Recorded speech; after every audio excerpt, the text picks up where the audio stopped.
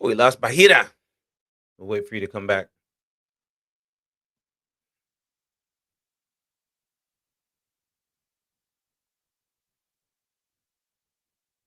Oh, there you go.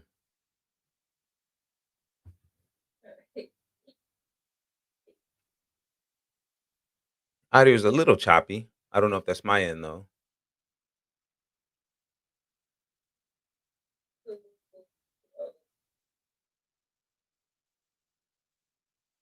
Yeah, I'm not really hearing you.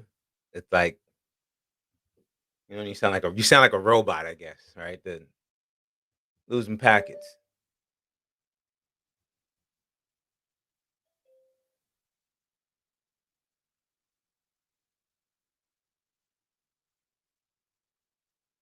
Start this show.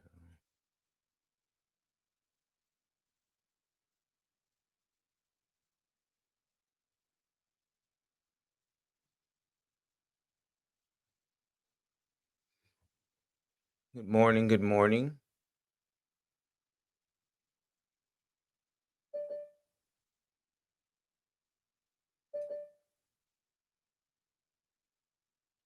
Should make it so you guys can join automatically.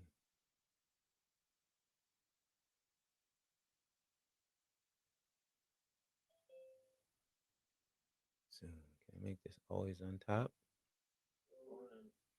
Good morning. Good morning, Chris. Good morning, Shaheen.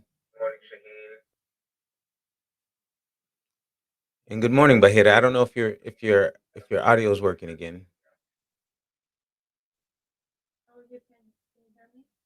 I can hear you, Shaheen. Oh, did I say Shaheen? Man, I meant Bahira. I'm sorry.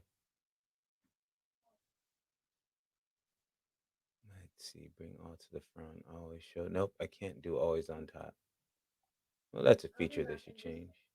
Okay, no worries. We'll get rolling in a second. Still got folks filing in.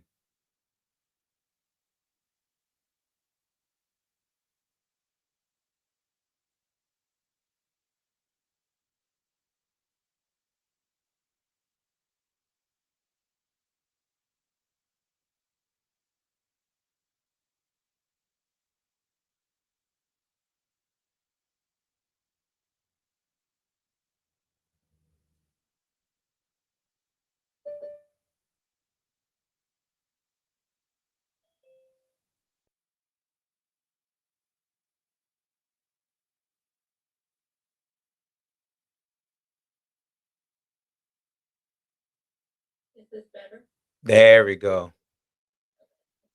Did anything really change, or did you were able to?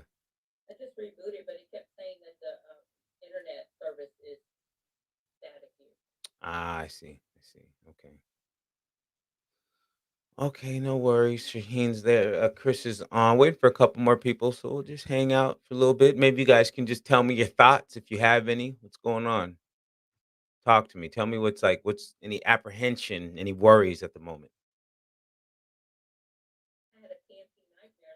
Oh my goodness, a nightmare. Well, do tell. Do tell. I'm very very curious. Do you mind sharing?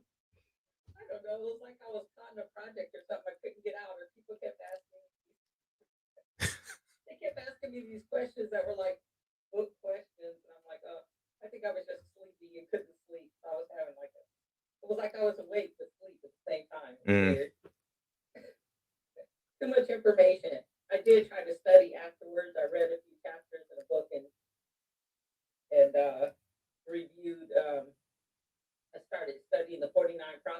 Uh huh.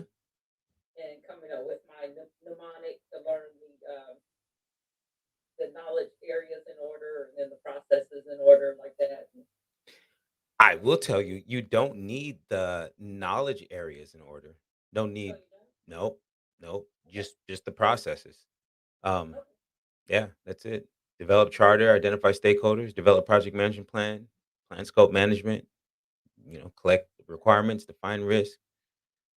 You'll get there. Well, I'll give you a study guide too. That it's when you're studying, like to memorize that stuff. 3 10-minute sessions is better than one 30-minute session. You actually want frequency over duration. So that would be my piece of advice. So let's see here.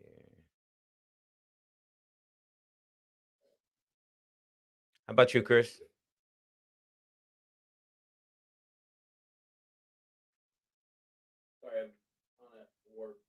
Oh, no worries, no worries. Okay, okay. Shaheen, you back with us?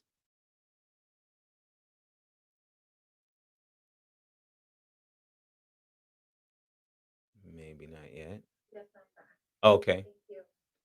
How about yourself? Any apprehensions? Anything you're feeling?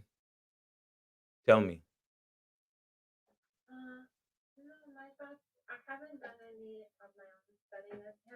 Mhm.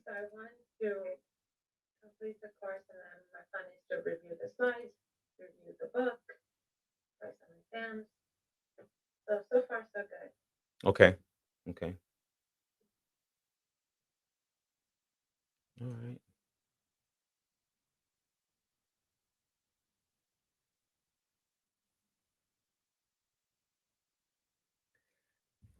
At this moment, and I'm curious, like,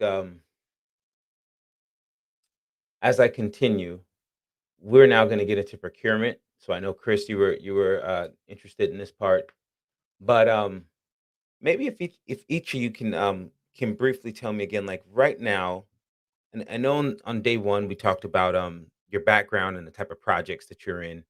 Right now, I'd be curious to hear about the project you're currently working on and what challenges you're facing with that, and I'm curious to see where as we progress, I can key in on some of those things. So not only do you see how it relates to your world, but you see how you would answer it on the exam, and that's also helps you to helps this information to sink in and this knowledge to come through. So yeah, tell me.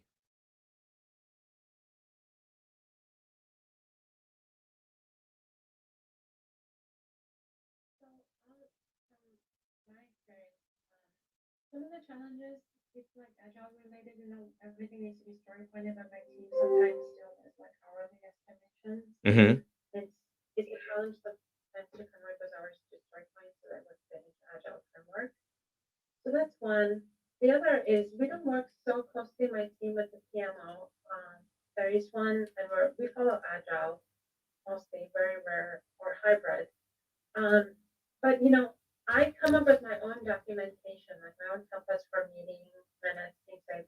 Hmm.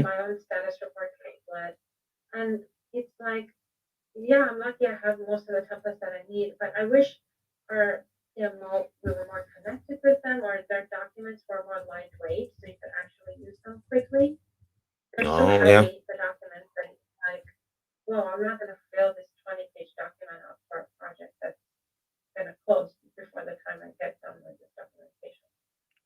So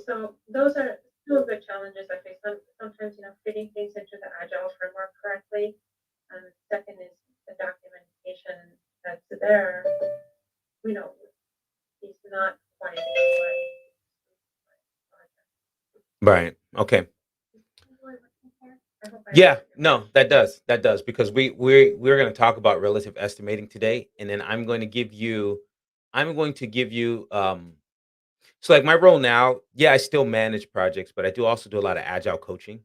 And when I work with teams, especially with teams where a lot of companies try to deploy Scrum and either they're not doing true development, they might be doing integrations, or they might be doing operational work, or they don't have what we call full stack folks, like folks that can do more than one expertise. Maybe you understand SQL database and NoSQL and maybe ODBS, right? Maybe also understand Oracle databases, right? Some most of the times everybody's specialized, so now we can't really do relative estimating. I because you don't know my job and I don't know your job, right? We're so specialized, so that it makes it hard to relative estimate. So I'll give you a a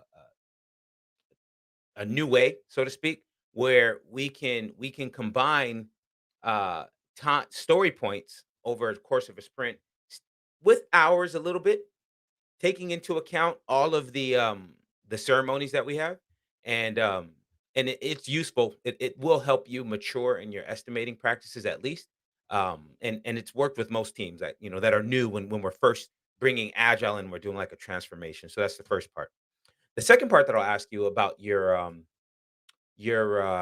documentation is, if you're not, and this is almost a rhetorical question because I want you to stew on this, but if you're not using the templates from the PMO and you're creating your own documentation because the PMO templates are heavy, my sort of thing that I want you to chew on is, well, who says that you must use the entire template? Maybe they already have elements that are good. And if it's not, sometimes it's more of a hassle to go to a template and remove stuff and formatting and all that. But if that's not the case, and you can simply delete some sections and take what's useful, I would just recommend that that you do that. Like, and not every project is going to need to have the same elements. One, if there's 50 elements that they're providing, you might only need three. But from each project, those three may shift, and so you just delete all the other ones. So what's your thoughts on that? Well, I said I want to leave you with that, and then I'm going to ask you about your thoughts. But that really is kind of like the idea of tailoring.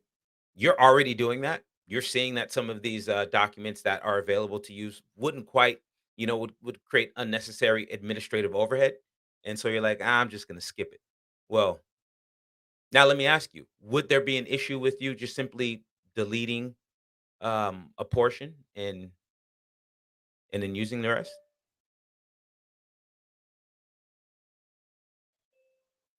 And maybe Shaheen, I lost you. But I will say this. Let me do this. No worries. I'm gonna put in I'm gonna put in the chat a link to our Wednesday workshop.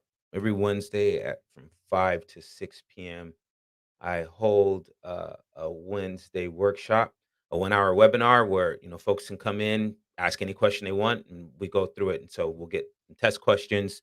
Sometimes people will come on and ask operational questions or questions about their teams, kind of like what you just asked about, Shaheen. So every Wednesday, that's something we do. And then Fridays, we have the Friday follow-ups, just specific to exam questions, right?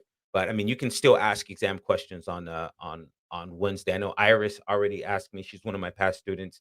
She was asking me again today because she joined last week and had a lot of test questions. So I'm gonna put this link in the chat here. I'm gonna just copy and paste the whole thing, be easier, and put this in the chat. Um,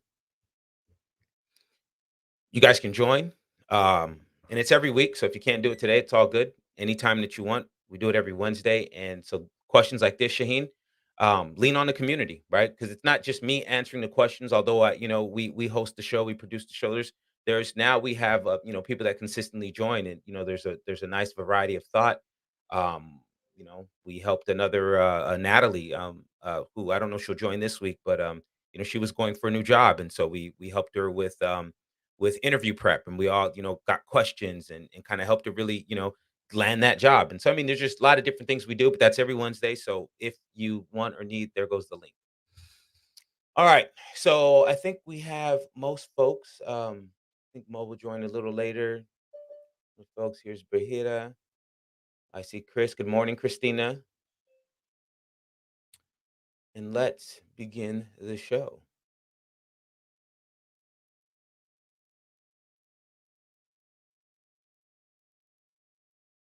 So yesterday we left off our last couple topics was about like compliance. Let me share the screen here.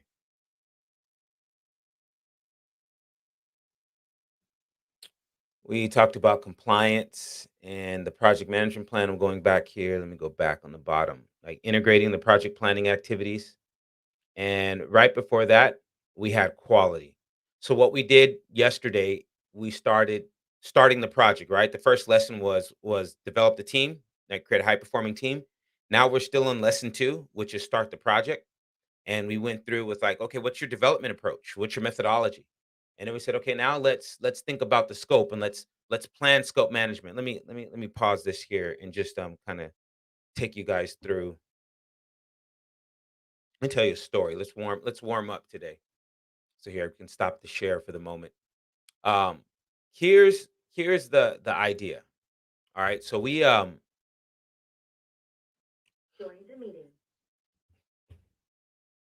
Oh, sorry. So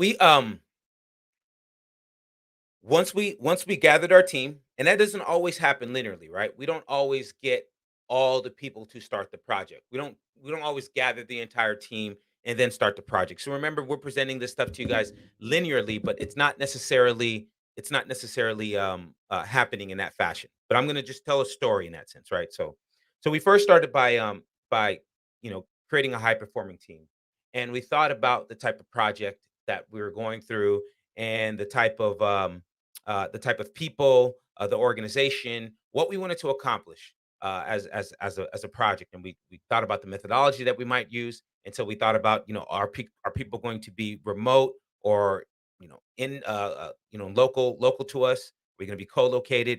And we thought about all these things, creating a high performing team. How do we train people? How do we recognize and reward them? What about conflict management? We thought about all that stuff. Thought about, okay, now we understand how to create a high performing team. Let's go start the project. Now we're on lesson 2, start the project. And so once we looked back at the business documents and we said, okay, here's the benefits that they're expecting us to provide and maintain from this project.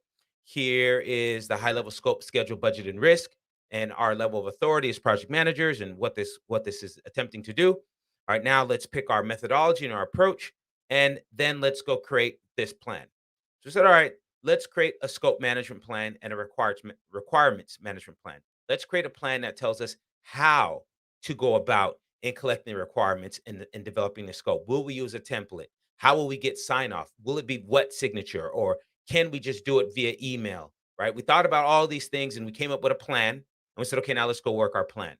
So we started by collecting requirements, and we went to all the stakeholders, all the people whose interests were positively or negatively impacted, all of those stakeholders that we charted, that we then went through and we said, what's their level of power and what's their level of interest? And those who have a high level of power and interest, we manage closely. Those who have a high level of power, but they don't have that much interest, like let me say the CEO of our company, we have 50 projects going on. So they're not that interested in our project, but they do have a lot of power. We keep them satisfied. Maybe the folks who have a lot of power and a lot of interest, that's the customer, the end user. And then those folks who don't have a lot of power, but they have a lot of interest, we keep them informed. And then those folks who don't have any power and they don't have any interest, we put them on a watch list because we never know, right? Those stakeholders can move through. So we put them on a watch list. And that stakeholder list that we then analyzed, and we figured out who was dangerous and dominant and definitive when we used our salience model, that Venn diagram that showed a sense of urgency and a sense of time and a sense of legitimacy. And we used the Venn diagram to find the dangerous and legitimate and definitive stakeholders. All of those stakeholders, we collected requirements from. We collected project requirements, solution requirements, stakeholder requirements, how they want to be communicated with, right? We captured solution requirements, transition requirements. We collected all of these different requirements and we put them in requirements documentation. Then we went back to the plan that we created and we said, all right, what attributes do we want to trace on these requirements? Right. And we created a requirements traceability matrix, some type of document that said, here's your requirement, and it goes back to this owner or this source or this test case, right? This business value. So we had a requirements traceability matrix. We had that, and we had requirements documentation. We were continually referring to our project charter to assure that all the requirements that we're capturing matches what that charter says, right? Remember that charter, that project charter that says what's the high level scope, schedule, budget, and risk, and so organization strategic intent, and what's the objective of this project, and maybe it diverges or it converges, who knows, but it has those reasons why, like that business case, and then what our level of authority is. That's our north star, right? That's our why. And so we continually refer to that charter as an input, and when we're gathering requirements, we're looking back to that. And now that we have this requirements documentation, we've been able to trace stuff back. We said, let's define the scope, and we're looking at that charter to say, hmm, all of these requirements would meet that objective, but these requirements, they're not. Okay, great. Now we know what's out of scope. So we have what's in scope and we have what's out of scope. And then we looked at the development approach and we said, based on the time that we have and the money we have, this is the best way to do it. Brush it, spray it, roll it. We decided our development approach, and we said how we'll do it. And then we said this is how we will get sign off. We went back to the chart and we looked at that. And maybe we might have had to go back to the stakeholder to clarify how they would sign off, but we got that information and we got a very detailed scope statement. I said what it is, what it isn't, how we'll do it, how we'll get sign off. Somebody could read it, see it, most detailed document. We said, great, we have a scope statement. Now let's go break down the work. Maybe we called in a few other folks from our team, project management team, maybe some others, subject matter experts, and we got them in a room and we said, all right, here's our scope. Here's the scope of this project. What does it look like? And maybe in one scenario, we did work breakdown structure. Well, we said, okay, well, if that's the big goal, it would take these four things. And of each of those four things, it would take X, Y, and Z, and A, B, and C, and one, two, and three. And so from that, we developed this very formal visual work breakdown structure. And we assigned a numbering account to it called the code of accounts. Top level was 1.1, 1.2, 1.3, 131, 132, 133. And we said, okay, that's our code of accounts. And maybe in some of those sections, we decided to place a control account because we wanted to deep dive into that aspect. And we wanted to control the scope, schedule, budget, risk of that particular aspect, which meant any level below became a planning package. But maybe we didn't have control accounts. It's okay. Maybe you do, maybe you don't. But either way, as we continue to create our work breakdown structure till we can no longer use nouns and we had to use verbs, which let us know, oh, that's no longer a deliverable. That's an activity that belongs on the schedule, not part of my WBS. Once we got to that point, we knew we got to the lowest level known as the work packages. And so even if we assigned a control account, one level below would be a planning package, it was still a work package because we wanted to break everything down to that lowest level. But then in another scenario, we might have had a product backlog and maybe we had a vision. Maybe we helped facilitate. We got all the folks in the room, including the product owner, and we helped facilitate a vision for the product, which then we helped develop a roadmap for what features and functions we would create along the way, which then helped us create a release plan, which then showed how many sprints we would likely take. We're at this point, we're sort of just guessing, right? Because we don't know the velocity of the team yet, but we're there. And then we created that initial backlog. And maybe we did what we call sprint zero, where we went through that. And we set it up and we determined how long our sprint would be 1 week, 2 weeks, 3 weeks. We determined when we would meet, how long our sprint planning sessions would be, what we would talk about, how we would likely do retrospectives, when we would groom the backlog with the PO, all of these things, we went through and we did that sprint zero. So either we did work breakdown structure or we did sprint zero. Now, if we did work breakdown structure when we were done, what we also did, we said, let's make a work breakdown structure dictionary. Let's go to all those work packages and let's find the attributes about them. How much do we think it might cost? Even though we haven't estimated cost or duration yet, but maybe we know who's doing the work yet. Maybe we don't. But we went through and all the stuff that we could fill out. We put it in knowing that we're going to continually add to this later, right? It's not just a one stop thing, but we did as much as we can to complete it. And now we had a work breakdown structure dictionary.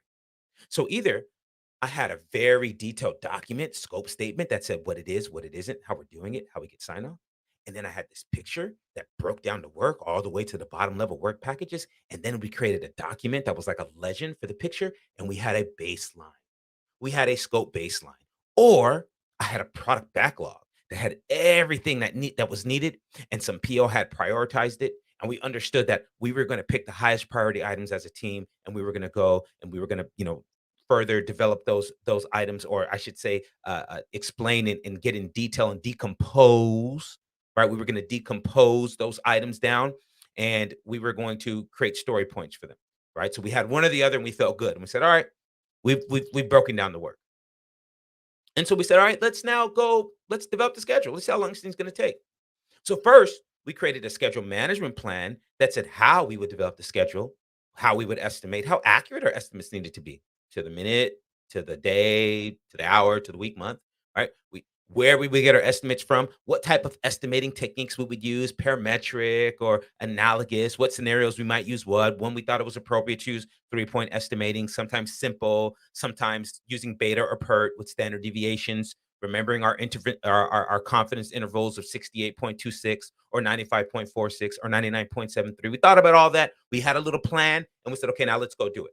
And so we went back to the charter. We looked at the charter and we said, okay, here's what our objective is. We looked at the scope baseline. Okay, now we know either the backlog or what the scope statement, WBS dictionary. Let's look at that. And then let's get those work packages and let's further decompose those work packages into discrete activities. And if we're doing it at agile, then it's like, all right, let's take that backlog and then let's choose what's going to happen in the sprint because we're going to continue to progressively elaborate. As more information comes in, we will get more and more granular, right? And so In Agile, we'll do that rolling wave planning where we're only going to do what's in front of us at that moment, another form of progressive elaboration. Or in Waterfall, we'll try to do as much as we can, but as more information comes in, we'll continually add to the plan. Right. And so now we decompose those work packages or that backlog into activities or user stories. Right? And then we got attributes about those activities. What's the relationship to another activity? Finish to start, finish to finish, start to start, start to finish. What's the dependency? Mandatory ones, discretionaries where we do what we have to do. Mandatory being like, oh, well, it's just contractually obligated, physically impossible to not do it this way. Just got to do it that way. Discretionary. What do we want to do? Or what was external? We don't really have to do this, but that little governing body is going to make us go through this extra steps. Let's just go ahead and do it, right? Or those that are just internal, like when do we want to meet? I don't know. Like we thought about all those dependencies for those activities. We thought about the relationships for those activities, and then we said, okay, let's create all these activity attributes, right? We got all these attributes. We had the list of activities. We determined which ones were milestones, the significant points in times. And we said, okay, great. We now have activities. Let's go sequence those things. Let's go put them in order. Now, if we were in Agile, then we simply would have uh, broke down the user stories a little bit more. We would have asked the PO some questions. We would have clarified. We would have applied story points to it. If we needed to, we would have added spikes. I'll tell you guys about that later. And we would have run the sprint. And so now we go off and we do the work. Well, now that we've had it sequenced, right? We put it in order and we have maybe a network schedule diagram if we're doing it waterfall. Then we said, all right, now we've got to go and estimate the durations. And so we thought about what stuff happened last time that was like this, and we analogously estimated. And then what stuff happened in units. And so since we're doing a multiplication of units, whether lower or higher, let's just take that, cost per unit, time per unit, and let's do that parametric. Or in some cases, we don't know. We just got to estimate every little thing until we bottom up.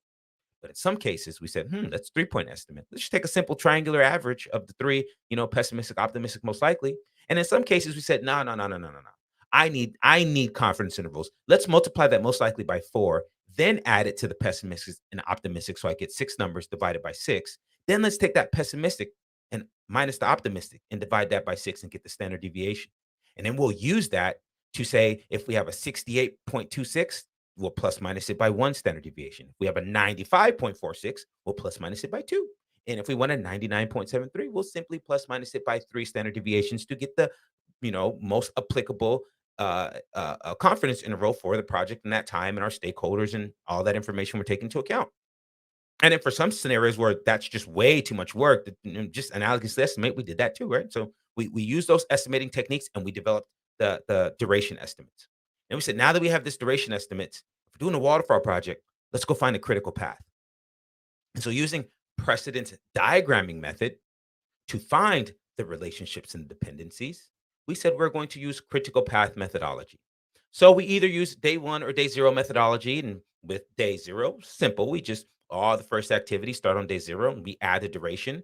And then when we do the forward pass, whatever the date of that duration is, we start the next activity, we add the duration, and we just simply went there all the way and we did that forward. And then we did the backwards pass. We set the late finish equal to the early finish, and we worked backwards. And we said, okay, let's take all of the latest day that we can finish, and then let's subtract the duration, and then that's our number. And when we do the backwards pass, right, we're going to take the smaller number. So when we do the forwards pass, if we had 2 predecessor activities to one, we took the bigger number. And then when we did the backwards pass, we took the smaller number. And in doing that, we subtracted the late finish from the early finish to see how much float existed, and we looked for that path that had 0 float. We're like, okay, there goes my critical path. Longest chain of activities, least amount of float, normally 0, because we know the critical path is not static, it's dynamic. But when we first do it, we better get 0 or some math is wrong. So we went through, we felt good about it, and we thought about total float that was shared on a path, right? You can't use all 11 days 3 times. You could only use 11 days. And we thought about free float between activity, how if you delay one activity, it might delay the start time of another activity. We thought about just float, how if you delay an activity, it might delay the project. And then we thought about project float, the very last activity, and whenever our due date was, how much extra time we have or how much time are we going to go over. Well, now that we know the float, we know our critical path, we went back looking at the charter to see Are we going to in fact finish in these days? We either went back and we negotiated with management, or we had them sign what now becomes the schedule baseline. Right? We didn't give them that project schedule. We didn't give them that very detailed document that we use with the team. That's not what we do. We gave them what we normally gave management, right? Sort of like a milestone schedule baseline. So now we had a scope baseline, schedule baseline. We said, let's come up with the cost for all these things.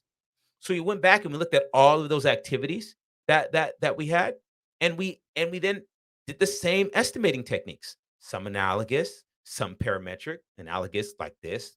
Well, cost this much last time, so it cost this much this time. We did the parametric thing again. Oh, if it costs so many dollars per square foot, it's gonna cost this much, depending on how many square feet we do. We might have did bottom up and just estimated every little thing together, or we might have did 3-point estimates again to come up with a confidence interval for how much it may cost. We then added in any contracts that we have. We thought about training budgets, recognizing and rewarding people. We took into account the cost of quality and testing and inspecting and destructive testing loss. And we also thought about risk analysis and putting a little bit of contingency reserves aside. It. We haven't talked about risk yet, but maybe this budget is just there. This is what we're going to do. We still have to go back and do some of that work and maybe update the budget. But for now, here's what we got. And so we had activities that then had reserves to it. And those became maybe work packages if we were doing that. And then that might have a reserve. And that became our cost baseline. All the things that we need to pay for the project, plus all the risks, the known unknowns, stuff that we know we don't know.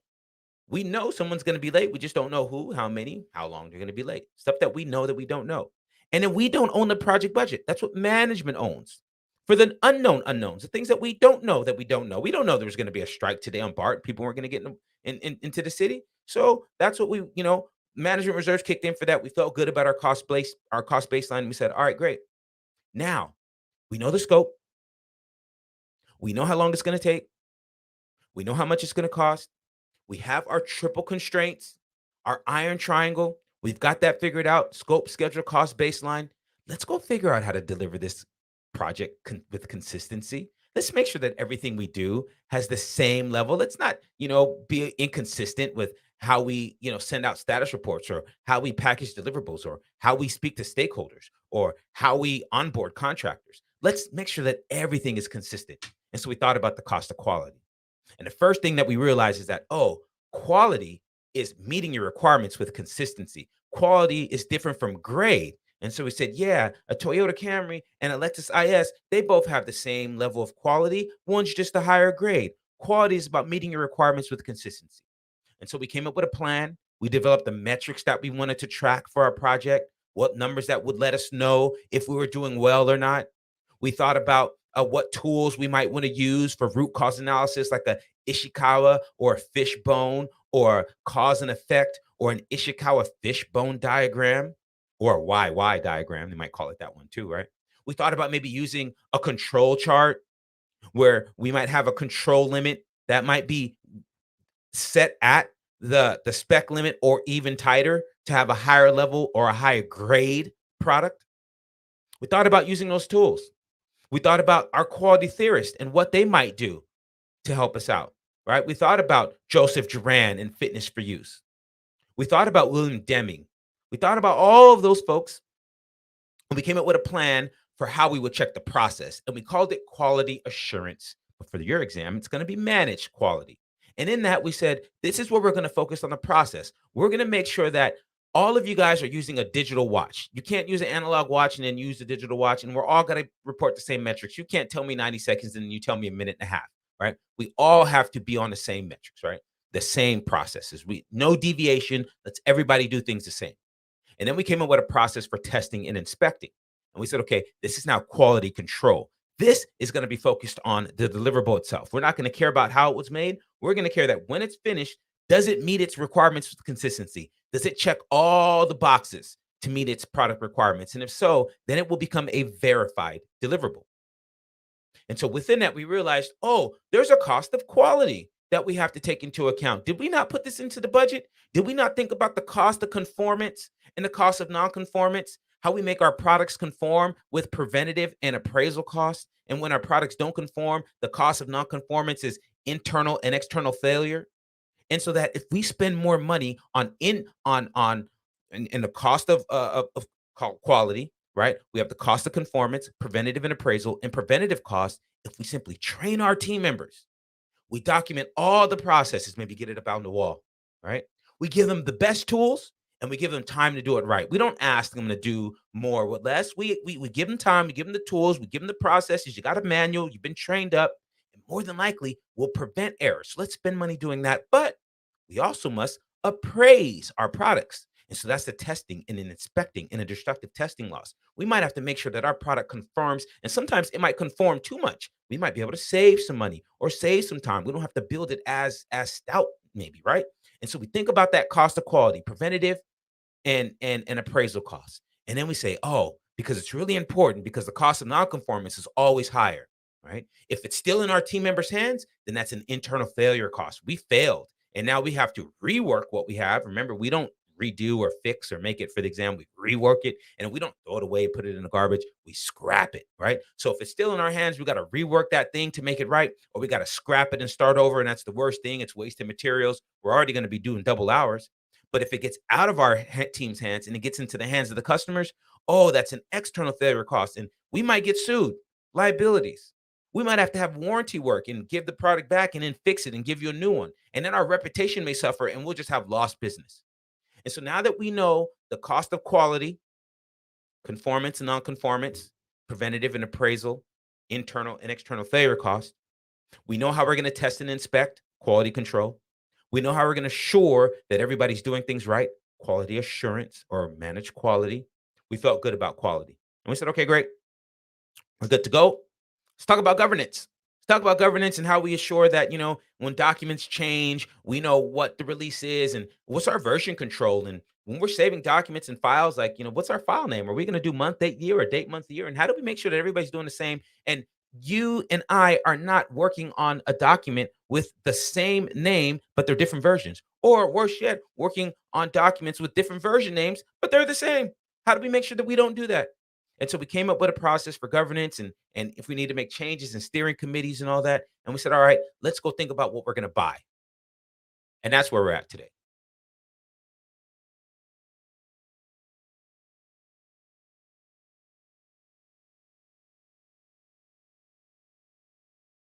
Any questions?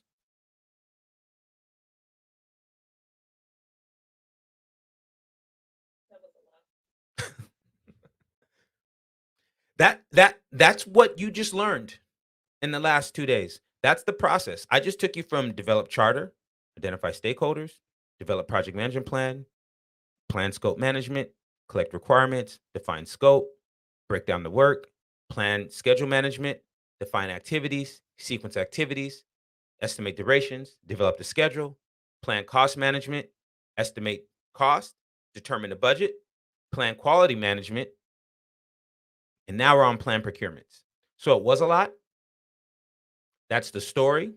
But remember, on day 3, I just recapped what in essence would have been 8 weeks, 8 2-hour weeks. You would have gotten this at 2 hours at a time, been able to go back, sit with it, stew, maybe ask questions, email the professor back and forth, right? We have Blackboard and there's conversation with other students. So it's a much more compressed time frame that you guys are getting this done in, but it's all right. I've had 1,800 people so far, and you're feeling the same way that everybody feels at this point. So at least I'll say that for you. Now, did that progression could you see the progression of working with your team through PMI's eyes? Like I just described how you would build a project through PMI's eyes so far. Can you see that? Where did you follow? Tell me that at least. And if you didn't, that's okay. That's what I really want to know because I want to be able to adjust how I'm delivering this content for you guys. So either it's dead on, it's slightly off, or it's very off, right? Or somewhere in that mix. But could you see the progression of the material that we've gone through so far?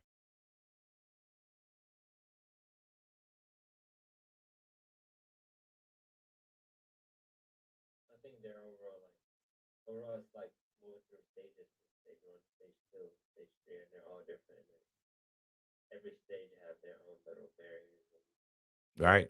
Adjustments that must be done in order to move forward to the final result. Very true. Very true.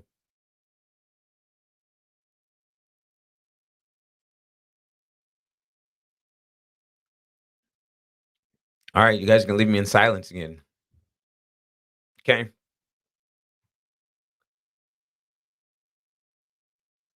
Let's continue this thing. I saw that. I saw that it hit him. I need more. I need human element, right? I need you guys to turn your cameras on and speak to me. I know it's one of those things where I've done it enough that it's like, I know when the common points are where the majority, because not everybody's different, right? Some people, oh nope, I'm totally experienced with that, but then in another area they're not. But I know what parts like people typically are fuzzy on or apprehensive about or what doesn't add up in the beginning, and so that's why I'm checking in with you guys because I want to see how normal or how not normal. And not normal doesn't mean bad. Not normal could be very good. I mean that you're like totally in line with it and or you've done something completely different.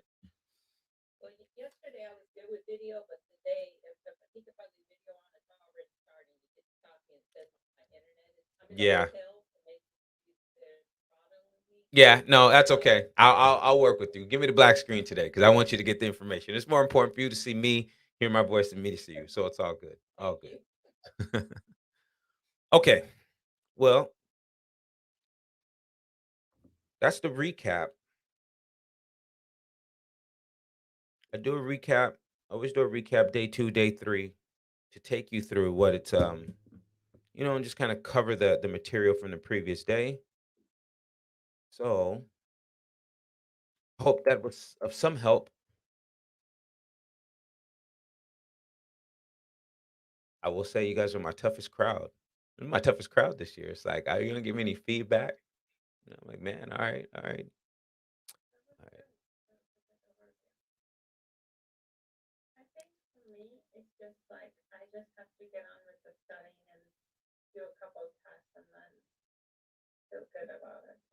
Okay. Let me tell you this too, that one of the things I'm also trying to impress upon you guys as we go through the material is how a lot of this stuff you already know. You're already doing. Um, you just now you know the terms. Now you know the words for them. Um, for the most part, just hearing the terminology and being exposed to it and relating it is half the battle. Because once you understand it, then like the test questions become really easy. So that's really my big goal, right? When it's time for you to study, you're studying. The quickest way to pass this exam isn't reading the PMBOK, and it isn't, you know, that. Let me tell you what it is. Right, and tell you what it isn't. The easiest way to pass this exam is to take multiple practice exams. It's the easiest way. All right. Once you take enough practice exams, and there's a couple reasons behind this. One, when's the last time any of you sat down 4 hours straight, besides this class, right? But for 4 hours straight, doing the same thing uninterrupted. And then not just doing the same thing uninterrupted, but focusing hard. And then when's the last time you sat down and did a 200, well, in this case, now it's 180, a 180 question exam? So there's a level of practice that you need. Practice just sitting down, taking an exam. Practice just reading the questions. Practice just learning how to decipher what it is that they're asking you. And through that, you will gather more and more content because you would have sat through this course for 32 hours. You would have gone through your binder one week. You would have read some parts of the PMBOK, and then just the questions themselves will give you content. So over the course of the next few weeks studying, all of this stuff will stick, right? There's no way I can expect for you to remember everything up to 4 days. But if I explain to you in a manner that makes where it makes sense, then the remembering and the memorization becomes so much easier, right? And and over that course of time, as that content is absorbed, now you understand how to take the test. So just know this: that this exam is 3 parts, right? For you and Bahita. And Christina, I know soon enough you're gonna take this exam, you and Chris as well. This exam is there's 3 parts to it. It's 1/3 content, all the stuff you're getting from me, and like I said, that you will get from studying this, your notes, and if you read sections or the whole PMBOK or just taking practice exams, right? It's 1/3 memorization. So I will tell you the stuff that you must memorize. Stuff like just like knowing the names of quality theorists or knowing 68.26 and 95.46%, right? because PMI might ask you what is two standard deviations, and it might give you 94.56 and 96.54, right? And 90 and 94.65, right? So just like there's some things you just have to memorize. There's nothing left you can get around from it, right? And there's also that idea that while you might need to know 100% of it, you're likely only going to be tested on 30 to 40% of this material. You just don't know which 30 to 40% of it is. So you just got to know it all, right? But in reality, just so you guys know, you're only going to really be tested on 30 or 40, 180 questions. There's no way they can test you on all this, right? So you just don't know like which questions you're going to get. Now, with that being said, one third content, one third memorization, the other third is test taking strategies, and that's what I will focus on with you guys tomorrow. But that's the one thing that we forget in this industry because oftentimes we're consultant project managers who come in and we teach this information, and we haven't gone through some sort of formal education on how to teach. And so we forget that we actually have to teach you guys how to take an exam. We can't just give you information and say, here, go do it. We actually have to teach you how to do that too. So along the way, a little bit what we did, not yesterday, but the day before, we'll get a whole lot of it tomorrow on question theory. All right. I'll teach you how to decipher questions, how to break down multiple choice exams, how to just become a rock star test taker, regardless what test you take. You can just go pass an exam, right? I will give you those secrets that will work for any exam, not just the PMP, right? It'll work for almost all multiple choice exams. So that's the third part. So it's one part content or one third content, one third memorization, one third test taking strategies. Right. So you'll get that next third from me tomorrow. And then also, when you join tutoring sessions like Wednesday workshop or Friday follow-up or there's plenty of other groups out there if these dates don't work for you. There's plenty of things that you can join on LinkedIn and on Facebook and stuff like that. So through all of those things, that's where the full spear comes in. So ease your mind so far. You're fine. You're at the right spot. I'm ready to roll. Before I start, let me see if any last questions, comments, or concerns.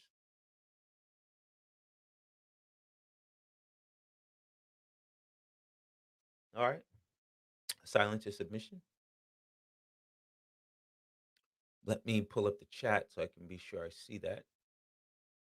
It's there. If anybody chats, okay. And I'm gonna get this screen out the way.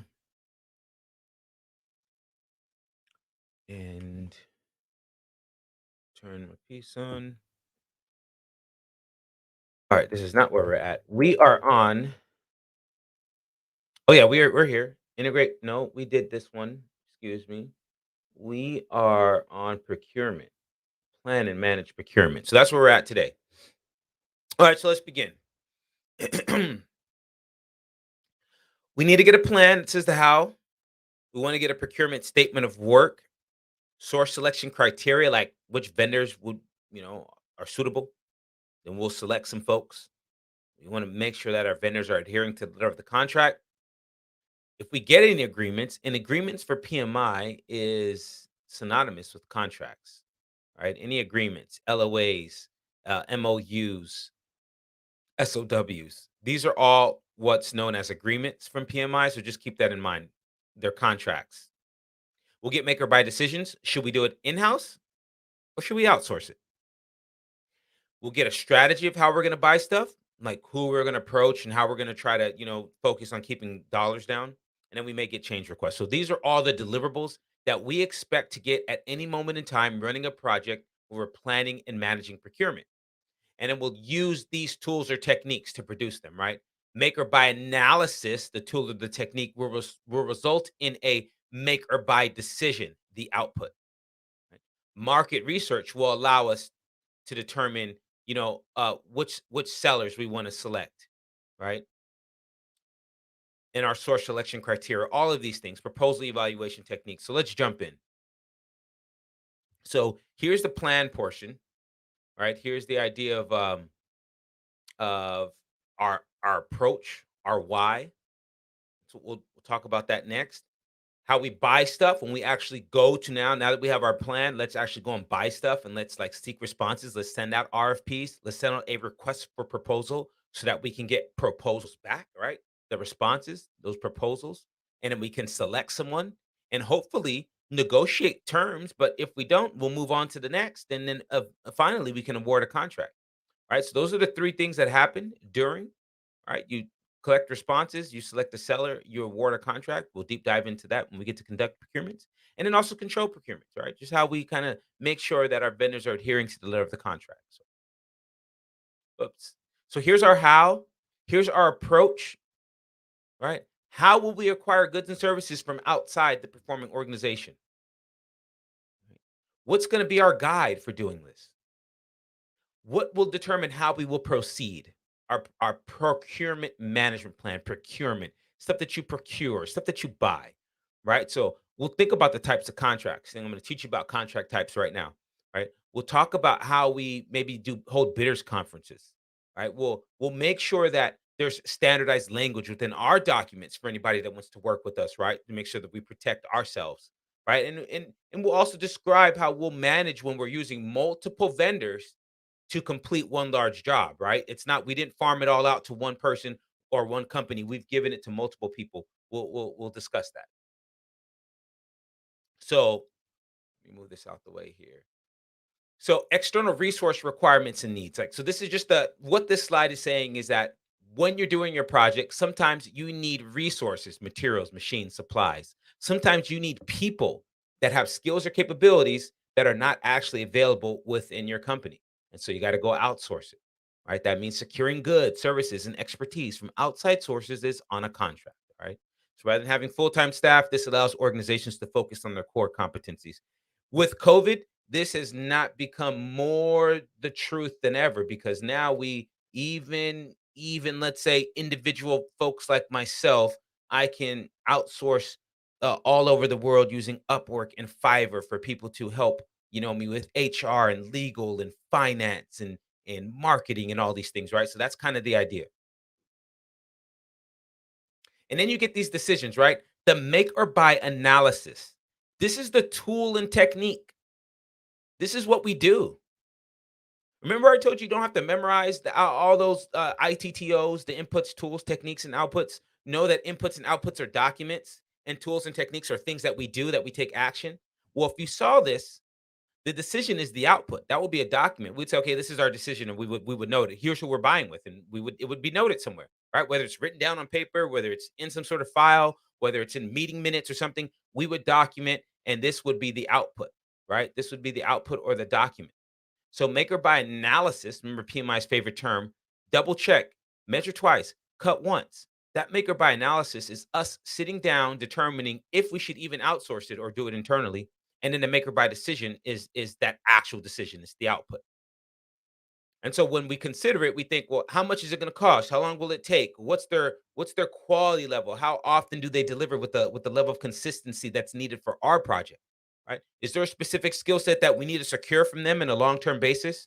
And then how steep is the learning curve? It might not be the learning curve of the job. It might be the learning curve of learning our organization and how we work.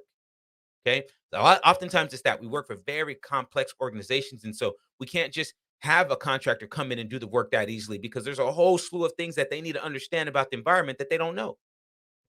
And are those resources readily available within our organization? We might have them, but they might be tied up on other projects. They might be doing other stuff. And so, what's the risk associated? If we go and we have somebody else do it and they don't do the job correctly, what's going to happen? Or maybe if our people don't do the job correctly, what's going to happen? Maybe it's better to go and outsource that. Maybe if I'm PG&E, it's better for me to outsource a local company to go and dig up the street because if they do something wrong, that's their fault. But once they've finished digging it up, then I'll send my technician in to come and take a look at what's going on, right? So sometimes that's that like the risk and the inherent risk is what will drive our decisions as well.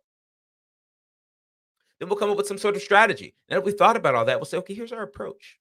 Here's our approach to buying stuff. Here's how we're actually going to do this. Here's the type of contracts we're going to use, right? And so we'll get some sort of a procurement statement of works, like once we're done figuring out what our strategy is, right?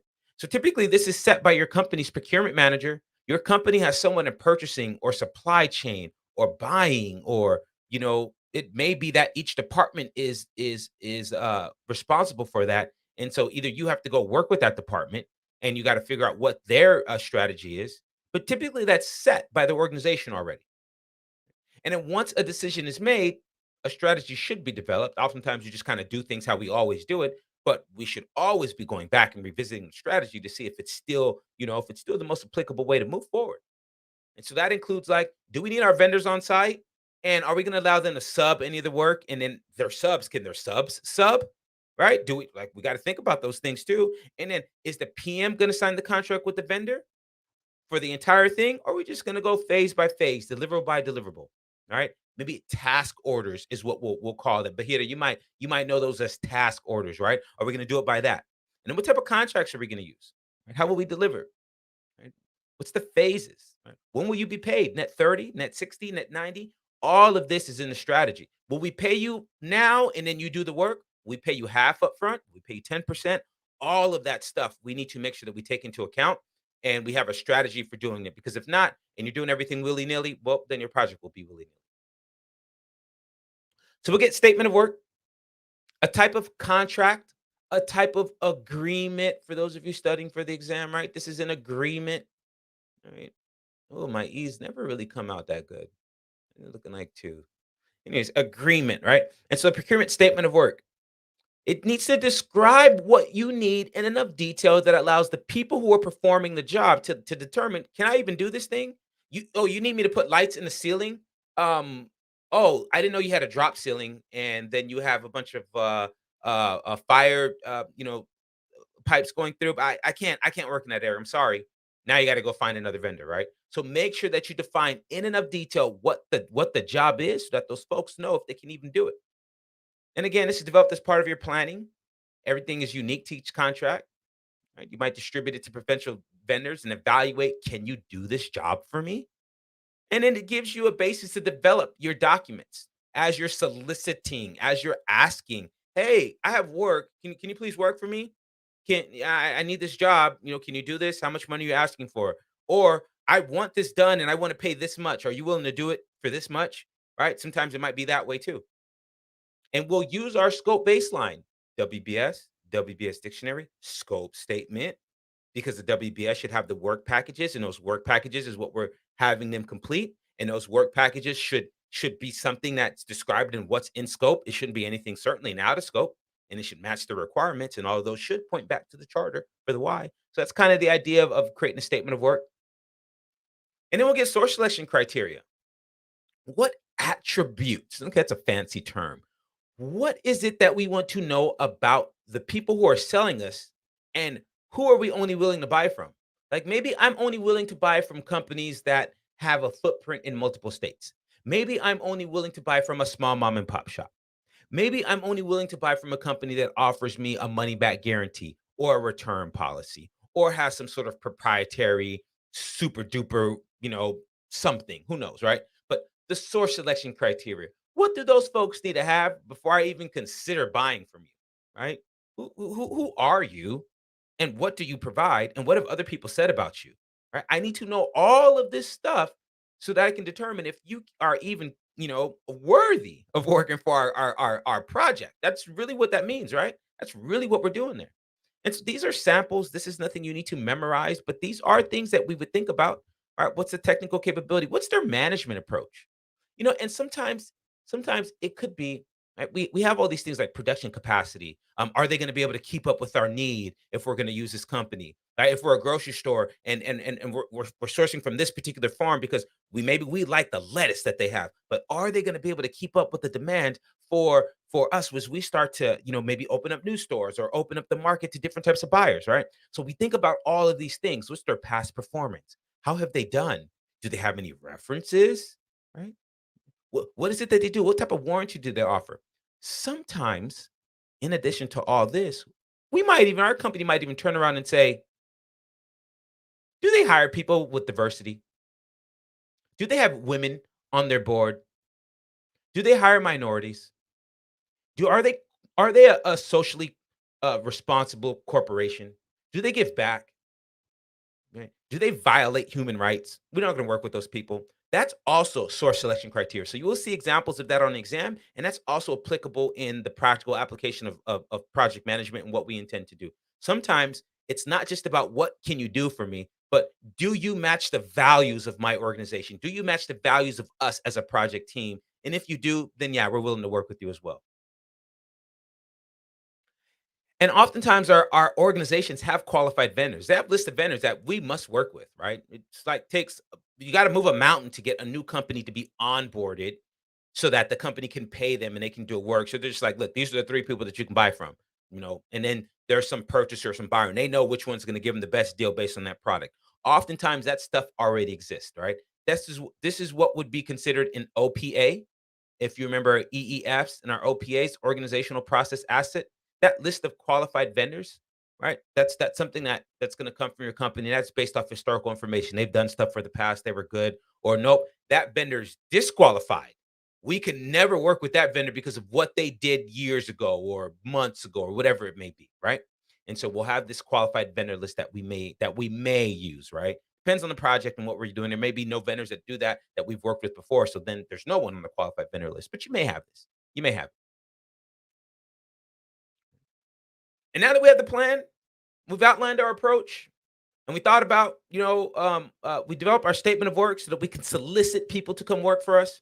And we thought about our source selection criteria. And we got all that. We went through our qualified vendors to make sure that we weren't going to go out and try to solicit from people if we already had somebody that was legally binding with our organization or preferred by the organization. We went out and bought stuff. We conducted meetings. We conducted meetings prior to the submission of a bid or proposal. Maybe I went out and visited your facility to see how you guys do things. Maybe I had you come into the office and we had a sales call and we talked about how you would do it and the type of support that you would provide and how you would work with my employees and what's your communication structure. I would explain the requirements and what's needed, what the terms are for my company, net 60, net 90. And you might say, oh, can we do 45? And we might negotiate. Clarify the vendor's queries. Your queries. What questions do you have? I'll clarify them for you. I'll let you know. And it will ensure that everybody understands what we're trying to do. We'll have that clear and common understanding. And we may have, vendor or bidders conferences or pre-bid conferences or pre-proposal conferences where we get everybody together. That way, people aren't emailing us, 50 people aren't emailing us, and 35 have the same question. Now we have that 35 responses. No, forget that. All of you show up at the same time. Ask me all your questions. I may not even answer all your questions on the same day, but I'm gonna supply the responses to everybody's questions to everybody. That way, all of you have a fair shot. Nobody can say I was doing favoritism, especially if I'm the government. I have to be able to show that I wasn't showing favoritism to a particular vendor. So I'm gonna make sure that I do all these things and I answer all your questions. I might need to go back and strategically answer. So I'm not gonna answer now, but I'm gonna give you the response. And I'm actually gonna post it somewhere. Somebody might not be able to make the conference, but I'm gonna post it somewhere so they can go see it too. Right now, they have the answers to their questions. Quit bothering us because we got other things to do, right? Those procurement officers, they kind of work that way. And now, see, going back, now that you had a chance, if you're the buyer, because remember on the exam, you might be the buyer or the seller, but in real life, same thing. You might be the buyer or the seller. Now that you've had a chance to either explain to the world what it is that you need or hear from the company what it is that they're trying to buy, now a contract can be in place. A mutually binding agreement. Here's a term, right? Agreement. PMI's terms, agreements. It obligates the seller to provide the specified project or service or result, and it obligates the buyer to pay for it. Pretty straightforward. Give me something, I give you something. I'm gonna give you something of value that you feel good. It's gonna be currency, US dollar, or good, right? So we'll do. So we'll look at these contracts that we'll have, right? We can customize them. There's multiple types, but I should say, there's multiple no, there are multiple types. That's the right word. Right? There's three contract types: fixed price, cost reimbursable, time and material, and there's more than one fixed price contract. There's more than one cost reimbursable contract. There's more than one. Well, there's only time and materials, only one. We consider these hourly. So I'm going to dive into each of these coming up. Right now on the exam, unless the question states differently, there are two assumptions that you make. You're the buyer, because sometimes they'll place you as a seller, but they'll explicitly state it. So if they don't explicitly state it, then you're the buyer. Sometimes they'll explicitly state you're the buyer as well. But if they say nothing, you're the buyer, right? It's the first thing you remember. And second thing you got to remember, you have a procurement specialist. Why? Because PMI says that we're not responsible for procurement negotiations. We're not responsible for handling conflicts in the first instance with our stakeholders. We're not responsible for responding to risk events. The risk owners are. The stakeholders are responsible in the first event, and the procurement specialist or the procurement manager or purchasing or supply chain or whatever term they're using, but that person's responsible, right? So that's the idea. So that's just for the exam. Now let's talk about the contract types. Okay. Fixed price, cost reimbursable time and materials. For the exam, you'll also need to know this because they'll describe these. And all right, so you have fixed price contracts, right? There are multiple types. Right? We have what we call firm fixed price. Okay, and note this down, please. You have what we call fixed price with an incentive fee, FPIF. And then we have a fixed price with an economic price adjustment, EPA. These are your three types of fixed price contracts that you want to use with any of your vendors, right? Now, before I even get into this, well, let me talk about cost reimbursable. I'm going to describe each of these in a second. Let me just list them. Cost reimbursable, there's four. You have cost plus a percentage of cost. You have cost plus fixed fee, CPFF. You have cost plus incentive fee, CPIF. Just like we have a fixed price incentive fee, we have a cost plus incentive fee. And then we have a cost plus award fee, CPAF. Okay, so now let me tell you about each of these. Time materials is it, right? The other way that you'll see this expressed in the real world and on the exam is as hourly, right? We'll call these hourly contracts as well. All right. One other thing you need to know here, risk sits with the buyer.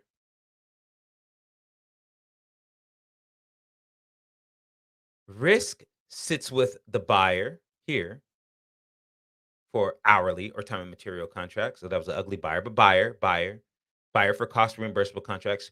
Risk sits with the seller on fixed price contracts. So if I'm a buyer, if I'm a project manager, and I'm procuring something, whether it's labor, materials, machines, supplies, whatever it may be, I want to have a firm fixed price. That is the least riskiest contract to me. I know exactly what it's going to cost me, not a dollar, not a dime, not a penny more. And there's going to be terms in there that state specifically what I intend to get before I exchange my dollars with you. Okay? Firm fixed price. All the risks is with the seller there, right? Because your statement of work better be very detailed. I could pay you a firm fixed price to paint this room, and I could walk in a room and I could say, you know what? I wanted sand, and this isn't sand. What are you talking about? See, this is sand color paint on the wall. I'm like, no, that is not sand. That is light brown. I want sand colored paint. You're like, oh my gosh, this is great. Well, yeah, you should have had it in the contract. Maybe we should have had a color code. Maybe you should have had something, I'm there. But if you don't put the paint on the wall that I want, I'm not paying you. I'll leave this paint up and roll with it, right? I'm not paying you till I get what we asked for. Firm fixed price. Least risk to the buyer, most risk with the seller. Fixed price incentive fee. There is some incentive, some KPI, key performance indicator, something within the contract that's very objective that lets you know what performance objectives you need to hit in order to achieve this. We have something called a point of total assumption. We don't see this on the exam anymore, right? So we don't go into it, but we don't teach it anymore. We take about 15 minutes to teach. It's a very, very, very detailed contract type. But I'm going to bring it up in a sense of that it's a type of contract where, let's say you pay me, you say, hey, this project, it should have $1 million of cost, and I'm going to pay you $200,000 to do it. So 1.2 million is going to be the contract. But I recognize that this could go up. You could have 30% more in cost, and it could be 1,000,003. So your 200,000 is flat, right? That's the fixed price. I'm paying you the 200,000, but I'm going to give you an incentive, right? If you go above the $1 million, you spend above the $1 million. Every dollar I have to spend, you need to pay me 20%. You might need to pay 20 cents, I'll pay 80 cents, right? That way I know that you're going to keep costs down on me. That's your incentive. And by the way, if you come in under $1 million, every dollar that you save me, I got to pay you money. So if you save me $200,000, I got to pay you 20% of that and you'll get 40 grand. I'll still save 160K. I'm happy, but now you get 40 grand. That's your incentive, right? So that's the type of fixed price incentive fee, right? That's what that is. Then you have fixed price with economic price adjustment, EPA. Now, this is for contracts that span 3 or more years. Well, I've seen them on 2-year contracts. And this is the idea that we often don't want to be tied down. Like you see this a lot on construction contracts where the price of concrete fluctuates all the time. I mean, daily, right? And so you don't want to be tied in as a buyer, and neither do you as a seller because it might go up or down, right? And somebody stands to gain or lose big. So we both just say, you know what? Every year on some date that we choose in the contract, August 5th, I don't know, I'm making that up. And then we'll say we will tie an economic price adjustment because we know there's inflation.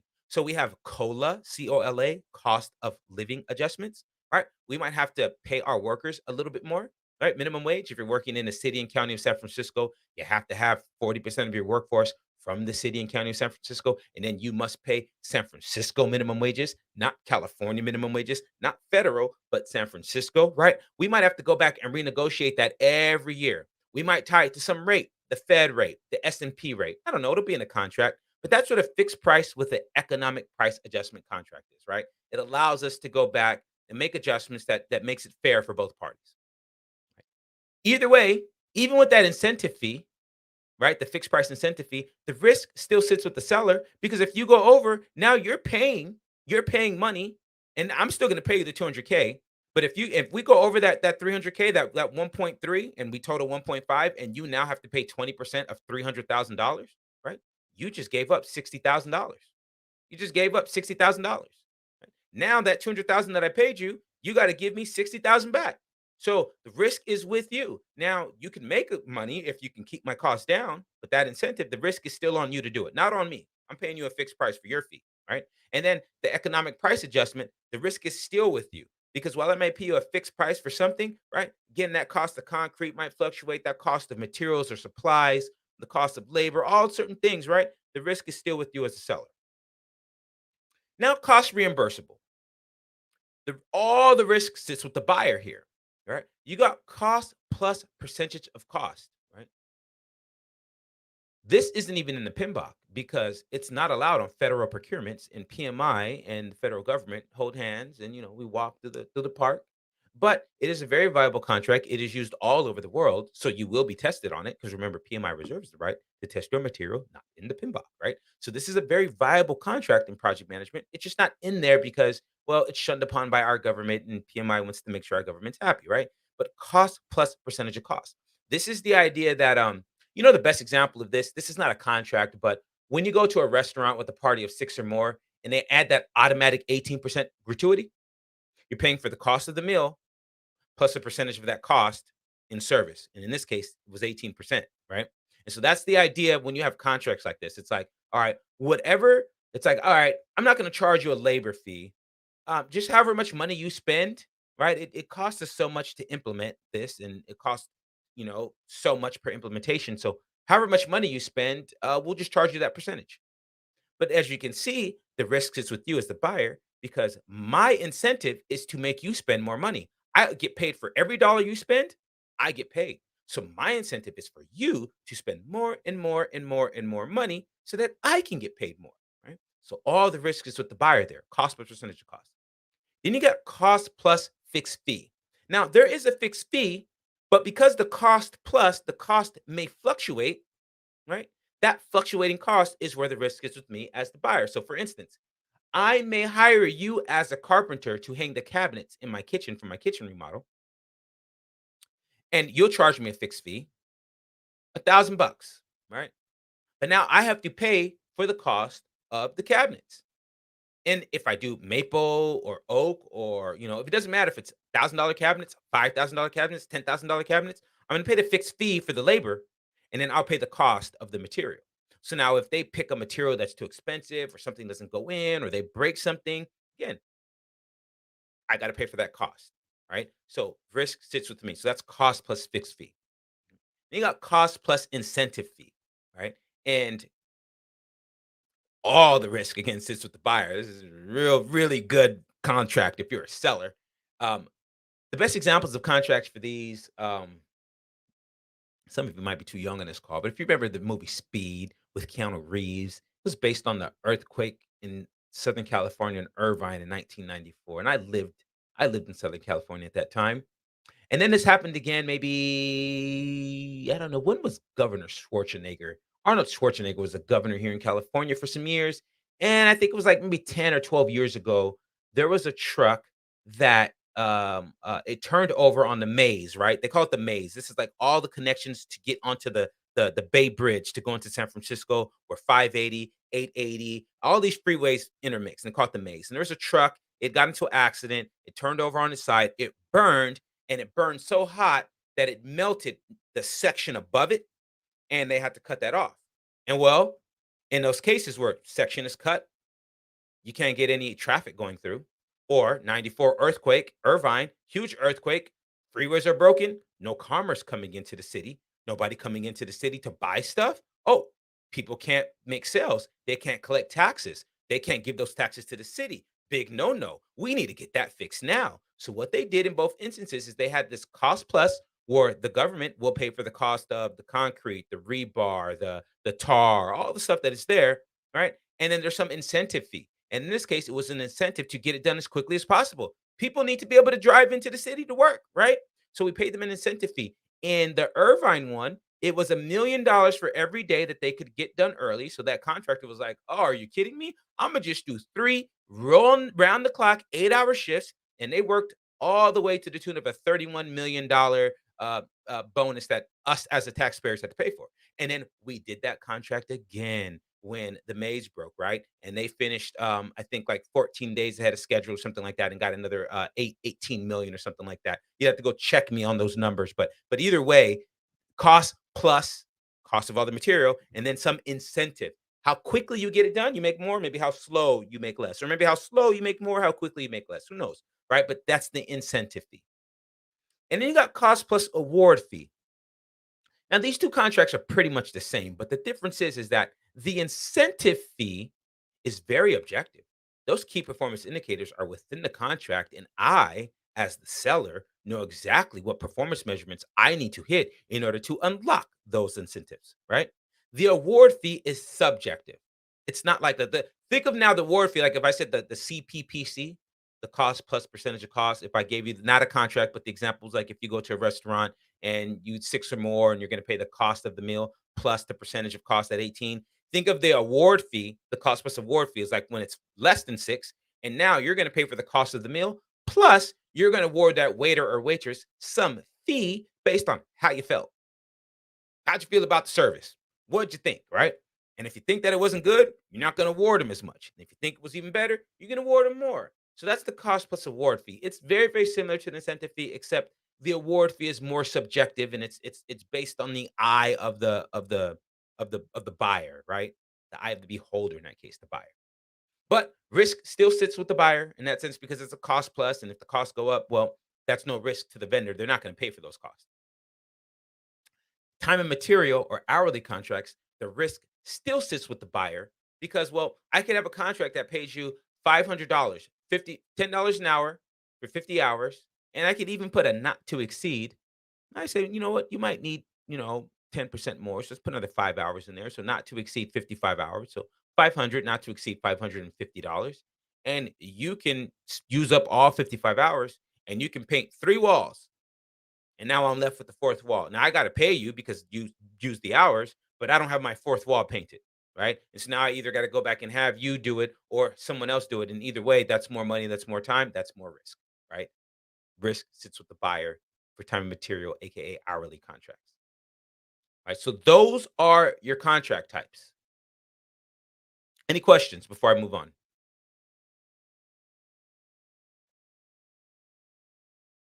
And you use these to shift risk. So if you're a buyer and you've been presented with the cost reimbursable contract, you turn around and say, "No, I'm only going for fixed price contracts." And if you're a seller and your buyer and your buyer wants a fixed price contract, you turn around and you try to offer cost reimbursable contracts. It's pretty straightforward. And when you can't come to an agreement, usually they'll turn around and do an hourly contract. This is usually like when you don't know really what it is, but I just need a body. I need somebody to do some stuff, or I need labor short term. We'll do something like this. We'll do these, right? But still, there's no risk to me as a seller because I've already set my hourly rate to whatever it is that whatever industry, whatever I'm doing, I've set it to where that whatever hours I can pay for that resource and I make a little bit of money, right? So as a seller, an hourly contract is no risk to the seller, right? Because their margin is protected within that rate. The buyer has all the risk there. Now in Agile, we'll have a couple different types of contracts. We'll cap the time and materials, right? So it works like an hour. It's basically an hourly with a not to exceed, right? And that's all it is. This is an hourly with a not to exceed. Cap time materials. All right. You can have target cost. And I gave you an example of right that allow both parties the point of total assumption, a PTA type contract, point of total assumption. This is a fixed price incentive fee type contract. And it's where we have these target costs, right? And that's the incentive, right? That would be an incentive. So even in agile, we can do fixed price incentive fee, right? Because it's a target cost. And then we got incremental delivery. Most contracts are like this. We'll use task orders, or we'll use deliverables, right? And each deliverable will then be worth so much money within the contract, right? And so that's the incremental delivery portion. So all of you have used some type of contract like this in your project. I would go so far as to say that all of you have dealt with, at the very least, some fixed price, some cost reimbursable, some time and material, and likely, yeah, you've seen all three of those, right? So now you know what they are. Now you know how to use them. Let's continue on. Talk about the components of a contract. Just the idea that, within a contract, the work should be described. You should have clear acceptance idea criteria. There should be a date. Like, I mean, this is exactly everything on here. There's nothing to add to this, right? Who is the authority party, and what is each side responsible for, right? What are the business and technical aspects, right? Because those are usually different. And the terms and conditions for payment. What happens when we terminate the contract? How can we terminate it, right? Aside from completion, right? And then what guarantees and warranties exist? What SLAs? You'll see that sometimes too. What service level agreements exist?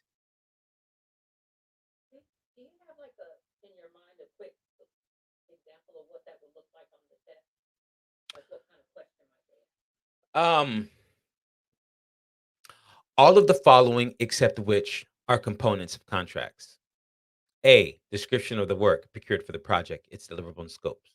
B, clear acceptance criteria. D, C, scope statement. D, delivery date or other schedule information. And you'd have to know that, oh yeah, scope statement is not going to be a part of a contract. The scope will be described, the description of work, but the scope statement is just a document that we have for project management. It's not a contract, right? So that's how you would see it. Or they might say, instead of that, they might say responsibilities of both parties, management of technical and business aspects, price and payment terms, budget. And you have to know, oh yeah, a contract doesn't have a budget. A contract has, what are you offering? What's the price? And what's the terms, and what are the payment terms, right? But there's no budget per se within a contract. So that's how you'll see these types of questions. Mhm. The delivery solution, the goal, what are we trying to achieve? Don't overthink this. It's pretty straightforward. And we might do it by phase, all right? And then you could have a description of what would be done. Right. So this is sort of like, well, when you do planning and analysis, document my requirements, please, and then show me what your solution is going to be, and then go install it, test it, train me on it, right? Hand it over, right? And then also provide me with some go live support, and then maybe some ongoing maintenance if I need it, right? So this is a very standard, sort of implementation uh, description of a contract, right? That's what you would see there. And then there could be many more, or there could be only two or three of these, right? It just depends on your project. Now, one of the things that you have to really do a good job of when you're managing projects is making sure that you're communicating with your suppliers and vendors. And so once the contract's been negotiated and it's been signed, that's what we call execution. Now that it's been executed, you're going to need to update your communication plan because you're going to need to add that now key stakeholder as your partner. You're going to need to add them in, right? And so PMI is going to ask you about this. They're going to say, "Well, have you talked about agreeing on the methods of communication because that's part of your stakeholder management, right? Like understanding what their expectations are. Are you checking on progress of them because that's likely in the contract? Like what are the review points? Are you giving them notification if they or do have you written it into the contract that if they are likely to take longer or spend more money than we thought or have any delays, they need to let us know so that way we can make some adjustments as well, or vice versa. If we're no longer going to be available for them to come in and do their job, we let them know so that they can divert resources. But all of these things are part of the contract and managing your procurement. And so the process now here's the test portion of it. This is where you're just it the test is really going to focus on monitoring the contract performance because at the end of the day, I could be a vendor with you, but if in the contract it doesn't say anything about how we're going to develop relationships, how we're going to communicate, any of that other stuff, I could care less. What I really care about is adhering to the contract, providing you what I said I was going to provide you in the manner I said I was going to provide it, and then you paying me in a manner you said that you would pay me in the time frame that you said that you would pay me. Right. So oftentimes, managing relationships with your vendors it's very transactional. It's very, sort of it's just about the green. There's no relationship to it. And so understanding that aspect of it for the exam, they're really going to focus in on the contract performance. Um, and yeah, you make any changes or corrections, all right, that's going to cause some addendum, to the contract. Add exhibits to the contract, like extra documents at the end, all right, stuff like that. So other processes that might be applied, right? You're going to direct the work of the seller. Like, oh, I need you guys to come in at this date at this time, right? So like if you think about that, Bahita, that's kind of like when you're gonna have to have certain people when you're deploying equipment, certain people need to be there at certain times. And then there's certain times where you can't do it, whether because of safety issues or because of lack of resources or whatnot. So that's really what this is saying is that even when you're buying stuff, you're thinking about when you can actually use it, and then you're negotiating those times and you're directing your vendors to come in and do that stuff. Right. You're requiring them to provide you with certain performance reporting so that you can monitor not only the technical performance, but how long are they taking? How much money you guys costing me here? How much money are you spending here? Right? And then you're testing and then you're inspecting control quality should ensure that sellers that key stakeholders work that they're doing meets the contract objectives, and those contract objectives should match the requirements and the quality requirements that you've already planned on. Right, they likely do.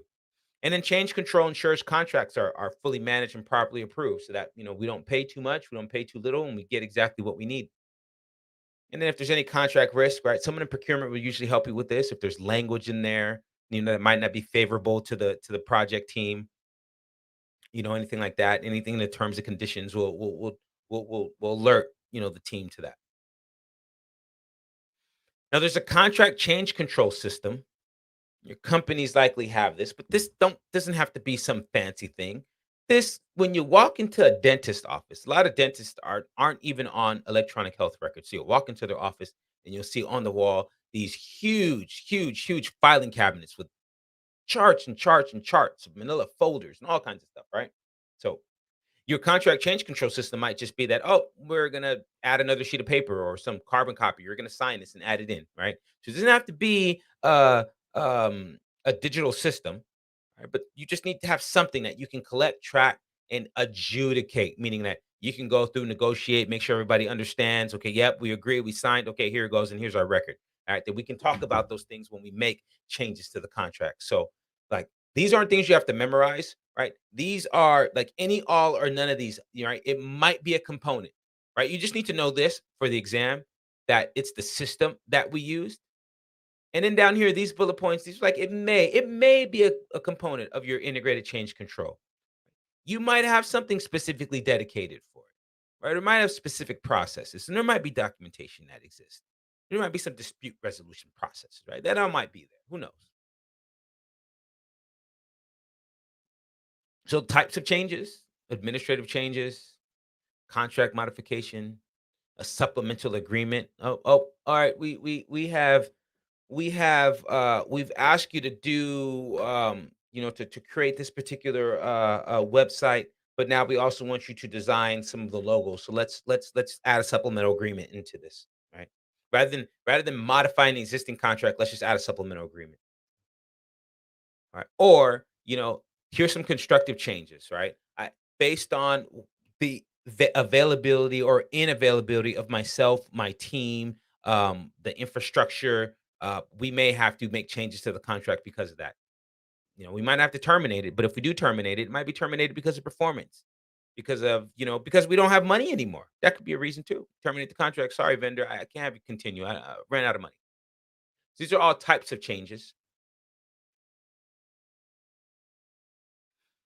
And then you have legal concepts when managing disputes. Right? So if you can't agree to a terms, right, then there's something that happens after negotiation. So first you want to negotiate. If you can't negotiate, then there's something called the alternative dispute resolution. And it's usually described in the contract. Like usually in the contract, it'll say something like arbitration is the preferred method, and it will be legally binding and will follow this state's rules or something like that, right? So we'll talk about the warranty or any waivers if you give up like waivers of time. What happens if you breach the contract? What you shouldn't do. Right, these are things that you need to be aware of, and your team needs to be aware of stuff that, like, if they do, we'll be in breach, right? This could cause the other party to want to, to have cause to terminate the contract. Or there may be a cease and desist letter. Quit contacting me. Quit showing up on my property. Quit, using my name and my likeness. It could be something like that, right? So there's the cease and desist letter. These are some terms. Now, let me see. I believe on the next one, is it going to give us the conflict resolution technique? No, it's not. So let me tell you real quick. All right, because there's a lot of text on this slides, on this guidelines, and you guys can read this at your own time. But let me give you the right. We talked about the alternative dispute resolution process, right? So what this really is it says that there's steps. There's steps when you're working with another party and things aren't going right. Well, the first thing you try to do is you try to discuss it. Once you guys get into a room, talk about what's going on and see if you guys can come to some sort of resolution, some sort of agreement. That's the negotiation phase, right? Negotiate, please. You guys talk amongst yourselves. Now, if for some reason I, you and I, we just something's happening in our conversations. We're not being respectful to each other. It's just not working out right. We disagree. We're upset. There's a lot of emotion. It's not working out. Maybe we need to introduce a neutral third party who will listen to both sides and um who will give their opinion on what the outcome or the resolution should be, right? And that's the mediation. However, I could care less about whoever that third party is because mediation is not legally binding. So I don't want to hear this person say anything if they're not in agreement with me, right? So in that case, our next step is arbitration. Now, why arbitration? Well, it's quicker to get on the docket. It's cheaper than going to full blown court. Sometimes it's a panel of 3, 5 judges. It could be a single judge, but it's legally binding. This is legally binding, right? At this level here, it's legally binding. Now, I may not like the panel of the judges. I may not like their decision.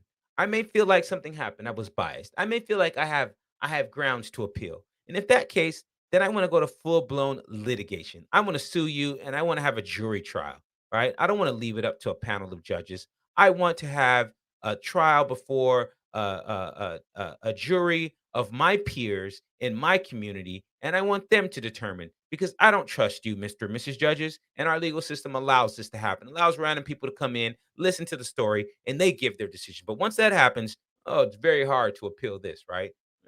So that's kind of the idea. Negotiate, mediate, arbitrate, litigate, right? That is I should have did mediate. It should going up, right? It should have had litigations at the top. So let's just do an arrow going down, right? This is like that's the path of escalation. That's the alternative dispute resolution technique, right? You first look to mediate to negotiate. Let's talk it out. If it doesn't happen, let's introduce a third party. If that doesn't happen, okay, let's go before a panel of judges. And if you don't like that, okay, then we can go to full blown jury trial. Okay. So that's the that's like your dispute process and how you would go through it. And then finally, you would close out your procurements. Written notice is usually, provided, and that written notice, right? It can be email now, it can be electronic. It doesn't always have to be, wet signature, right? It can be that. It can be a button that they click. DocuSign is good if you need to have an extra protection, maybe capture someone's IP address and the date and the time they actually signed it, right? Something like that. But that's what we do there. Usually documented in the terms and conditions, right? It's specified in the contract about, what needs to happen for this procurement to close. And the procurements can close at any time during your project. In fact, most of you have worked on projects where you've bought something and then we were done with that thing that we bought, whether it was labor or a license or materials or supplies. We were done with that and we paid for that before the project was even completed. So we can close procurements, in the control procurement process. Most of the work to actually do it is when we close the project, like in terms of closing it out and doing a performance review and all that stuff. At most organizations, it happens there, but you can close procurement certainly at any time of the project, right? Throughout the life of the project. So some guidelines. You guys can read this one on your own time. I think now is probably, let me see, this last section there, and then this last section. Yeah, we can do these and then take a break. It's not too much. A few more. So let's carry on. So establish project governance structure. Right, so we already talked about compliance as we're starting the project, and we were, plan and manage scope, right? We chose a methodology, plan and manage scope, plan and manage time, plan and manage cost, plan and manage quality, and then we did compliance. Now we did procurement. Now we're going to talk about governance, right? Governance, like if things change on the project, who's going to say what should be good or not, right? As the PMs, we want to facilitate that, but we don't want to be making the decisions. We want to facilitate the decision, right? So we need to set up some sort of governance structure. So we're looking to identify it. We're looking to have some sort of change in configuration control, and then we may update documents based on it, right? And we'll have meetings with folks. We'll use what the company already has in place. Don't reinvent the wheel. We'll use the project management tool that's there that has all the information, and we might have phase gates as a way to establish governance on the project, right? You can't go to the next step until we've kind of checked everything out, right? It's your phase gate. So your governance framework is all of the functions and processes that guide project management activities in order to create a unique product, service, or result to meet organizational, strategic, and operational goals. And that's a mouthful. What we're really saying here is this is how we keep everything going. We select a panel of people that probably represent some of the major technical aspects of this project, and they have some sort of power over resources, or power in the fact that they're the most, technical, they're the expert. And with those people, we'll sit down along with the sponsor and we'll discuss things that come up so that they can determine, should we do it or should we not? That's all this really is. So we'll talk about success and acceptance criteria for deliverables. We'll escalate to this party and we'll resolve any issues. Okay? These are all components. It may not have any of these. But we may talk about the life cycle approach. Phase gate reviews. How do we align internal stakeholders? Align them. How do we get them on the same page? Sometimes it's all right, I got to go talk to this person. Now, if I talk to that person, they're not going to listen. So listen, Sarah, you tell that person that message because they're going to hear it. I'll go tell Carl and I'll tell Lisa and then Frank. I need you to go work with Harry. And if we do that, by the time we get them all together in one meeting, we will socialized it. Everybody understands. It should be pretty quick. We should explain it. Everybody's on the same page, and we'll get our decision. Right? Sometimes we have to do stuff like that, right? So that's kind of the idea of looking at governance and getting people who have skin in the game, right? Skin in the game on your projects, right? So um, let me pay forward another piece of advice, not for the exam, but this is something I was taught that works. It's tremendously helps me. And so we call them chickens and pigs. And on your projects, you want to know who the chickens are and who the pigs are. Now at breakfast time, because that's the beginning of the day, and so when we start, and want to get a good day in, start your breakfast. One of those animals is more committed than the next. When it's time for that bacon and eggs, One animal has to give up more. Who's more committed? Who do you guys think is more committed, the chicken or the pig?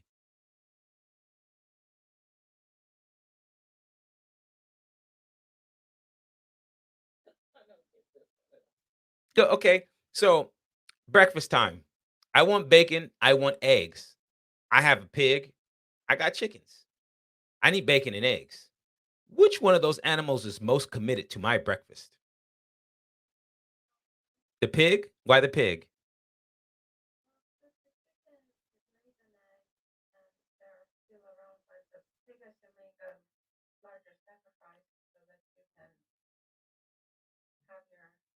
Very good. The pig has skin in the game, right? The pig's got to get a little bit of flesh. I got to give you a little piece of me.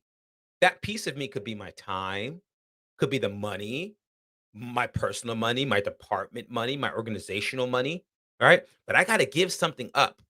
I have skin in the game. The chicken lay egg, come back, they lay a bunch of eggs. They give you this one egg, right? They got three more they might lay today, right? In a week, one chicken could lay 20 eggs, right? If you give them the right conditions and the right food, right? They have no skin in the game. They'll be back laying eggs. I'm not worried about it, right? Pigs got skin in the game. So if you find out on your projects who the chickens are and who the pigs are, now, of course, this isn't something that you would be sharing with everybody because people don't want to be thought of as chickens and pigs. But the point is, understand who has skin in the game, and then those are the people that you really want to bring in and make part of your governance structure. Chickens and pigs. So that's one of the first things. Anytime I have a consulting gig, the first thing I do is in my little notebook. I'm like, who's chickens, who's a pig, who's a chicken, who's a pig, right? And that's what you want to know. Who has skin in the game? We could use phase gates as part of our governance too. This is like as you get to the end of a particular phase, we'll review the work. And maybe not just the work, but we'll review like how you guys did, how you communicated with us, how you dealt with the stakeholders, and we'll determine if some changes need to be made before we allow you to move on to the next phase. All right, that's what we're doing here. And we can use escalation paths as well. Like we use these to go, whom do I communicate with next about this issue? Is it the quality manager? Is it the service manager? Is it the director? Is it the technical SME? Right. So we'll use these as ways to perform governance within our projects as well. Right. Have we done everything to check the box for us to get to the next step? And some guidelines involve your organization's decision managers. That's pretty true, right? Choose the most appropriate governance goals, right? Don't make them too lofty.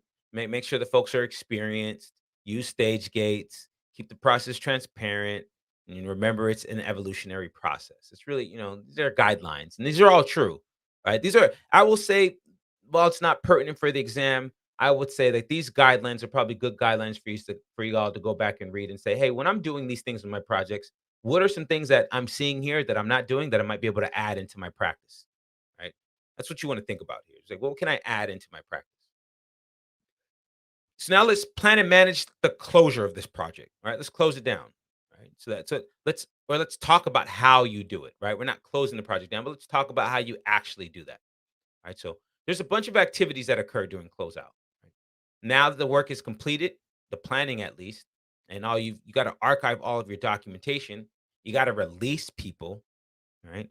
And these are the things that can cause your project to close down, right?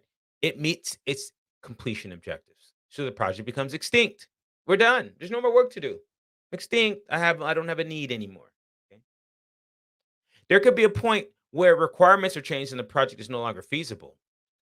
Maybe we had a project to build a co-located office space where all 50 of us were going to be in this one room and sit in like big in a circle area and be really close to each other. And we were supposed to finish that project in June of 2020, but lo and behold, here comes COVID in March, and now that project is no longer feasible.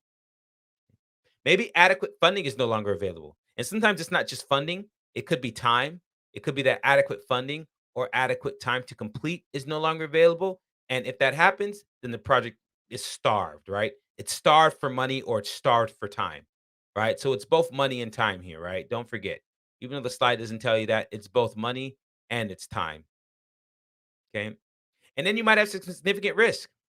Project's impossible. It is impossible to complete this project without the risk of human life or without the risk of significant, significant financial losses and losses in time, and this the reward just isn't worth the risk. We're gonna stop. There is that. Or the organization no longer leads the projects or the project deliverables.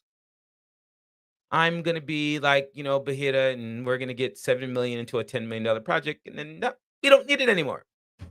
Moving on. Sometimes that happens too. So that's kind of the idea. There's also external factors, changes in laws or regulations. Again, oh, now everybody's got to wear masks. We got to be socially distanced. And some people don't want to wear masks. Some people don't want to be in there because they feel right. Everybody has certain feelings. And then it's like, okay, we can't do this anymore. Or it could be that, you need to be vaccinated if you want to come in. And then some people don't want to be vaccinated and some people do, right? Just this last year alone has given you real examples of what's happened in our society that's actually like changed how we have to do our projects. Mergers and acquisitions that could affect the organization, global or national economic changes. Look what's happening with some of those countries in Central and South America are now using cryptocurrency as their national currency. Oh my gosh, what are these national banks going to do in the next 10 years? It's going to be very, very, very interesting to see how the project, even of cryptocurrency, has now become a mainstay, right? So, even that global and national economic changes can change how your projects. I'll tell you guys this in 10 years, I'm making a big, I don't even think this is a big bet, but I would imagine that in 10 years, all of you will work on some project that would either be A, paid in cryptocurrency, or B, will be to support some sort of cryptocurrency advancement by your organization, whether it's some sort of like internal process, some sort of communication tool so that you can get more information and do machine learning and apply artificial intelligence or something like that, right? Maybe it might even be, how we can use blockchain technology, which is what crypto's based off of, to help create new drugs or help generate DNA sequencing or something like that. But the idea of blockchain, let me not say crypto, but blockchain. I guarantee all of you will do some sort of blockchain project within the next 10 years. I also guarantee all of you will do some sort of agile project within the next 10 years, right? That's coming its way. Soon enough, design thinking will be a part of what you're doing. So all this stuff. Now, when you close these procurements, sorry, let me jump back. Now, when you close the procurements, a lot of text on this slide, but what we're really saying is that everyone's satisfied. Don't keep the contract open longer than necessary because you could have an inherent charge or an errant payment or errant charge. Right. This can occur throughout the life cycle. Right. You don't have to wait to the end of the project to close the procurement. And you may have a contract administrator who's assigned, who has contracting authority and will actually be the one who performs the work to close out the contracts. I hope you do. As a PM, I don't want to do any of that work. That's not what my job should be. My job should be to facilitate the development of this project, and I'm not an expert in that. I need the subject matter expert to do that. The same way I wouldn't, design a network or design an infrastructure system. I want to get three or four experts in the room and I want to know at a high level what it is so that I can ask them the questions that I think other people aren't asking or that they haven't asked themselves to assure that I facilitate the best outcome for the organization, right? So that's the idea here, that there should be some sort of administrator who's there to help you with that. Payments are pretty straightforward. There's nothing for me to say about this, right? Shouldn't be delayed. Yeah, all right. Unless the contract is closed at the completion of the project, your payment's gonna be made at the time of contract closure, right? I mean, these are pretty straightforward. Just payments, how we pay folks. And then acceptance criteria. We've seen this slide 2 times and we'll see it 3 more times, but the set of conditions that's required to be met before deliverables are accepted. All right. So nothing else to add here. They're deemed accepted when acceptance criteria have been met, right? And it generally refers to some or all of the required tiers that were established. And deliverables that meet these are formally signed off and approved by the customer sponsor. But let me also say that once it's formally signed off and approved, your sponsor may approve a deliverable that does not meet its acceptance criteria. So let me also say that, like this, this particular slide is missing a point that, that for the exam at least, and this is true in real life as well. But if the sponsor accepts, it's an accepted deliverable, even if it has a defect. As long as they accept it, it's an accepted deliverable. So remember that too, right? We have deliverables, you have verified deliverables, you have accepted deliverables. You could have a deliverable that never becomes verified because it had a defect, but it becomes an accepted deliverable because the sponsor accepted it. So just remember that as well. We have to maintain the level of information that's captured throughout the project while folks are doing the project so that it becomes an asset of the organization, an OPA. So we may have a lessons learned repository that might be a SharePoint site. I like to call it the lessons learned cemetery because oftentimes we conduct lessons learned and then we file it away and we never go look at it. Right. So that's but knowledge management, right? And we're going to dive into this because there's tacit knowledge and explicit knowledge, and we're going to really dive into this aspect. But this is just saying that, hey, at the end of your projects, file all of your stuff in the repository. You might need some artifacts for transition planning. We've seen transition planning already when we talked about maybe turning a building over. We've talked about transition readiness. So we're talking about it again here in the context of now closing your project and making sure that you have those documents available to you. All right. So there should be some strategy about how to best transition. You might need to release and deploy deliverables in the best way. Right? You might like have to slowly drop down. You can't just release everyone. And then it might include training, some support, some documentation, some communication. Right? But these are all the artifacts, all the documents that we need. Plans and documents are all artifacts. There's the readiness. We saw this already. We're seeing it again. Right? Are we ready? Are we ready to deploy into the live production environment? And we need to ensure that not only the end users, but the business is ready. Do we have the physical resources? Is the project team ready? We may have the physical resources, the business is ready, end users are ready. They can't wait. They've been waiting, waiting, waiting, but our team's not ready, right? So all you need a readiness for all parties. Closeout meetings, pretty straightforward. Hold it at the end of the project, discuss the work, review lessons learned. You might have key stakeholders, your team members, folks that you onboard. This could be external folks. And then the customer is one of the most important folks, right? Could be the end users. All right, but go and discuss the project and close it out and see what you can do better. In Agile, we use the retrospective. Right, we've already talked about that a bunch of times, right? Let's see like what we are to start, stop, and keep doing. And then some guidelines to close your project. Right, review your plan. Always review your project management plan. It's going to tell you how. You may have a checklist. Confirm if you met compliance. Obtain approval. Right, that's for the exam. Always need formal acceptance. In the practical application of project management, many of you don't get like formal acceptance. You don't get people that sign off or send you an email that says, I accept your project. It's just like the organization's like, yep, we're done. It's all good. And we move on to the next. We might have a meeting, but nobody ever signs their name or sends some email that they approve or clicks a button in our ServiceNow or, our Workday, ERP system or something like that. We update records, right? We update the resource pool to say, hey, now that they've done this on the project, they have these skills. And if we do this again, now we know who we can call on. Right? We analyze if it's been success, prepared lessons learned, archive documents, right? Release resources. These are all guidelines. And again, there's an activity if you want to play the activity of closing out a project. So some goals. Some goals of starting the project. This is the end of lesson two. We just completed lesson two, start the project. We had lesson one, develop a high performing team. Lesson two is start the project. So we start the project. We assess what the needs are, the complexity, the magnitude, and we figured out what's the best methodology. Then we plan and manage scope. We got the plan, right? We collected requirements, defined scope, broke down the work, or created a product backlog. Then we made a plan, and then we, estimated the cost and determined the budget. We we were planning, right? We thought about staying in compliance and making sure that we had a governance structure so that we would be prepared to modify and manage the schedule and change it if we needed to, right? And so then we also went in and we estimated the durations after we sequenced, right? And then we developed a schedule by using critical path, or we might have had a roadmap with a release plan. We talked about quality assurance, the process, quality control, the deliverable, and coming up with a plan for that, including the metrics that we wanted to capture. And we thought about integrating all of our activities together, making sure that there's a holistic view and everybody can see it and it's transparent.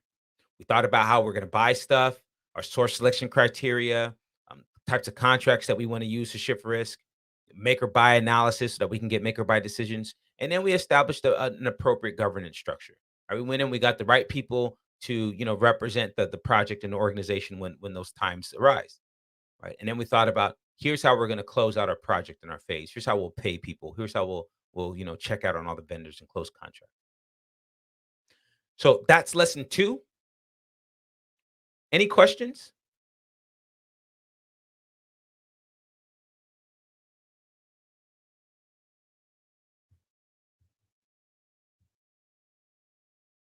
Okay. Why don't we take 20-minute break? Give you guys a little break from the screen. Went a little longer. I like to go an hour and a half, and we went almost 2 hours today. So let's take 20 minutes. Let's come back at 15 after, and then we'll jump into lesson three, which is going to be doing the work. All right, we'll jump right into lesson three, and we'll get into doing the work. I'll get the slides right. You guys take a break. Enjoy yourselves. We'll see you back here shortly.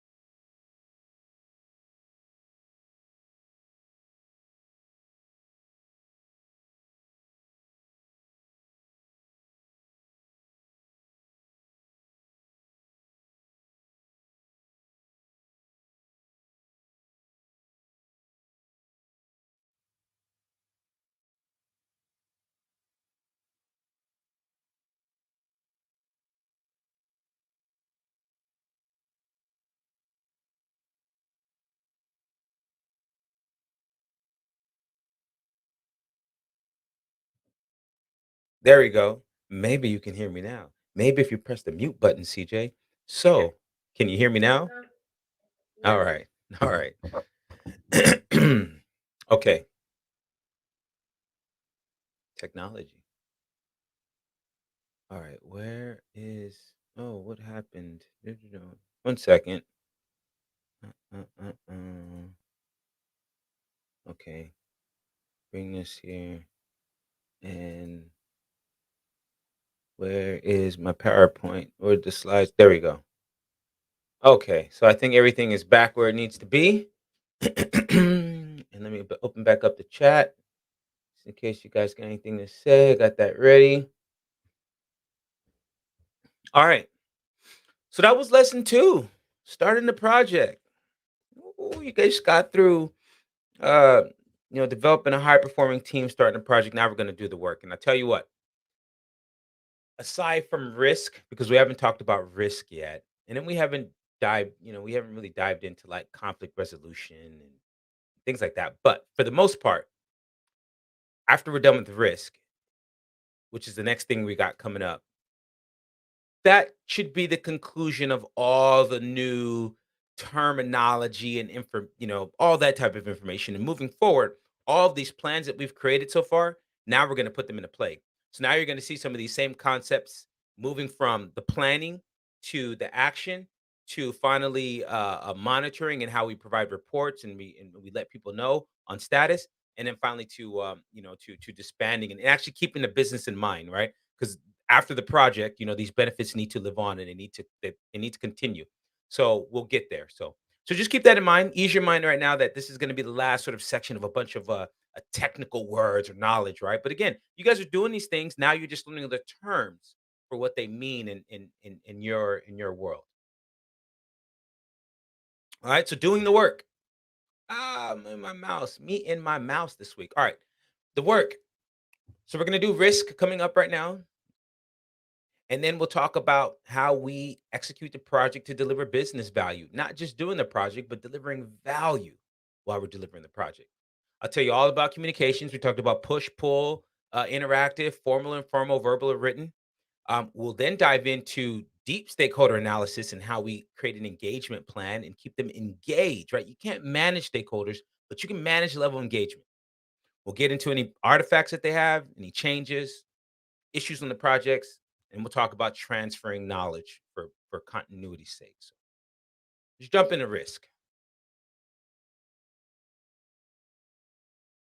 So we're gonna come up with a plan, our how, our approach. We'll come up with a register, living, breathing document. We had a risk register. We saw the lessons learned register. Excuse me. We saw the stakeholder register, lessons learned register. Now we see the risk register. All right, we'll come up with some responses and then we'll have some implementation of those responses. We'll update our budget and our schedule based on any contingencies, right? Based on any risk that we find within them. And that will also cause us to update the risk register. So let's look at using what already the company has, OPAs. We certainly will have meetings with team members and outside folks who use their expert judgment. And then I'll teach you the different risk analysis techniques and how to use the probability and impact assessment matrix. So let's jump in. So, risk management, here's all of the processes in this knowledge area. We develop the approach, the how we're going to proceed, right? Our guide. Then we identify all the risk. We determine the probability of impact times occurrence, uh, probability of occurrence times impact. And then we do probability of occurrence times the impact now in days lost time, scope added, scope. Or ultimately, both of those can be expressed in dollars, which is what the exam is going to test you on. Dollars added, right? You add more money, you add time, it's going to cost you more money. You add more scope, it's going to cost you more money. So the exam is going to specifically dial in on the money here for quantitative analysis, but just know that we can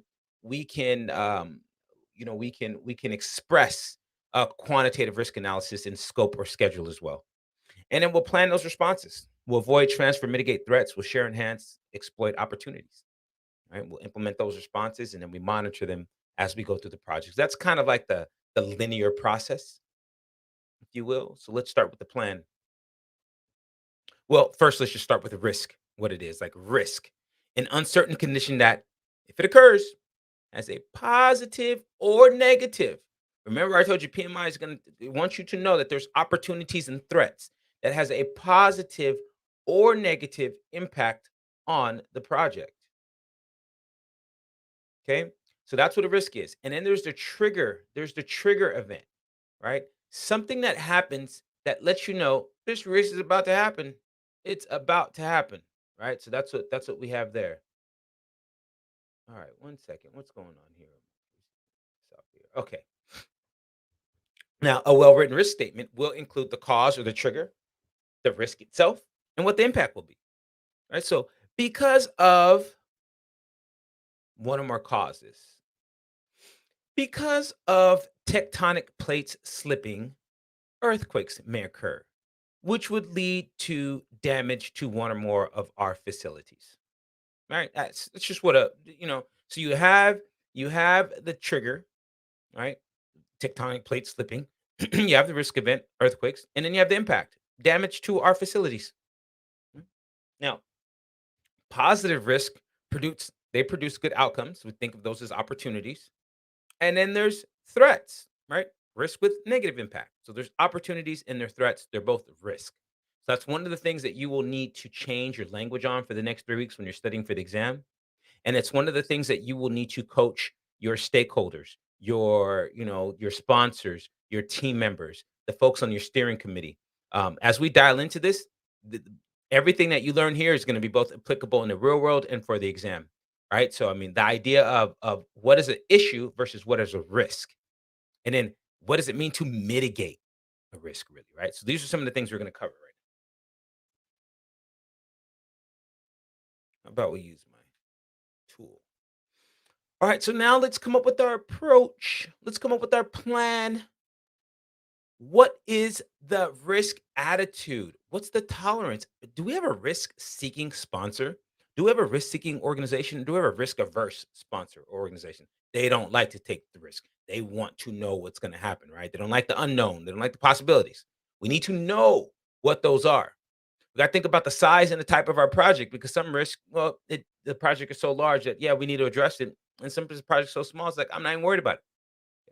Think about the governance models because that could pose a risk as well, as long with the operating. But almost all of these things will pose risk. But we'll also look at them to assess the risk. So I want you to know that not only are we assessing the operating environment, but note that the operating environment will have risk.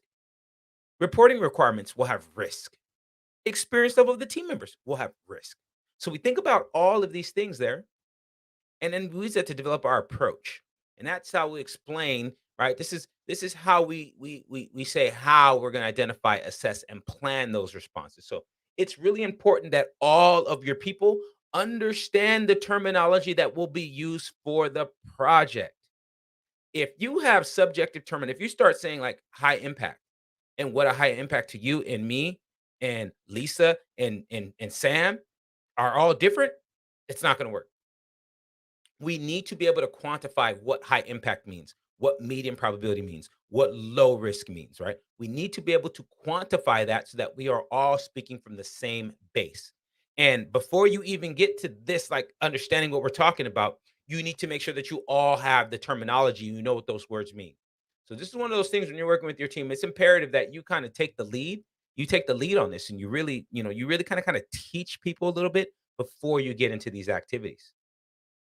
So we think about this is just a pretty picture that shows the tolerance, right? They have low tolerance or they have high tolerance, somewhere in the middle, right? That's just the appetite, the degree of uncertainty anyone is willing to accept in anticipation of that reward, right? Opportunities and rewards that come with even opportunities. Some opportunities like gambling, threats and opportunities. It's one of the best examples of how threats and opportunities exist in both. It's like you have the threat of losing your money, but there's the opportunity of making some. So what's your appetite? And then what's the threshold? What's the level of exposure that you're willing to, put yourself towards? And then at that point, you're going to need to address. And then what's below where you don't have to address them. So that could also be if I'm a gambler and I'm running the risk of like spending all my money and running up credit and not being able to pay my bills and not owing all these people money. What's that threshold for me? What is my comfort level? And then the tolerance. What's the maximum amount of risk and the potential impact? that our stakeholders, our team, us as PMs that we're willing to accept? Like what's the most? How far are we willing to go to try to achieve some goal? So we think about those things, then we come up with a plan.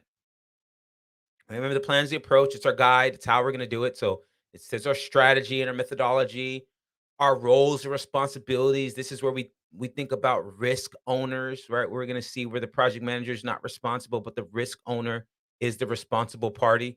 So we think about that. We think about money. If we don't have enough money, that's a risk. Project could be starved. We don't have enough time. It could be risk. Project could be starved. And then we come up with categories. I'm going to come back to this in a second. When we develop our plan, we also develop our probability and impact matrix, right? We don't wait. We don't wait till we find the risk to develop this probability and impact matrix here. I see this thing here. We get this when we plan. Because if we wait until we find the risk before we get our probability and impact matrix, then the matrix that we choose or that we develop, if we found what we feel like is a bunch of catastrophic risk, well, then it'll support that, right? We'll create one of those things that show that. And if we have one that has like what we think are no risk, then we'll use one that shows that as well. So we have to be very, very, very, very, very, very, very objective about it. And we do it in the outset. All right. So we come up with that. We define what probability and impact means. We define the reporting formats and we think about what documents we're going to track. So we do all of this before we even identify risk because we need to have this just set up so we're all working from an even playing field, so to speak. Now, let's talk about categories. It's really important that you develop categories of your risk because oftentimes we'll use categories in the wrong manner. So, this is where I'm expecting you guys to kind of unmute yourself and speak to me back. All right. So, this is one of those things that's kind of like, I'm going to throw a few things out there and see how you guys respond to this. Weather's not a risk. Weather's not a risk. People are not a risk. Anybody disagree?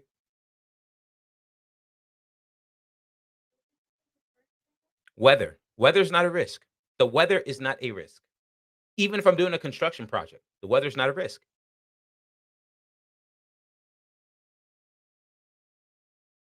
Anybody disagree?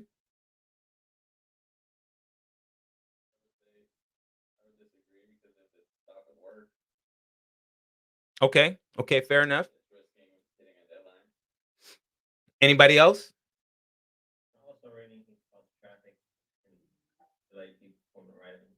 It's very true. Okay. And what about the idea that people are not a risk?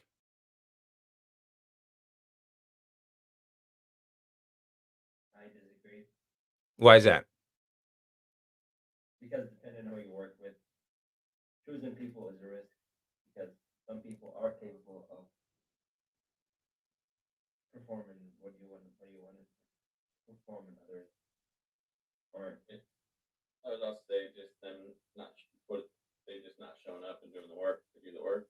Okay. So now let me give you guys the other side of it. The reason why weather is not a risk is because it would be a category. Because the weather itself is not a risk. It's just a thing that happens. All right. So the weather itself isn't a risk, but under the category of weather, we might have risk of flash floods or rain or thunderstorms or earthquakes or hurricanes, right? So the weather itself isn't a risk, but the particular weather events now here in California, with regards to the category of weather, as I said earlier, like we do not have threats of hurricanes here. We don't have threats of tornadoes. Like those things just don't happen. I mean, I've seen a twister. I've seen a little thing that picking up trash and leaves and it's blowing around. I'm like, oh my gosh, look at that thing, look at that thing. And I can only imagine if I lived in some state where that where they've seen much worse, something that could damage some stuff, and they'll probably laugh at that. But now if I live in Florida and there's like a 3.0 earthquake, I'll be like, "Oh my gosh, this is crazy." Here in California, if the 3.0 earthquake happens right now, I might not even notice it. Things just happen all the time. Ground's always shaking. I don't know, right? But if we get like a category 2 hurricane here in California, people will go nuts. Be like, "What the heck is this?" And if you live in Florida, category 4 hurricane might come on and you might have someone walking around without an umbrella because they're used to that, right? So I mean, the threat, the threat comes from the actual event. So just remember that. And for the exam, and now for your practice moving forward, certain things are categories and then certain things are actual threats, right? Because rain by itself isn't a threat, while the rain may be a threat to drivers and that might cause drivers to be late.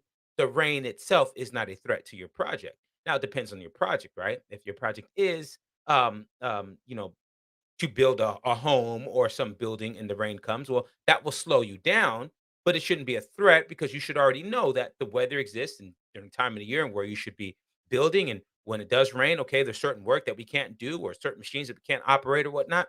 So that's the idea is that these things are categories, right? They're not, you got to understand. So even with people, in the category of people, you can have theft, loss of intellectual property, harassment, right? These are like the type of things that might happen. So just keep in mind, like, especially for the exam and well, both for the exam and for your people, there's categories. And then are those categories, what are the things that could potentially happen? So we'll use a lot of prompt lists for those. And I'm going to get to that in a second, but we use prompt lists to provide us with those categories. I showed you a couple, I think on day one. I'll show you them all today. But now that we're done planning and we realize, okay, weather's not a risk. It's a category. We have our categories. And now that we know our categories, we have our probability and impact matrix. And we're thinking about who risk owners are going to be. We might not have assigned them yet because we haven't identified the risk. We thought about risk owners. We thought about how often will we meet, look at risk, and what's the process and what tools will we use and what are we looking at? And then we said, what's the risk appetite and threshold of our organization and our sponsor and our team? And we took all that into account. Now that we have a general approach, now we're going to go look for risk. So we're going to go identify risk. We're going to gather the data. Eventually, we'll analyze the data and we'll represent the data. But for right now, we're just going to gather the data. And the way to gather data about risk is, technically speaking, let me brainstorm with my team. Let me bring them in and use their expert judgment. All right, let's go through some checklists and see, did we complete every step? Let's interview some people and say, have you done this before? And what did you pay? What you run into? And what kind of things do you foresee us running into? What are we not doing that we should be thinking about right now? So we'll gather all this data. We'll look in our documents. Go back and we'll gather the documents. We'll gather documents. We'll gather everything that we can gather so that we can go analyze it, right? So after we do the data gathering, we got to do the data analysis.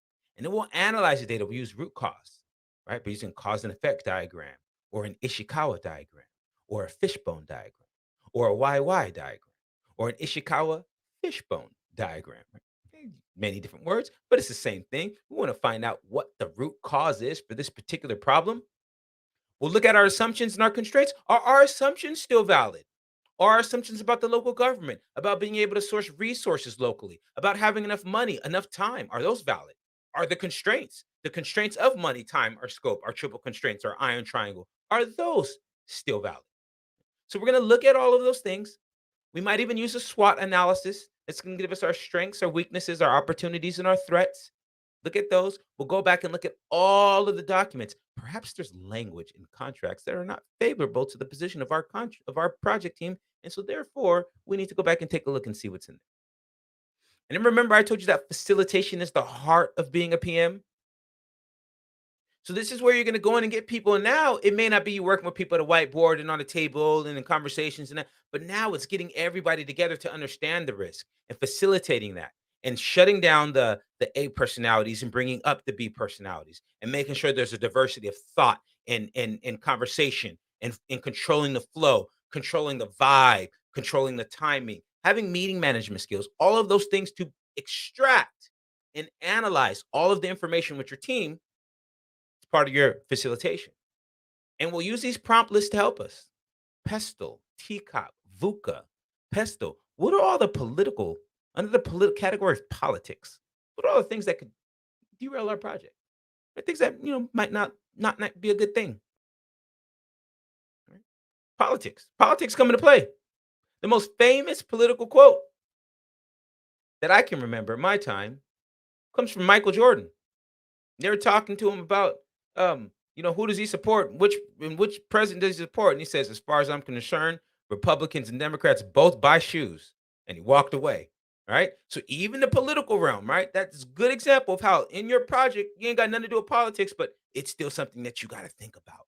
Right. What are all the economical? What are all the societal? What are all the technological? What are all the legal? What are all the economical Can't get stuff in the port. The Port of Los Angeles, Port of Long Beach backed up. They refuse to send stuff to the Port of Oakland. So ships are just passing the Port of Oakland on the way back to China because they've been sitting for so long over there, right? How do we avoid those things? And how do those things could be a risk? Maybe we can't avoid them. How do we mitigate them? How do we avoid them? How do we transfer them? So that's what we think about. TCOP, right? That would be technological and economical. The E could also be environmental. So it's whatever you want it to be. Right? VUCA, volatile. It's volatile, right? I'm forgetting the U right now. The C is complex. The A is ambiguous. What is the U again? It's volatile and maybe it's not unknown. I forgot what the U is. It's gonna bother me. I need to look this up right now. Unless any of you know on the call and can just tell me real quick. But I need to remember because it's gonna bother me. So let me type it in. VUCA, VUCA. VUCA is uncertainty, volatility, uncertainty, complexity, and ambiguity. So we look at these things. What are all the volatile stuff? We were talking about crypto earlier, right? Going up and down, up and down. Even if it's just by a couple cents, it's constantly doing this in the day, right? Volatile. What are all things that are uncertain? It's uncertain. Oh, what are the COVID restrictions? It's uncertain when they'll be lifted or not be lifted, right?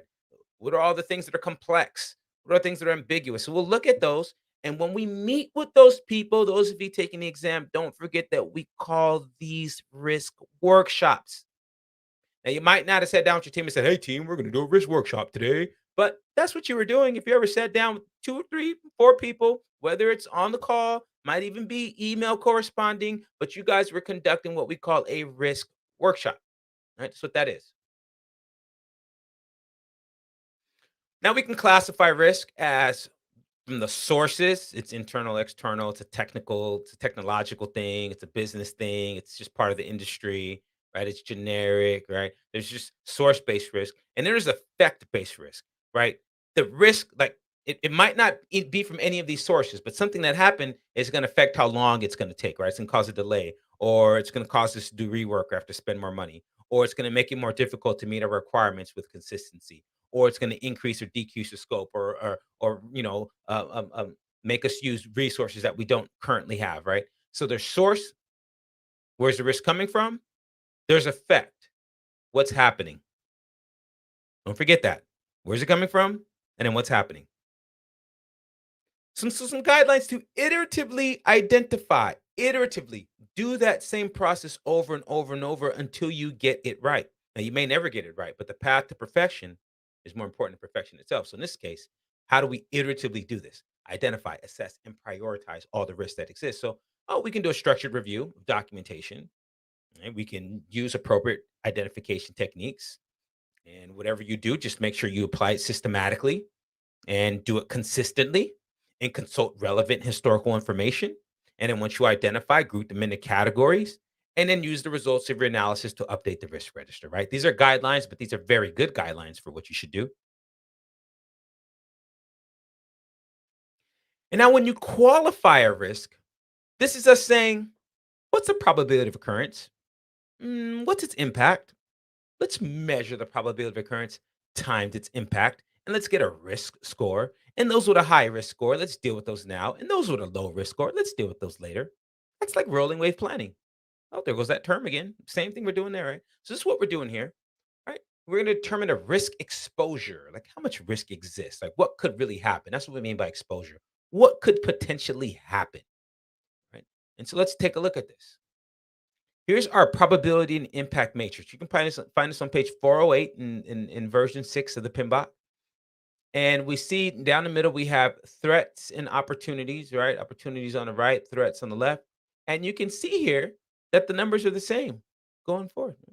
Now, by the way, this isn't the probability and impact matrix. This is a probability and impact matrix. You may not have numbers. You may have something that says, what's this probability? Highly unlikely, unlikely, likely, highly likely, probable. And then the impact might be little to none, some, impactful, very impactful, catastrophic. Okay. And then this could be colors. This could be yellow, and this could be orange, and this could be red. Okay? So Whatever you do, create it before you identify your risk and then use it systematically and use it consistently. It does not matter what you come up with as long as you use it systematically and consistently. Let me say that again. It does not matter what risk and probability impact matrix you use as long as you got one that was objective of the risk. Like hopefully you had it before you started identifying risk, and B, you use it systematically and objectively and consistently. That's it. So let's talk about these. Right? Let's talk about these. These risk here in this light shade, let's call this white. These threats. These threats are actually, let me start here. Let me start with the darkest shade and go backwards. Just make more sense to you all. So these threats here that scored like very high probability, very high impact, like that score of 0.72, it's going to happen and it's going to be impactful. These risks here, these are unacceptable risk, right? These risks right here, we look to avoid or transfer, right? We're going to avoid or transfer these risks.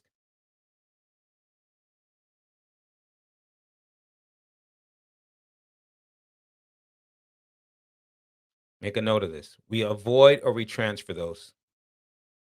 Right? Nothing we can do. It's almost like I can't drive my car into the ocean. I got to avoid it. I got to go a new route. Right? It's nothing I can do. Right? I've got to avoid it or I've got to transfer. I better get some insurance policy so that if it does happen, they will pay for the damage. Right? So that's the idea. We avoid or we transfer those threats. These threats that score in the middle of our probability and impact matrix, these threats right here, we mitigate. Right? So make a note. We mitigate.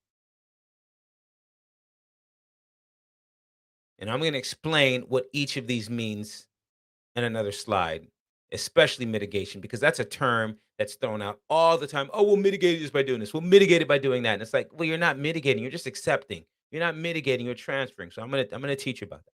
And then these threats here that score low, right? That score low, and excuse me, we also may actively accept, right? There's nothing we can do here. Is we call something called active acceptance. This is where we put contingency reserves aside. When you actively accept the risk, you're putting money aside. So oftentimes we'll use putting money away as mitigating the risk, but that's not true. We're just actively accepting. We're saying, we think it's going to happen. So let's just put this money away. That way, if it does happen, we got the money to cover it. We accept that this will happen, right? That is an active or actively acceptance. Okay. And then these risks that score really low, like what's the probability somebody will be late on my project? Very high. And then what's the impact? Very low. Okay. These risks we'll put on a watch list. This is called passive acceptance. Passive acceptance. We'll put it on a watch list. We accept it, but we ain't gonna do nothing about it. We don't put no money around. We just accept. We accept somebody's gonna be late. All good. We'll passively accept that. Passive acceptance. Okay. Now, on this side, when there's an opportunity to be had, and there's a high probability that we're gonna make some money off of this, something's gonna be good, save time, make money, eat up market share, satisfy the customer easier, whatever it may be. On this side, we exploit means that we got to change what we're doing and we just got to go after this thing. Whatever it is that we are doing before, we saw this opportunity, stop doing it because it ain't going to get you the gains that this one's going to get you. So we'll exploit it or we'll enhance.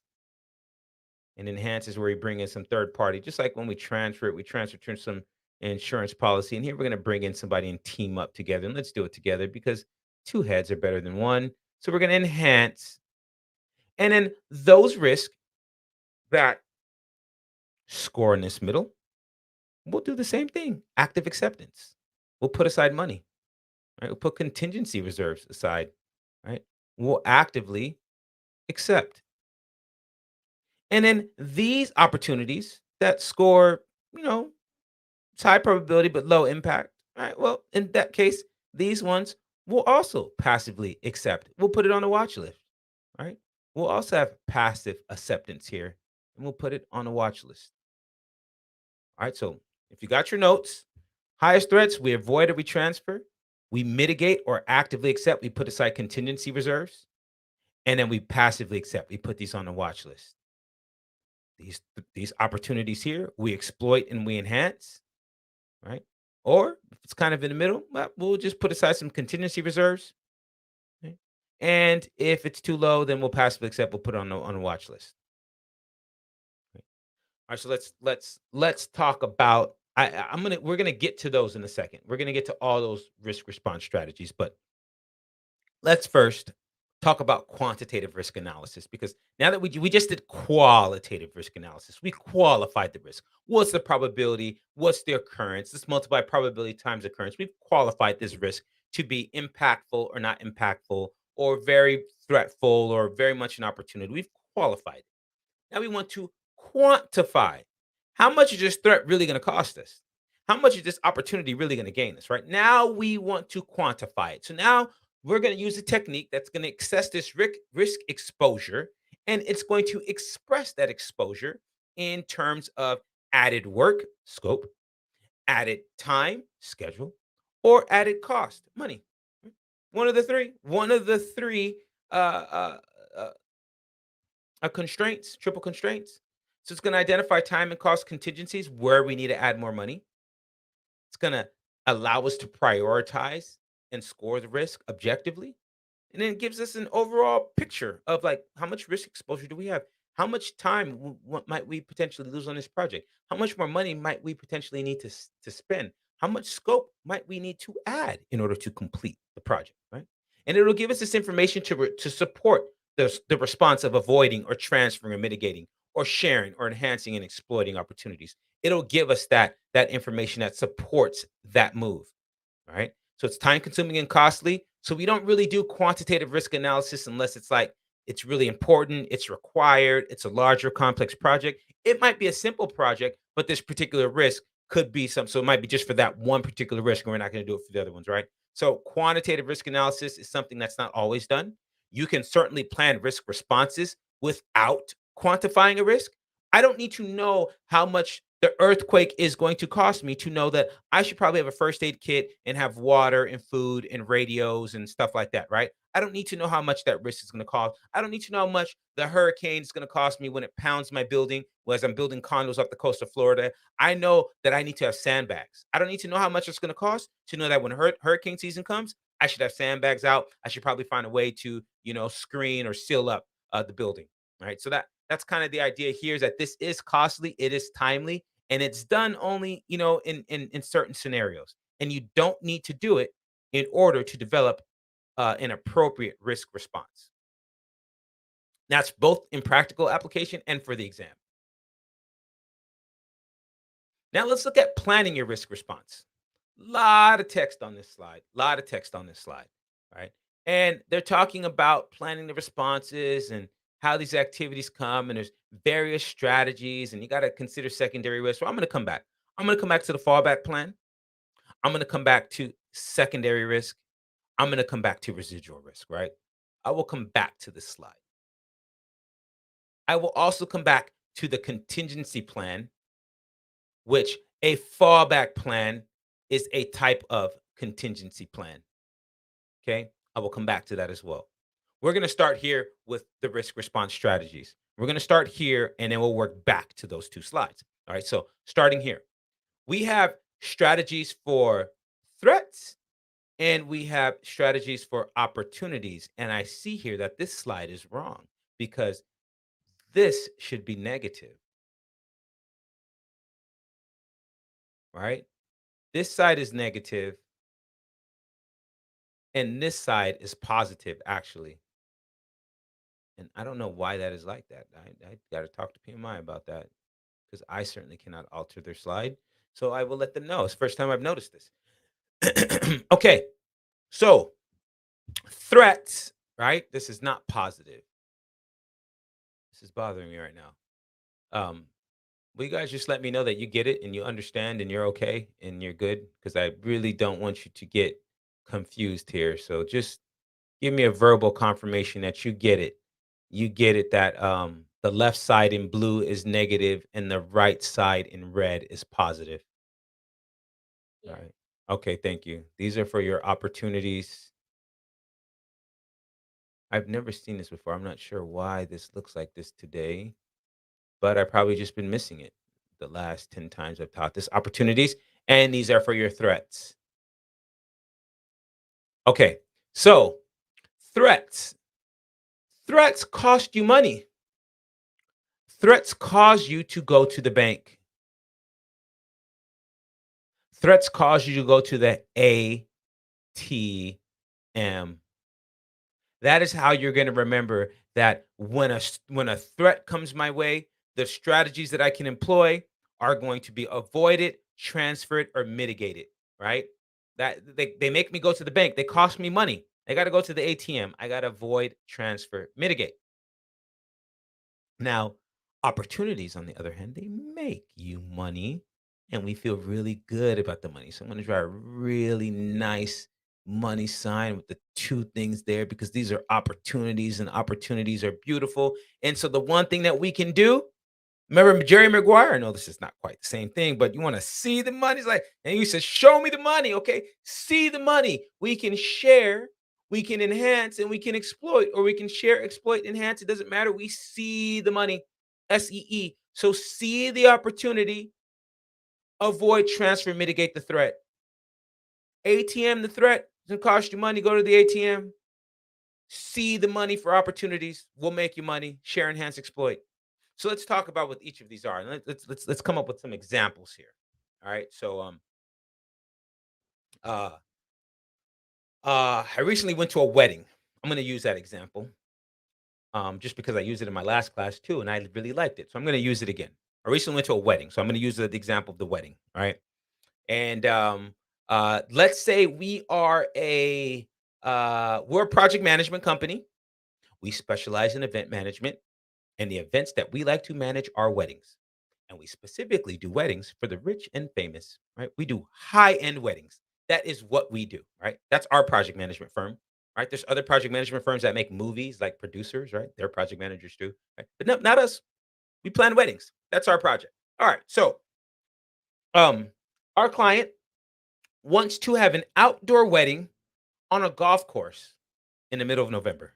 Right? But they want to have an outdoor wedding on a golf course because here in California, you might still get a 75-degree day, right? So you want to have an outdoor wedding on a golf course, all right? But the threat of rain looms, right? This is a threat, okay? So all we can do is avoid, transfer, mitigate the threat. Now, we can both escalate and accept, right? I'll get to those in a second. We're talking about ATM and see the money, all right? So for these threat, rain is gonna it's gonna rain Saturday. Our client's gonna get married Saturday. Today's Wednesday. They're gonna get married Saturday, and it looks like it's gonna rain. It's scheduled to rain tomorrow and Friday, and it says that there's a 50% chance of rain Saturday. When you live here in California, we're too close to the ocean. It's always a 50% chance, right? But anyways, all right. So, well, we can avoid the threat of rain, and the only way to avoid a threat is to change something. So in this case, we can change the date. We can't get married this weekend. You guys got to get married next weekend or some other weekend when it's not married. You can change the type of event you have. Well, you can't have an outdoor wedding. You need to go indoors. Or you can change the location. It's raining here. Go get married somewhere where it's not raining. It's the only thing you can do. You got to avoid. And so, in order to avoid a threat, some change needs to take place. Okay. So, when you avoid, you make a change. Now, we can transfer the threat. And when we transfer a threat, it usually involves some third party. Now, for the example that they love to use for the PMP exam is transferring it to some insurance party, right? To some insurance agency. But usually we need to involve a third party. So perhaps in this sense, we go to the executive director of the golf course and we say, we noticed that nobody's using your clubhouse this weekend. You have charged us $5,000 to use the greens. You also charge $5,000 to reserve the clubhouse. Nobody's reserving your clubhouse right now. Why don't I give you a $2,000 premium right now? Now, if it doesn't rain on Friday, you get to keep that $2,000. But if it does rain Friday, then that $2,000 premium will allow us to go inside without paying the full $5,000, right? That's like what we do with an insurance. That's transferring that threat. So if it rains, the threat of rain will cause us to have to go inside, and that's going to cost us more money. Let's transfer that threat to a third party. Let's bring some insurance company. Or in this case, we go to the Greens, the executive director, and ask them to make a bet. And maybe they take our bet. Maybe they take our bet. Who knows? Now, to mitigate a threat, I must take some action. I must do something to minimize the probability of occurrence and or the impact, right? I want to minimize the occurrence, probability of it. I want to minimize the impact if it happens. And if I can do both, even better, right? Now, in this case, when Mother Nature will cry, she will cry. I cannot minimize the probability of rain, but I might be able to minimize the impact. We can put up a big tent. Let's just put up a big tent. Everybody get married underneath the tent, right? Outside, it's still raining, but we're still outdoors or one with nature and people aren't getting wet.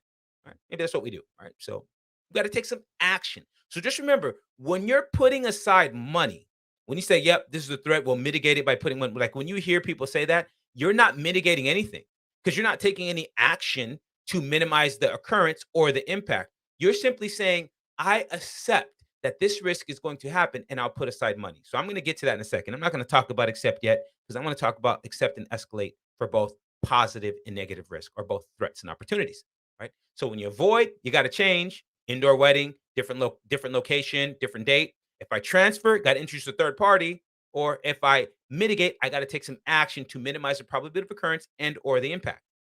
Okay. So now opportunities. I'm going to change the example and I'm going to use, I was using PG&E. I'm going to use PG&E because that's who I see outside the window and they're digging up the street. And I believe they're trying to bury the cables. They have aerial cables and sometimes they want to bury it in the neighborhood. And that's what they're doing here. And so there's a vendor out there and they've got to go and break up the street, trench it and put a big conduit, big pipe in there so that they can run the cables through it. And then they can pull the cables down from the poles and there's no more poles. That's probably what they're doing. I'm making an assumption, but let's just say that that's what the project is. All right. So that's the project. So now we are the company that PG&E has subcontracted. Remember we talked about vendors and sub vendors and all that. We've been subcontracted. Maybe the city has paid PG&E, right? PG&E won the bid. Maybe they did, right? And then maybe now they're subcontracting us to do this portion of the work. So we need to go in trench, right? Our job is to cut 18 inches down into the soil and then do some run across the street, 20, 30 feet. Who knows, right? All right. So we're ready to dig, right? Put our signs up. We let the public know. We put our notices up. Right. We get a detour. We got the guys with the radio stopping traffic. We got the cones out and everything. We're ready to dig. Right. And now we're supposed to dig down and we go down. Well, we call 811 before you dig, right? Call before you dig. We're being safe. We're being safe, right? We make sure we call everything's good. Then we go down, we dig. Now we're supposed to go 18 inches down and then some run across the street. So we go 6 inches and 10 inches and 12 inches. And all of a sudden it's like, oh, what's happening here? We got some mud coming up. We're like, we might have hit a water line or something. Like, dang. And so, we got this dark mud coming up, and we get down 16 inches and 18 inches, and it's just we got this mud coming up, and so we call back at the station, and we're like, hey, um, we didn't get an answer. Actually, we call the station, we didn't get an answer, so we continue digging, and we realize this ain't no broken water pipe. This is oil. We done struck black gold, baby. This is oil. Oh my gosh, we're gonna be rich. We found oil. So now, if our job as a company that just to dig a trench and put a conduit down there and put it back up and make sure that we pull the wires, well, now we want to exploit this opportunity. So, just like when we avoid a threat to exploit an opportunity, I must change my action. So, I'm supposed to drill down 18 inches and then I'm supposed to go run horizontally 20 inches. No, I keep going vertical. I keep drilling 18 inches, 24 inches, 36 inches, 40 inches. Drill, baby, drill. I'm trying to get the oil. I have changed what I'm doing. I don't care about going across the street. I no longer care about my contract with PG&E. I don't care about the customer anymore. I'm exploiting this opportunity. I'm going to make a bunch of money on this oil. So when we exploit opportunities, we must change something. Now, perhaps we know nothing about oil, the crude oil. What am I gonna do with this? Who's gonna buy this oil from me? I don't know what to do. I don't have a way to process it. What the heck? Okay, maybe we call my uncle from Texas and he's got an oil rigging company. He's gonna bring his rig on down here and we're gonna get this oil out. Now I gotta give him 40% of the profits, right? That is what happens when you share in an opportunity. Just like when you transfer a threat to a third party, you must introduce a third party if you're going to share in some opportunities. It's like teaming. This is when two companies team together to submit a bid rather than them each submitting a bid independent. Like, hey, if we work together, we can submit a more competitive bid, right? That's an opportunity, right? That's what that is, right? Introduce some third party so that you guys can both have a better opportunity to get there. Or perhaps we say, you know what? I'm not sure if the oil is just right here. Sometimes, just like root cause analysis, I feel pain here, but the source might be from over there. We might get a little bit of oil here, but the real oil might be 30 yards over there or 50 yards down there. So, maybe we don't say anything. And as Pete is a little company from PG, we start buying up the property. We start buying the houses around, buying all the properties around, and we strip the land away so that way we can drill here, we can drill there, we can drill there, we can drill there. We can find the place where the best oil is. We can increase the probability of occurrence that we will get the oil, right? The probability of occurrence and or the impact, we will increase that. In this case, that's what we're trying to do. So when you enhance something, you take some action that will enhance the probability of occurrence and or the impact. Okay? So that's what we have there. Now, in both cases, we can both escalate and accept, passive and accept and active. So with a threat, I can escalate, Mr. and Mrs. Client. It's going to rain Saturday. What would you like to do? That's all escalation is. Don't overthink it. Um, Boss, we struck oil. What would you like to do? Don't overthink it. Threat, opportunity, we escalate. Just whoever the next level of authority is, whom do I speak to next is what we do. And then we can both passively and actively accept threats and opportunities. If I have active acceptance, then that means I'm putting aside contingency reserves. I'm putting aside extra money or I'm putting aside extra time so that this activity can be realized. Or if I have, how do I do this? I'm going to test my skill here. I don't even know why I'm trying to write it upside down. If I have passive acceptance, then I do nothing. I put it on a watch list. I want a little bit of credit for just doing this with my mouse upside down, please. I want a little bit of credit from you guys for that. That wasn't the easiest thing to do right there, right? But we put on a we passive acceptance says that we put it on a watch list, right? With PMI, we don't do nothing. We don't just say, we're gonna passively accept it. We don't do anything. No, we don't do that. We put it on a watch list. We still note it down and we have it written just in case. Why? Because the root of PMI comes from NASA in the 40s, and we can't have Houston. We have a problem. Human life, biggest risk we can take. So we measure twice, we double check, we cut once, we document everything. That's what we do here. We put them on a watch list. Even with those stakeholders, you got those who have a high level of influence and are highly interested. We manage them closely. Those who have low but they're interested, we keep them informed. Those who are low and they don't have any power, we don't do nothing. We still put them on the watch list as well. So that's what we do here. And it's the same thing for opportunities. Maybe in one sense, if we actively accept, the client says, no, no, no, no, no, no, no, no, no, do not give them no $2,000 premium. We're rich and famous. We got $5,000 in the bank. It might not even rain Saturday. And if it does, then we'll just pay the 5K. But if it doesn't, I don't want to give them 2K and be out of it. I'd rather bet on myself. Maybe they do that. They actively accept and they put the 5K down. And then if it rains, we go inside. Who knows? Right? That's active acceptance. Maybe they passively accept and they say, you know what?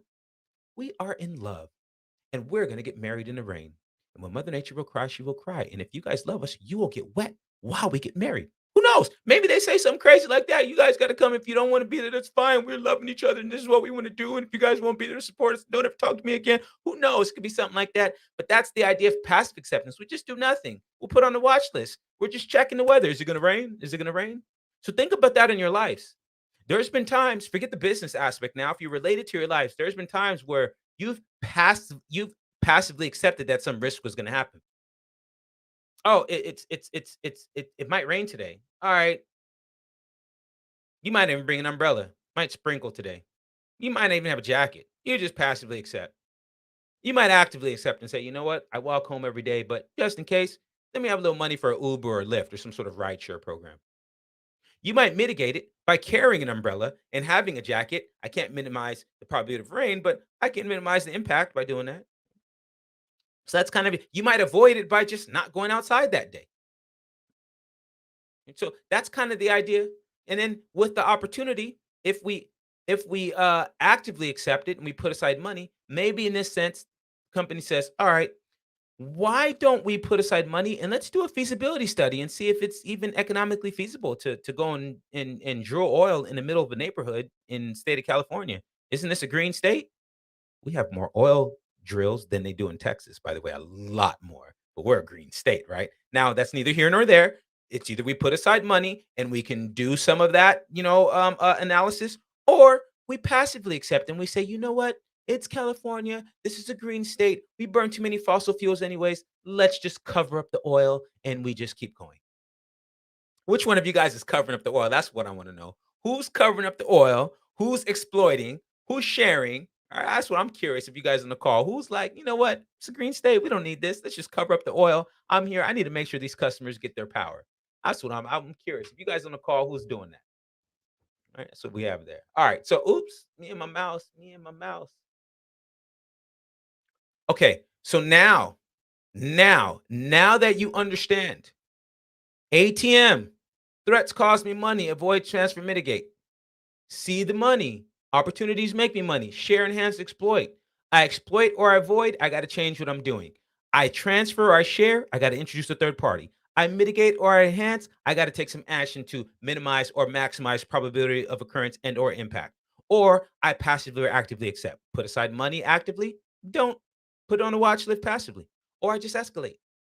Now that you understand that, now we can go back, as Chris Berman used to say, for those of you guys that watch ESPN, back to the fallback plan, secondary risk, residual risk, and what we see here is a contingency plan.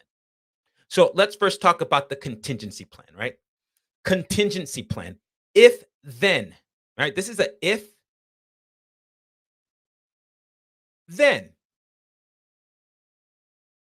So the contingency response plan is if something goes wrong, meaning if the risk event happens, we got a plan. So here's the example here. Uh, if it rains, then we will put up the tent. Now, here's the difference. A contingency plan is like mitigation, but here's the difference.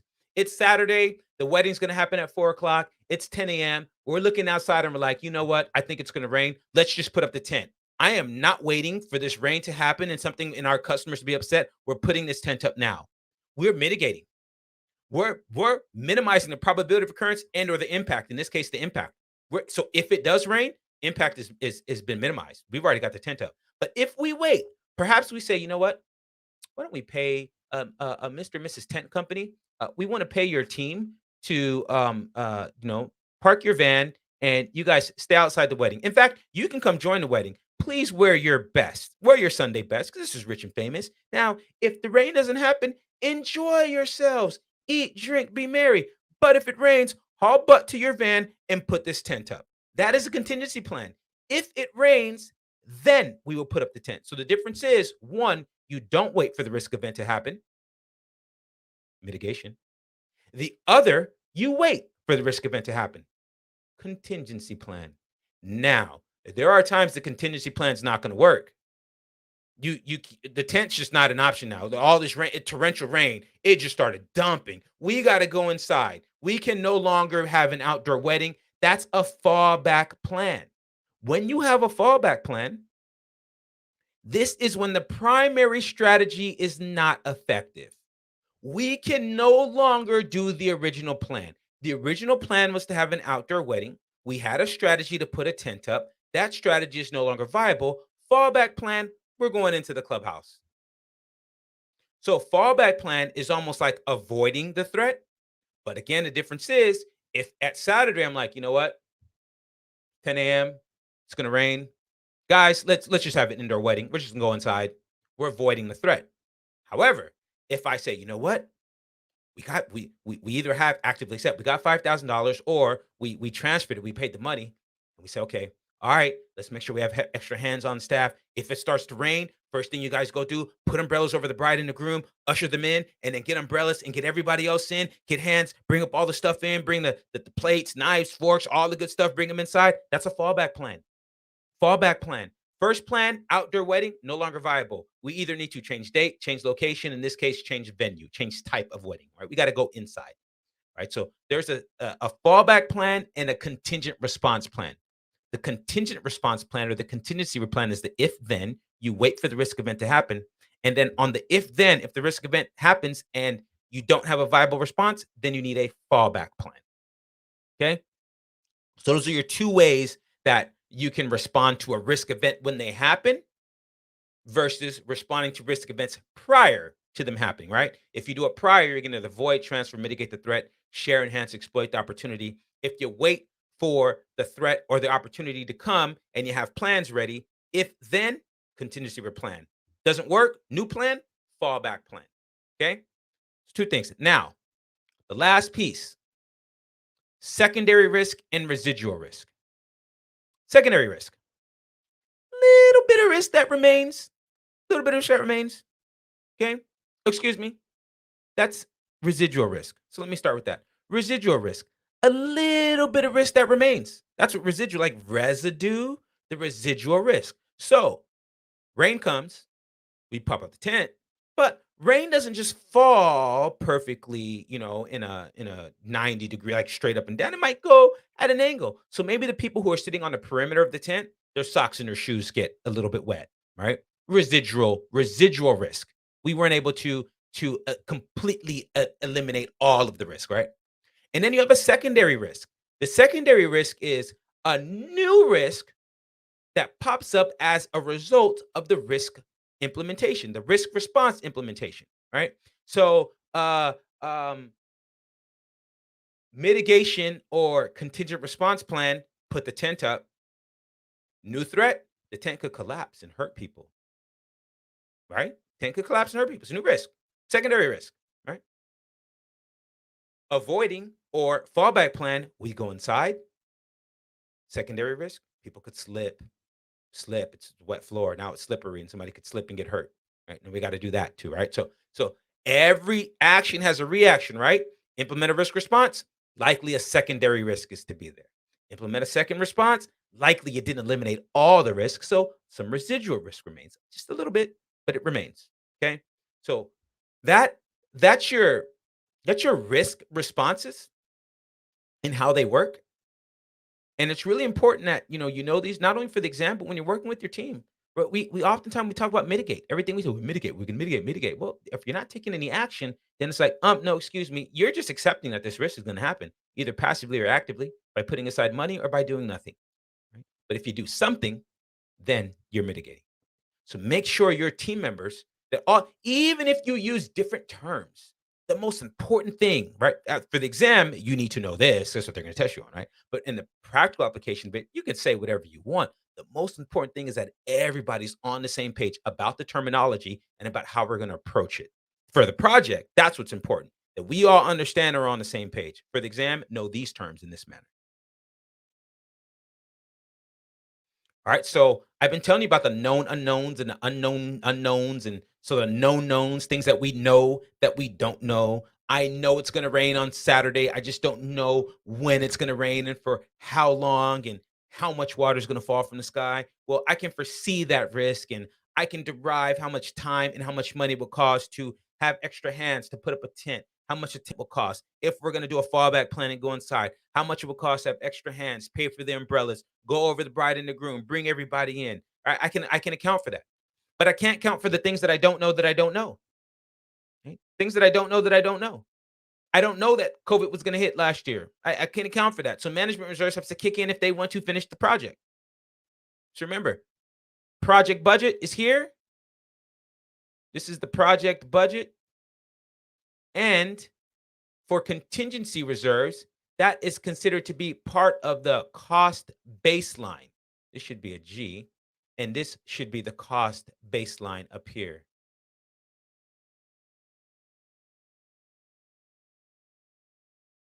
So make a note so that you don't forget that. Cost baseline is everything that we can account for, and we can apply risk methodology so that we can get um, some sort of contingency reserve for money or time. And that's part of our cost baseline that the PM owns. And then the things that we don't know, that becomes, management reserves will kick in for that. That's part of the project budget, and management owns that. Okay. So some guidelines to determine and implement risk responses. Well, I think I was pretty thorough with this, so I'm going to let you guys read this one on your own. We are now going to move on to execute project to deliver business value. But before we do that, we're going to take a break. We can go to lunch. Lunchtime. Lunchtime. So uh today we can do the same thing. I think you guys need a little extra time today. Um so let's go until 12:30, right? Give you an extra 11 minutes. And at noon, at 12:30, we'll come back and we'll likely wrap up lesson 3 and even lesson 4. Right? They'll get a little shorter moving forward. So before we go, and I can add time to our lunch on the back end, but any questions from anyone?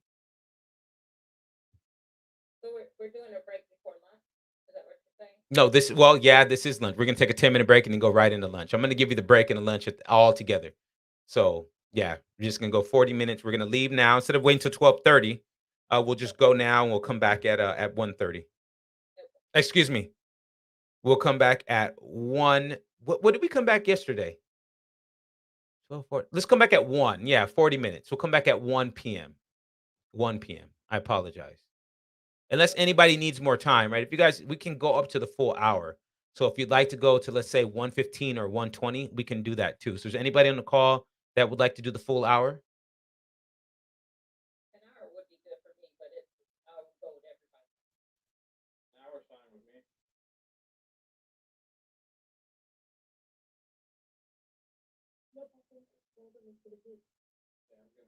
Okay.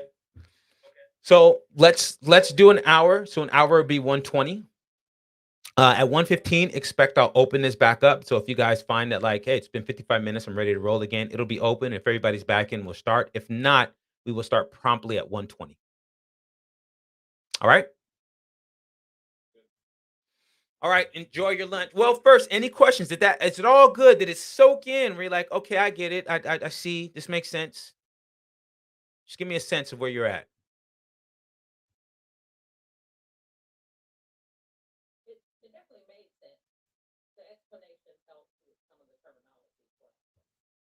Okay.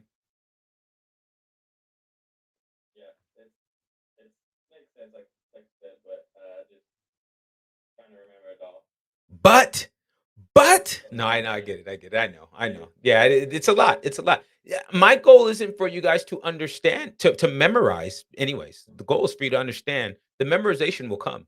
Alright, so don't try to memorize right now, it's okay. Just just try to make sense of it and see it in your world. And when it doesn't make sense or when you can't see it in the world, then stop me and ask questions and be individually selfish, because when it does make sense and when it does relate to your world, then it's so much more easier to approach the questions in the exam, and then you can memorize that way. Right? Rather than reading stuff, memorizing, and you don't even know what it means and what it is, you're just trying to memorize useless information so that you go past the exam. That's rough. That's full of stress. Right. So you guys are on the right track. You're okay. No worries. All right. Enjoy your lunch. I don't want to take any more time. I already stole 2 minutes. I'll see you back at 1:20.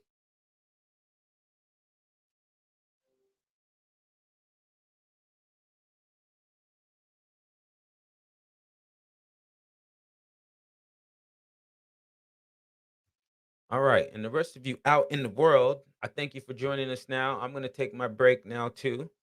So let's let you guys know when we'll be back. We're going to break until 1:15 p.m. Some of you all have left me comments about the facilitation. I really appreciate the words that you guys are giving me, the nice words. I appreciate that. Um, and beyond that, we'll be back at 1:15 p.m. Pacific. So I'll see you guys then.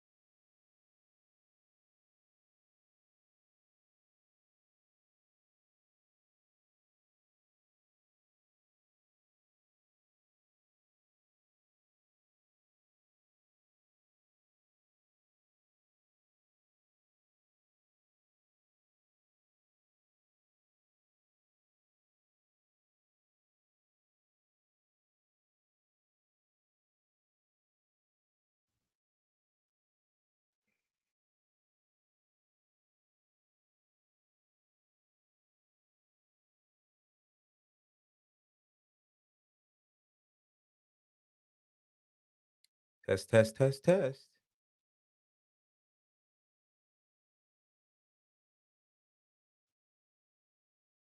Hello, but here, how was lunch? Good, thanks. I usually just walk. I walk down to the pier. Okay. Which pier? Where are you in the world right now? I think it's called San Leandro or something. I'm down in Embarcadero area. In San Francisco or in San Um, Leandro? I'm on the Oakland side. Oh, yes, and I used to live in San Leandro many, many years ago. I think I know where you're at. I think. It's All right. scary down here. There's lots of homeless.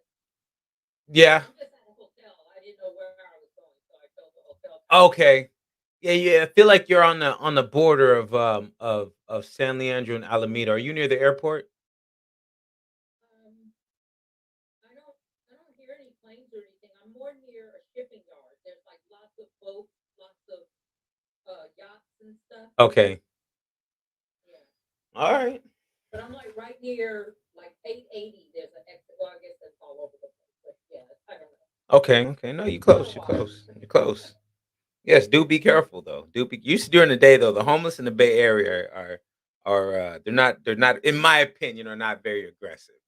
They're more just like they're just there. They do their own thing. They're not really even worried about if they're seen or not. And quite frankly, a lot of homeless people aren't seen. Like there's kind of like the unseen population, right? It's like the folks that we don't. It's where my office based in Oakland is. They've over the years, let me say since 2017 to now, it's about 4 or 5 years. There's three different locations that you can see where the city has funneled and moved everybody, and then they'll pressure wash and everything and clean it all up. But it's like they're just moving all of these people, and I know it's interesting. I came to know a homeless man. He would show up at the farmers market all the time, and we just started talking. Talk to my kids and see him all the time, and it's like it's my friend. So it's just Bay Area's been interesting versus like I'm from Southern California, and it's very, very, very much different. At least in my experience with homeless people there too. So interesting I here being in the Bay. I feel you walk outside even along the pier, Hmm. you'll see the needles and Yep, drug paraphernalia, so you know that stuff is going on. And not necessarily all those people are homeless either. They're that's just true. part of that, Yep. of that system. Yeah, it's tough. It's tough. Chris, Shaheen, Mo. Okay. No worries. No worries. Just want to make sure. Mo and Shaheen, you guys ready to go?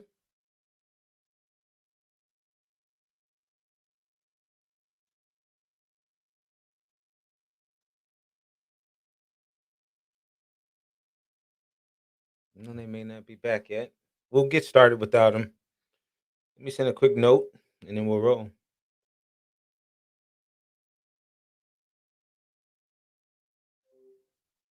So that one will drop. I was logged in there, and then let's.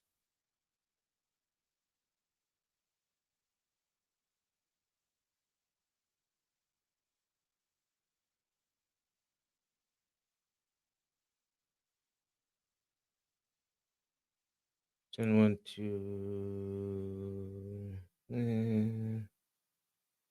another one.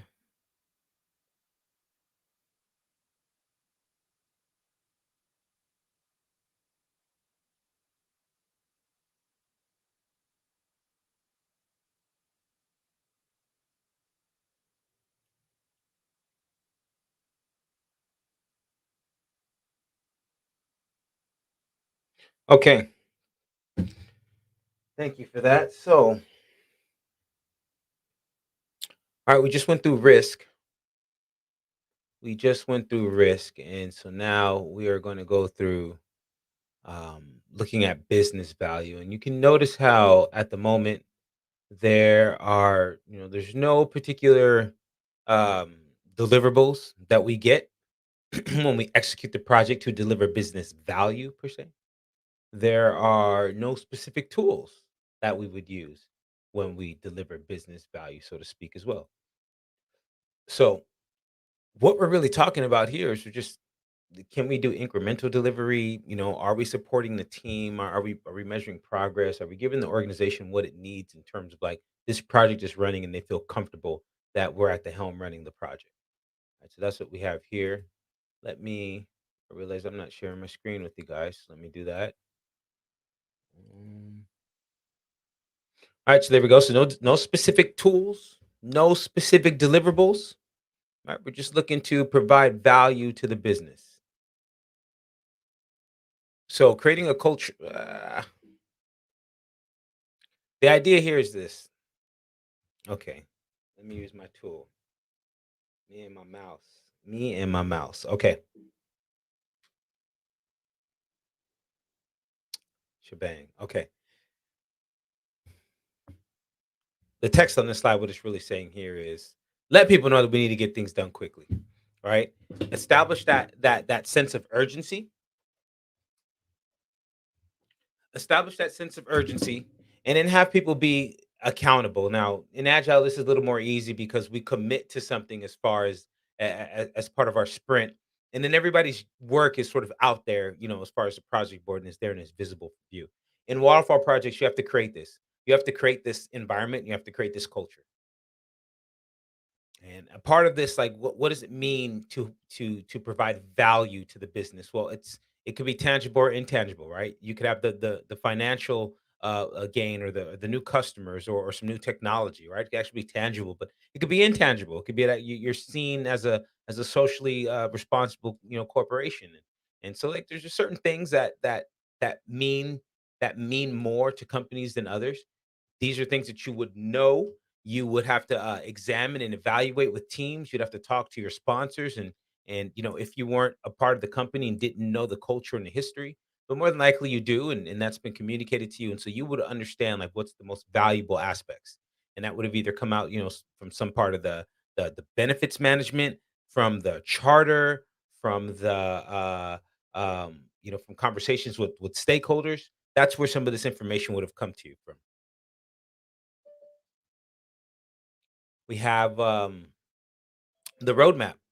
And a roadmap is a high level visual summary of the product or the project. So that's also another way that we can deliver value is to let the organization know or let the organization know where we're at and where we're headed so they have confidence that something's coming, right? Because oftentimes in tandem and they have other plans that are in place and as part of a program or some part of a portfolio, there's other things that are happening concurrently that this particular effort is going to support or maybe supported by, right? And so these two things need to work together. So the one thing about the roadmap that that is not on this slide that I need you to know, both for the exam and for the practical application, is that when we create roadmaps, they're not commitments, right? It's let's see if it says it doesn't really say it out here explicitly, but the roadmap does not equal a commitment.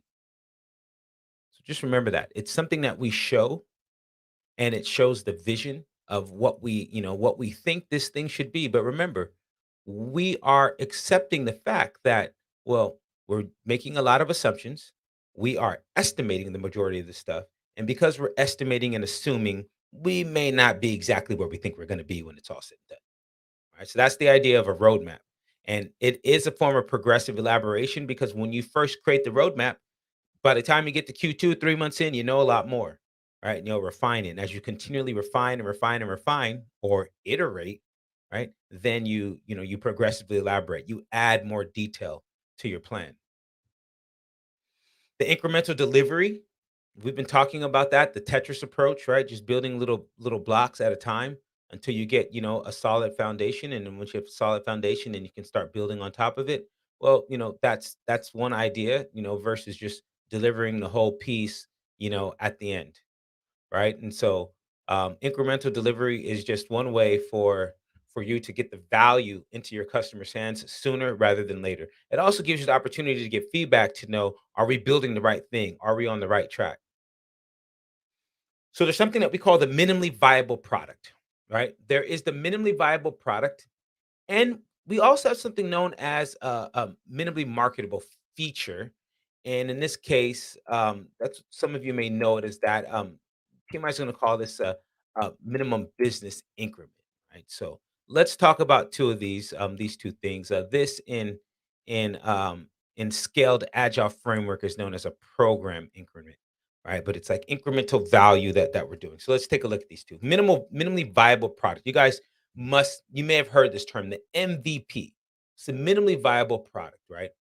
And the definition here, the smallest collection of features that can be included in a product for customers to consider it functional. In lean methodologies, it can be referred to as bare bones or no frills functionality. Okay. In practice, the way we use the MVP is to determine if would somebody buy this. It's the right. It's not a shell product. It's not just like a proof of concept. It's like what are the minimum things that you need for someone to actually say, "Yeah, I'll buy this thing. I'll buy this thing," right? And so, the idea of the MVP, it's kind of like, if you had we'll go back to the cell phone because we used that last couple days, right? We had a cell phone example, like, us creating a cell phone. If you create a cell phone and, the minimally viable product for the cell phone would be that, can you call somebody? Can you text somebody? Can you access the internet? Right? That's a minimally viable product for a cell phone. Adding in wireless charging, adding in like all of these different things, the ability to have external storage. Those are all additional features, but you don't need that for somebody to be able to buy this product and be able to use it. And so that's why they'll call it bare bones or no frills. But just keep in mind, it's like it actually has to, it's something that must work, right? We got to be able to use it. So it allows stakeholders to see and experience it.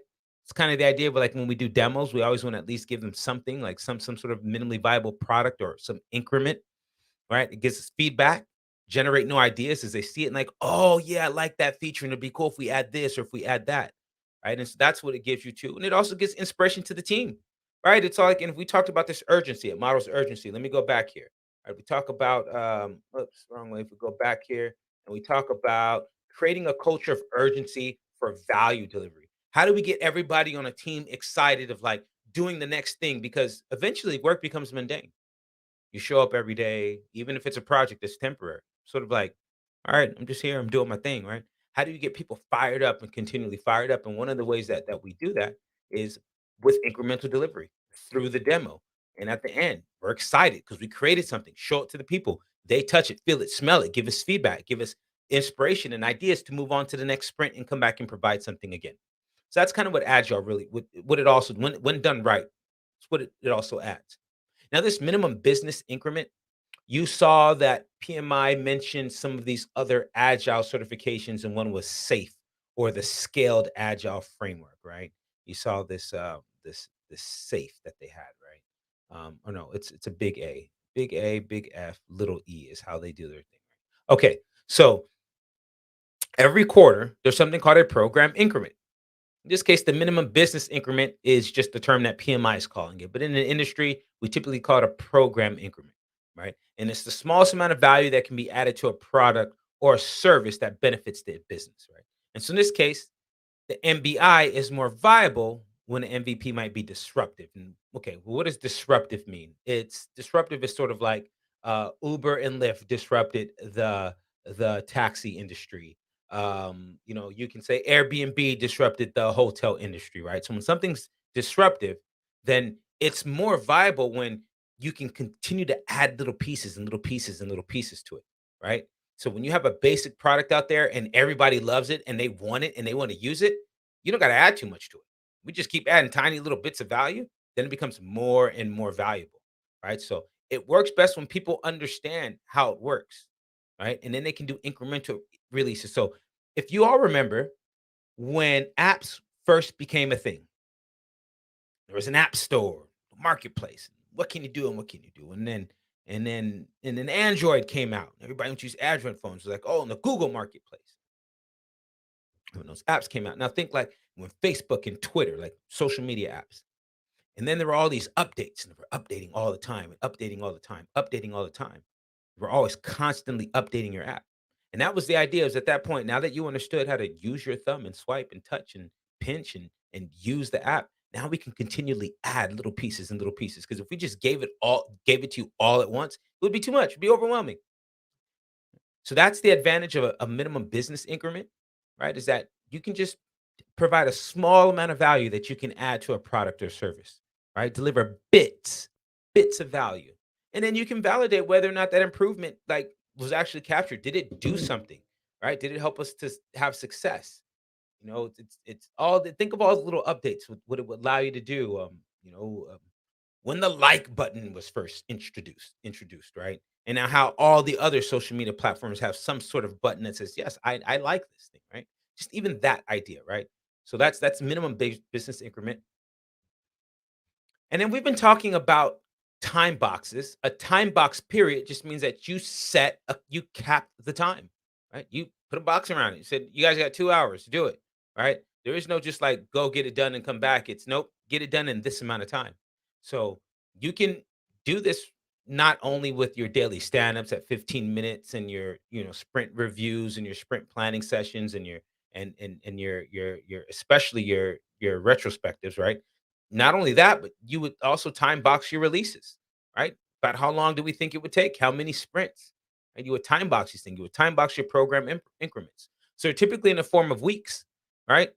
You could have days for the sake of urgencies, but typically, for at the business level, it's in the form of weeks, and we can get better. What they say, telemet, telemetry. Why can't I say this word today? Right? You can get better at it over time because now you're able to accurately forecast how the team is doing. The more data you have, the better your numbers get. It's the bottom line, right? And as you cycle through, you use those measurements and you keep adding it and you seeing what happens. So as you keep repeating these little cycles and these little mini cycles, now you gain predictable measurements because you're like, I know in this tiny little cycle, we always get this amount of work done. It's much more easier to estimate that than to estimate months and months and months of work. So if we start to communicate in expectations of cycle over this next period, this next sprint, this next time box period, it makes things a little bit easier for folks to understand what they're going to get and when. Makes things more predictable. So some guidelines that, to measure your progress. You determine what's valuable, set your targets, all right, determine what the progress looks like, have a way to capture that data, collect it regularly, present it, compare it against your baselines and expectations, and then improve on areas that need to be improved on, right? It's pretty straightforward.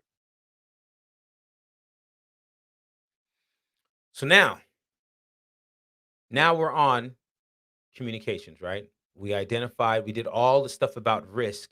And then we said, okay, let's start doing the project. Let's start executing the project. No specific deliverables, but let's just start thinking about incremental delivery and minimum business increments and cycle times and time boxes. Let's start thinking about that. All right. Let's examine what the business value is. And now that we've examined the business value, let's start to communicate people this project and how it is providing value to folks and when it's providing that value. So if you see here, right, we're going to get to communications, and then this is just all about everything that we need to communicate to folks. So we'll come up with our approach, our how, our guide, and then we'll actually distribute information. That's what this used to be called until they wanted everything to say PMI wanted everything in the execution to start with manage. But when we manage communications, we're just sending out stuff. We're distributing it to our stakeholders, right? We're distributing information. And then we monitor that information or that communications to ensure that people are getting the right information at the right time, the right level of granularity, in the right format, so on and so forth. So project communications happens internally or externally, right? Internal to the team or external to the team, internal to the organization or external to the organization. Remember, all right, you have the team and then you have the company itself as well. And then it can be formal or informal, can be verbal or written. There's usually some hierarchical focus within the organizations from like CXO to VPs, the senior directors, so on and so forth. Right? You have this official or unofficial communication, written or verbal. And this is where we start thinking about our tone of voice, how we inflect. Like it's kind of like when you say no, is a lot different than when you're like no, right? And even the gestures, all of those things make a huge difference. Hence, I'm like, hey guys, what's going on? And all I see is black screen, black screen, black screen, black screen. Black. Oh, at least Christina has a picture. Oh my gosh, look at that. She's smiling. All right, thank you. Put a picture on there. All right. So That's the idea of understanding communications, right? So remember, communications is the mean by which we send it, right? There's communication, which is the act of sending and receiving, but then there's communications, right? So know that there's, it's one thing to communicate with people, but then it's another thing to set up communications, right? A way for people to exchange information without you always being involved. So we have the technology. And just remember, face to face is always going to be the efficient and effective method. An exam's going to ask you that. So just note that. Right. And so here, face to face, email, fax, instant messaging, text, print media, social media, company website. All of these are different ways that you can have communications with folks. Right. So here's some communications requirements analysis. This actually, you don't need to memorize this, but there used to be a formula that you had to know for communications, and it was n times n times n minus one, and that would equal your communication channels or your requirements, and then from there you would analyze that, so to speak. Right? Let's call it your communication requirements. So there are seven of us, six participants, myself seven. So seven times seven minus one, seven times six. There are 42 potential communication channels. Right? I can talk to six people. The sixth person can talk to five. The fifth can talk to four. The fourth can talk to three. The three can talk to two. Two can talk to one. Right? And between that, you can have individual communication channels, 42 of them just from our small group. And so what that lets you know is that, okay, now that I know that there's that many potential channels, right?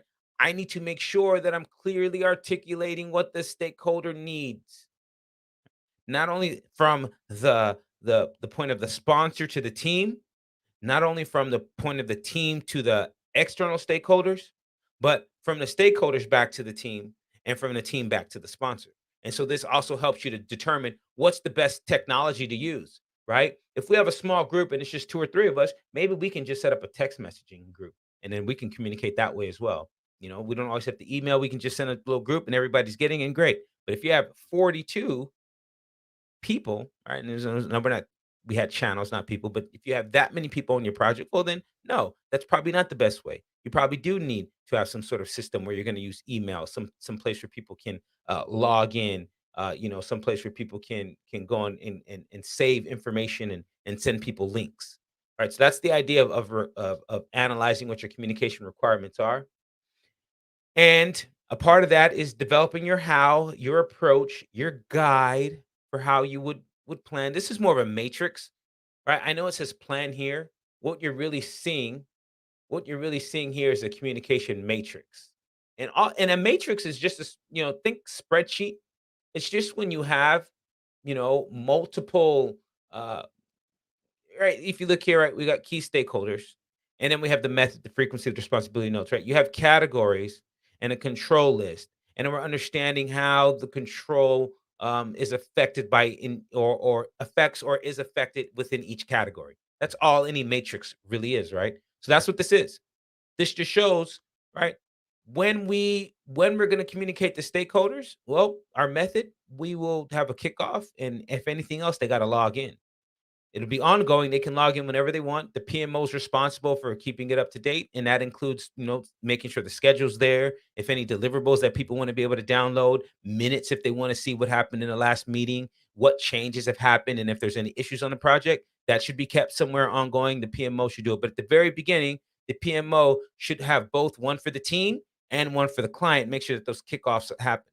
Right now, the client executive. This is kind of like the let's say the you see, you have this executive and you have this sponsor, right? And this executive might be accountable. If you remember, we're talking about the RACI chart, right? You might need to inform this person, right? Yeah. The client executive might be accountable for the project, but the client sponsor is responsible for getting it done. And they need to consult with key stakeholders and managers and a development team in order to get it done. Right? And so the RACI here might fall in each of these categories, could change. But you see a client executive would be in the steering committee, and that's only monthly, first Wednesday. And they're just going to review stuff and make sure everything's going okay. Right? The account managers is responsible for that. for making sure the client executive, like, the person that you know is really accountable for this thing, and then the person whose department is like paying it or working with it. Well, the PM is going to work with that sponsor, right, and provide them with a weekly update on Fridays at 2. Right? Now the team, they're going to meet with the PM on Fridays at 11 so that he or she can report out to the sponsor what's happening at 2.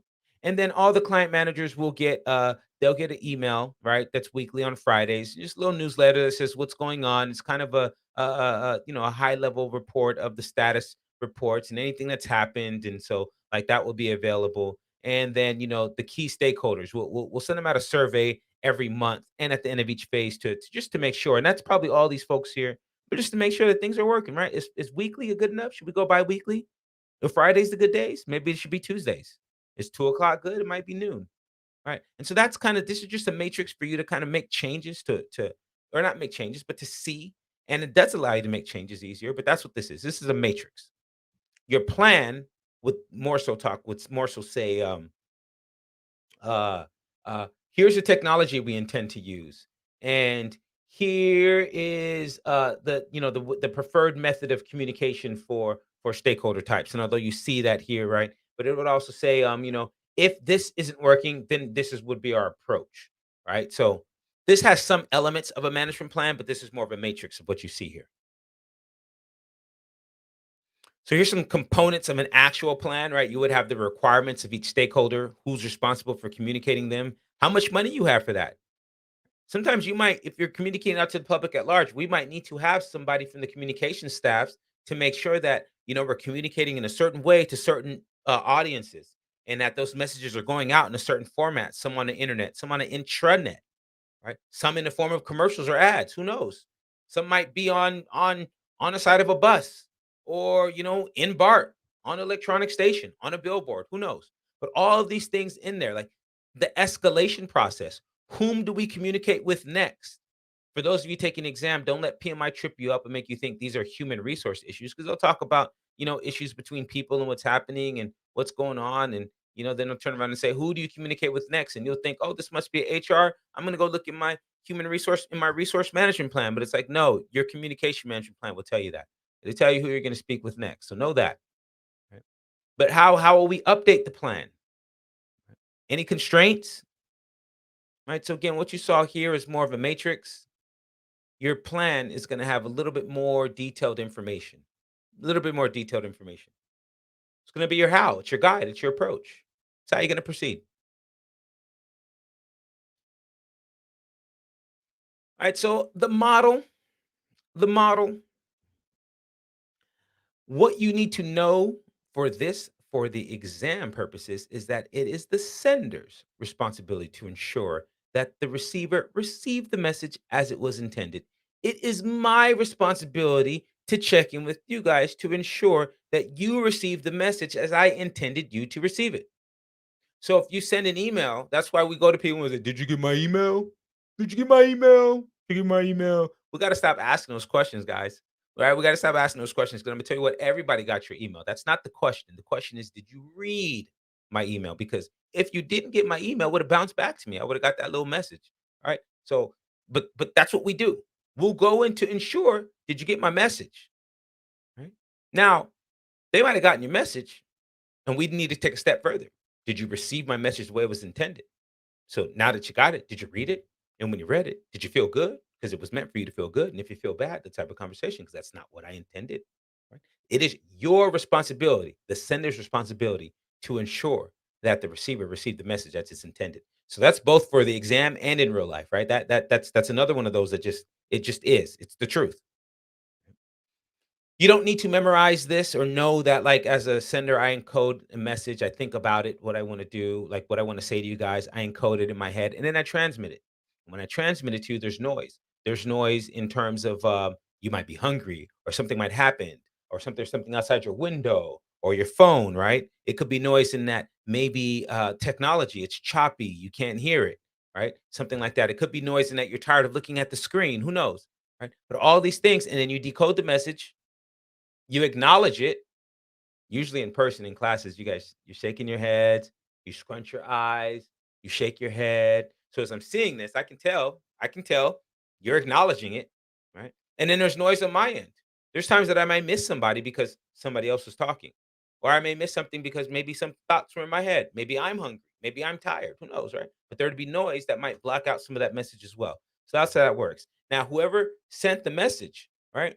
Once the receiver got the message, they will then, if they're going to provide any feedback, well, encode that feedback, aka they'll think about it or speak it as it gets encoded into zeros and ones on this wire and all the way to you guys on the other end, right?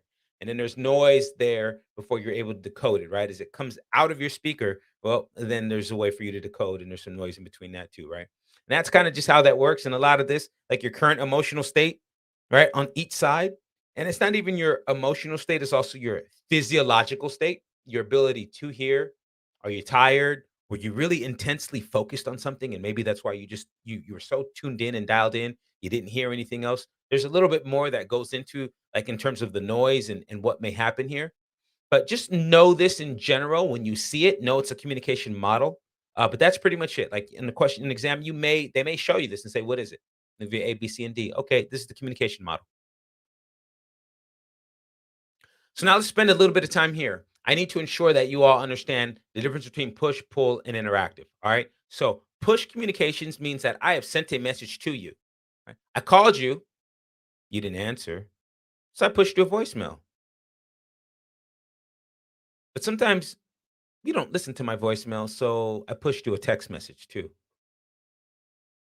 And because this was official work, I needed some way to be sure that folks knew that I got the message to you. So I pushed you an email. And when you hadn't responded, I was a little worried. So I put I reached out to you because we know each other personally, and I put a message on your social media account, one of your social media accounts, like, "Hey, been a while. How you doing?" For you to go pull when you're ready to go look. They might have pushed you a notification, but you'd have to go on your phone and then go pull that information, right, to go look for it. So pull information is when you put something in a location that others need. It's self service. Whether or not anybody can see it, they still have to choose to read it. They have to choose to receive the message at least, right? Whereas a push message, regardless of whether or not you listened or read my message, you had no choice. I sent it to you. I sent it to you. You cannot respond, but I still sent it to you. I had a way to send it to you. Even if I snail mailed you something and you didn't open it up, you threw it in the trash, I still pushed you a message through the postal service. Right. And then the interactive is when I need your immediate feedback, right? That's when we do interactive. I need your immediate feedback.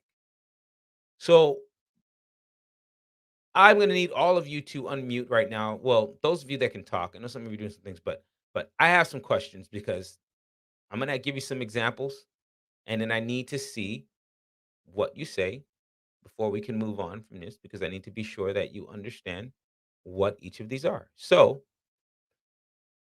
let's say that we have a war room.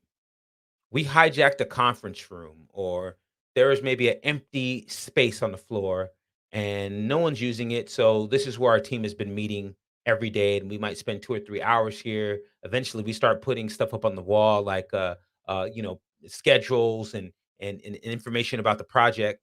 And so that's become our war room. It's like our meeting room, right? So I put a message up on the wall because only our team goes in there and only you guys are going to see it. And I put this message up that's like, "Hey, let's have lunch. Let's have pizza for lunch." I don't know, but I put some message up there. Push, pull, or interactive? Push. What you think, Shaheen? Okay. Be a push. Should a push? Okay. So remember, if I push a message, I have to send it to a specific. Well, I didn't say this, so now I shouldn't say remember. So let me say this: if I push a message, I must send it to a specific individual or a specific group of recipients.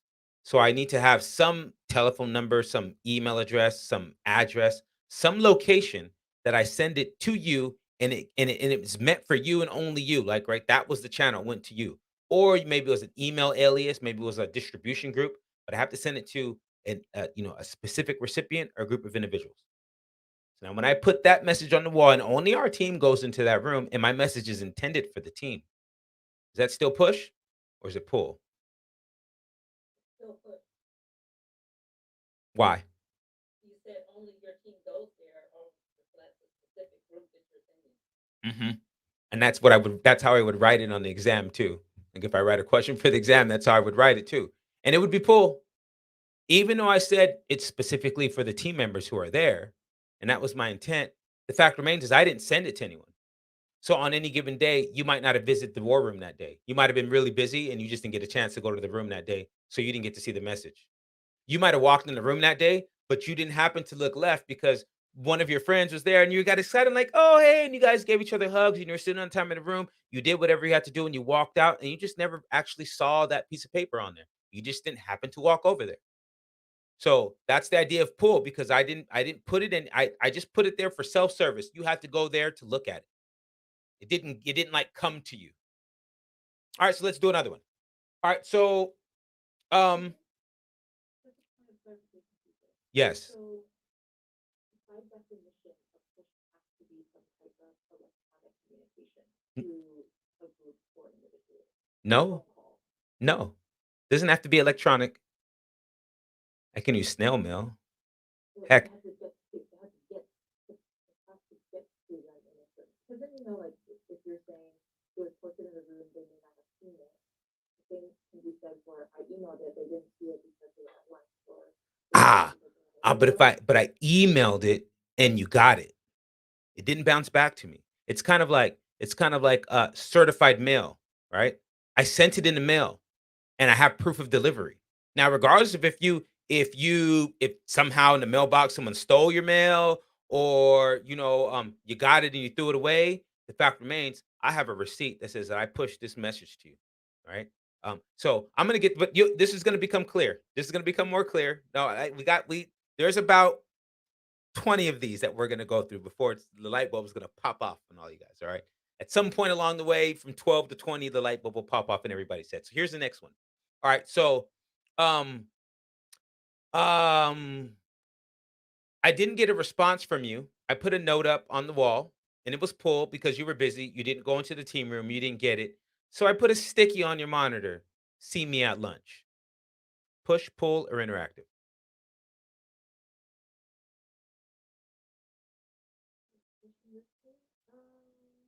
Good. Yeah, it's a push. Let's push. That's yeah, directly to you. You're gonna come down, sit at your monitor. That sticky's right there in front of your monitor. Only you, right? That is your workstation, your cubicle. I've pushed a message to you.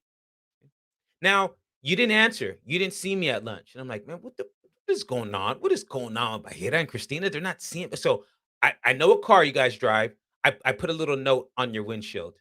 Call me. Push, pull, or interactive.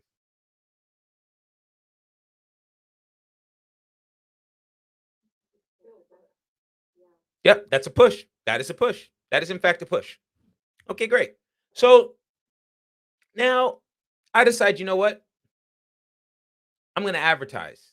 My team, all of my team works in San Francisco, and all of them live in the East Bay, and they have to drive over the Bay Bridge. So I'm going to put it on that one big billboard, right, Christina? That one big billboard that is there when you're getting on right before you get past the last exit of the Bay Bridge, and it's the last big billboard, and everybody's got to see that one. So I'm going to put it right there because this is for all the people who are driving on the Bay Bridge. Push, pull, anyone. Push, pull, interact. Cool. Why pull?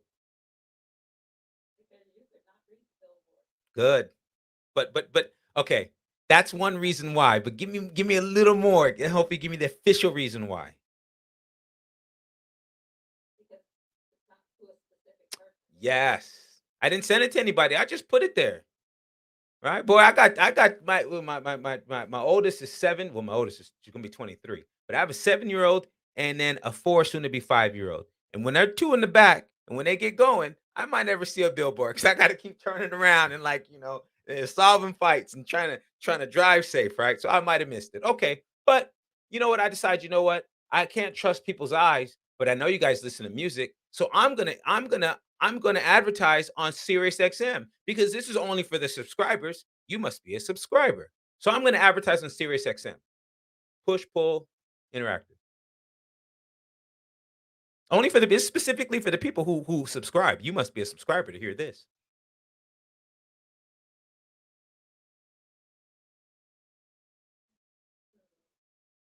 Go what you got. Go what you got. It's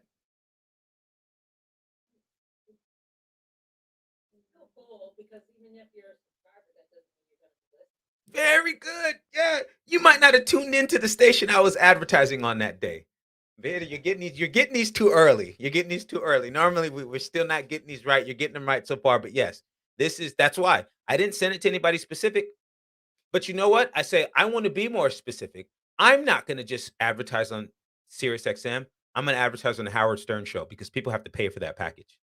All right. So this is now specifically only for the people that listen to him at Wednesdays at 4 p.m. They buy his package, and I'm gonna advertise to those listeners. Push, pull, or interactive. Because it's really cool. Why? You know, you can have positive voice, but even though you subscribe, it doesn't mean like you like it's an area that you're not listening that day. Very good. Very good. Okay, still pull. So so this TJ, so like if it's a group email or team, Girl, hold on. You preempted me. I was one of my that's like two more examples coming up. Okay. right? But let's go there. Okay, let's go there. Let's go there. Okay. So okay. If I send it to a group email distribution list, project management team at ucmedcenter.com, right? And it goes to like 8 or 9 people. Push, pull, or interactive. It's still cool. Mm. Why? Unless there's a policy that says you must check your email. Now you're going too deep. Now you went the backwards on me. No, no, there's no policy, but no, it's a push. It's a push. I've sent it to a specific person or a specific group of people. Okay. But whether or not they see it or not, you still push the message. Still push the message. Okay. Years ago, girlfriend broke my heart. She called me. I didn't answer the phone. She left me a voicemail. I deleted that voicemail. She sent me text message after text message, and I deleted each of them. She was pushing me messages, and I couldn't handle it. That's Right? called ghosting now. Right? But I'm just that's kind of the idea, right? So here we got a couple more to like bring it full circle. Okay, so I'm a bad agent. I'm a hacker. I got a list. I bought some list on the internet of 5.3 million email addresses. I don't know any of these people. I have no clue who they are. But I'm about to send them a message and I'm trying to steal their password. Push, pull, interactive.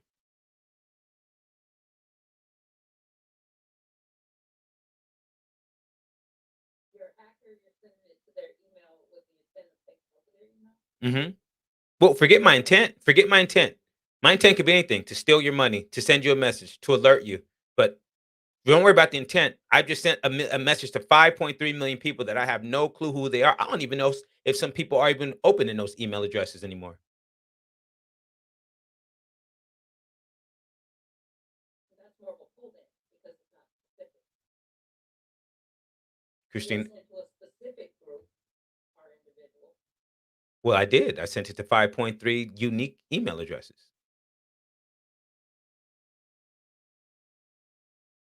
So push. It's a push. It's a push. It's a push. That's okay. We're getting there because you were getting there, but here, but there. We're gonna land this. We're gonna land this soon. You're getting it. So that's a push because I sent it to someone specific. Whether I know them or not, it was specific. Go ahead, So Christina. TJ, like how is like a person's email different from a subscriber, a specific subscriber? Again, you So you preempted said me. Again, you preempted no. me.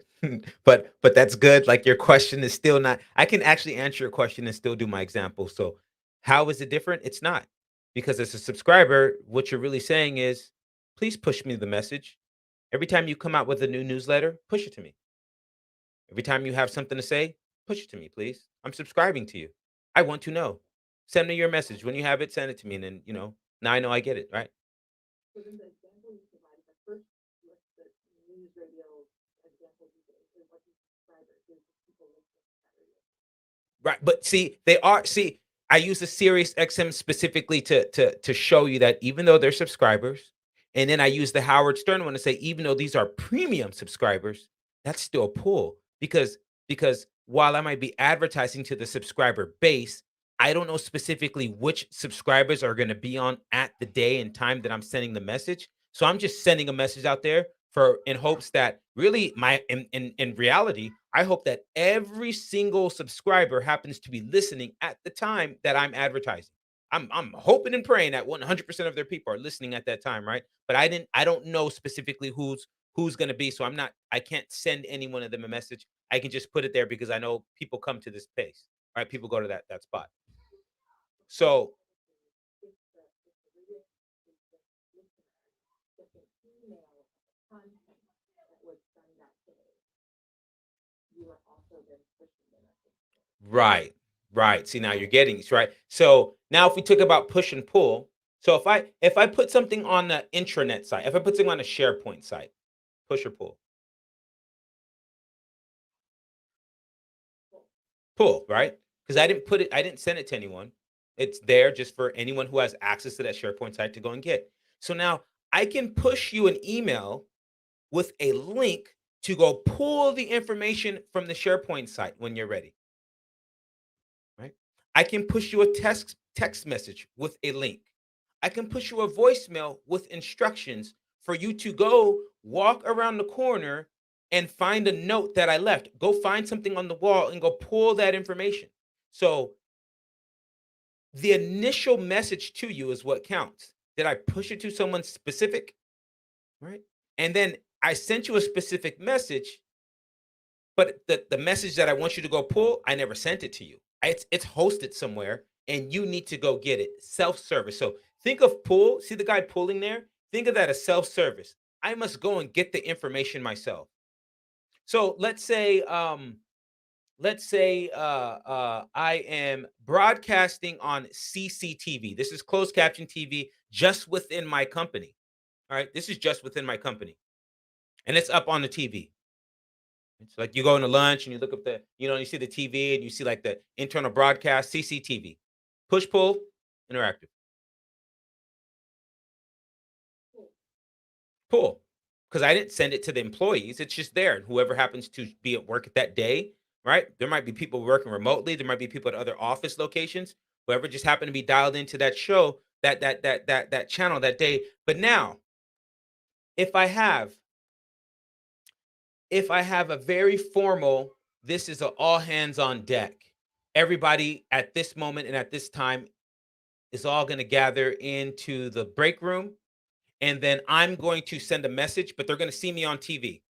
I'm not I'm not in the room with anybody, but everybody's going to see my message and I'm going to deliver a message to everybody. Push pull or interactive.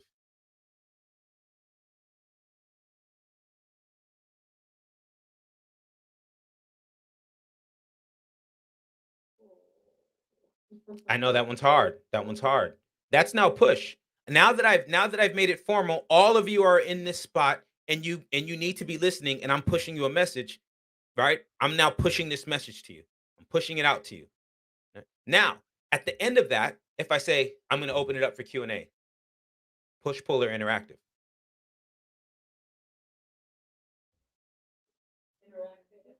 It's interactive at that point. So it's the same thing. I can give a speech. I'm a president. I give a speech. I'm going to push out a speech. I'm the president. I'll push out a speech.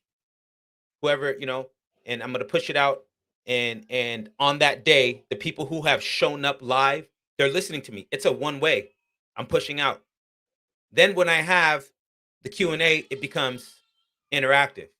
But on the flip side, while I'm pushing out the message to those folks who are live, I'm simultaneously being broadcast live to the nation. And now that broadcast on TV becomes pull because the rest of the nation has to decide I'm going to get off of work or I'm going to stop, going to school or I'm going to stop dealing with my kids or whatever I've got going on. And I'm going to tune into the station. So if I'm live and I'm in front of the president and I'm sitting in the theater, he's pushing a message to me. He or she is pushing a message to me, right? If I'm consuming it somewhere and I didn't get some message that said, "Hey, please log in," or "Here's your link," or something like that, right? No one pushed me a message, I got to go pull, okay? But now here's another way for you to understand this. Say you're driving along the freeway, all in your face, flashing, big billboard, amber alert. Some child has been taking. Here's your license plate. Like we all look at those. Push or pull.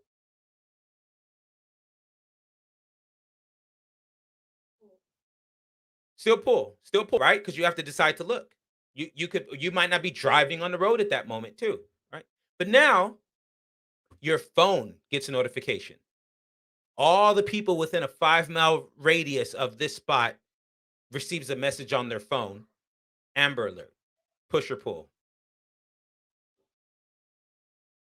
Now that's a push because now that's a distribution. We don't know who any of these people are, but we've gotten permission from the FCC to work with each of the providers to know who in that area is there. And we're going to push out everybody who's connected to this tower is about to get this message. That's the distribution list. Those are specific recipients. Right? So it's never about did I get your message? Did I read it? Did I respond? It's did you send it to someone specific, a specific person or a specific group? Because in fact, again, I can snail mail you. I can go to the post office and say, I want, that we call it the recycling. My kids call it the recycling, right? The junk mail, the ads that come in the mail, the snail mail. You get these ads, and most of us we don't even look through it. We just put it in recycling, right? All right. I can decide, okay, I want to place my ad in that thing. Maybe somebody's looking through that. Maybe there's a CJ that happens to actually, I'll read everything for whatever reason. They're all the same ads. Maybe there's a guy like me out there and I want to advertise for him, right? And I have no idea, but I know that I'm going to pick this route with these homes. I'm pushing them a message.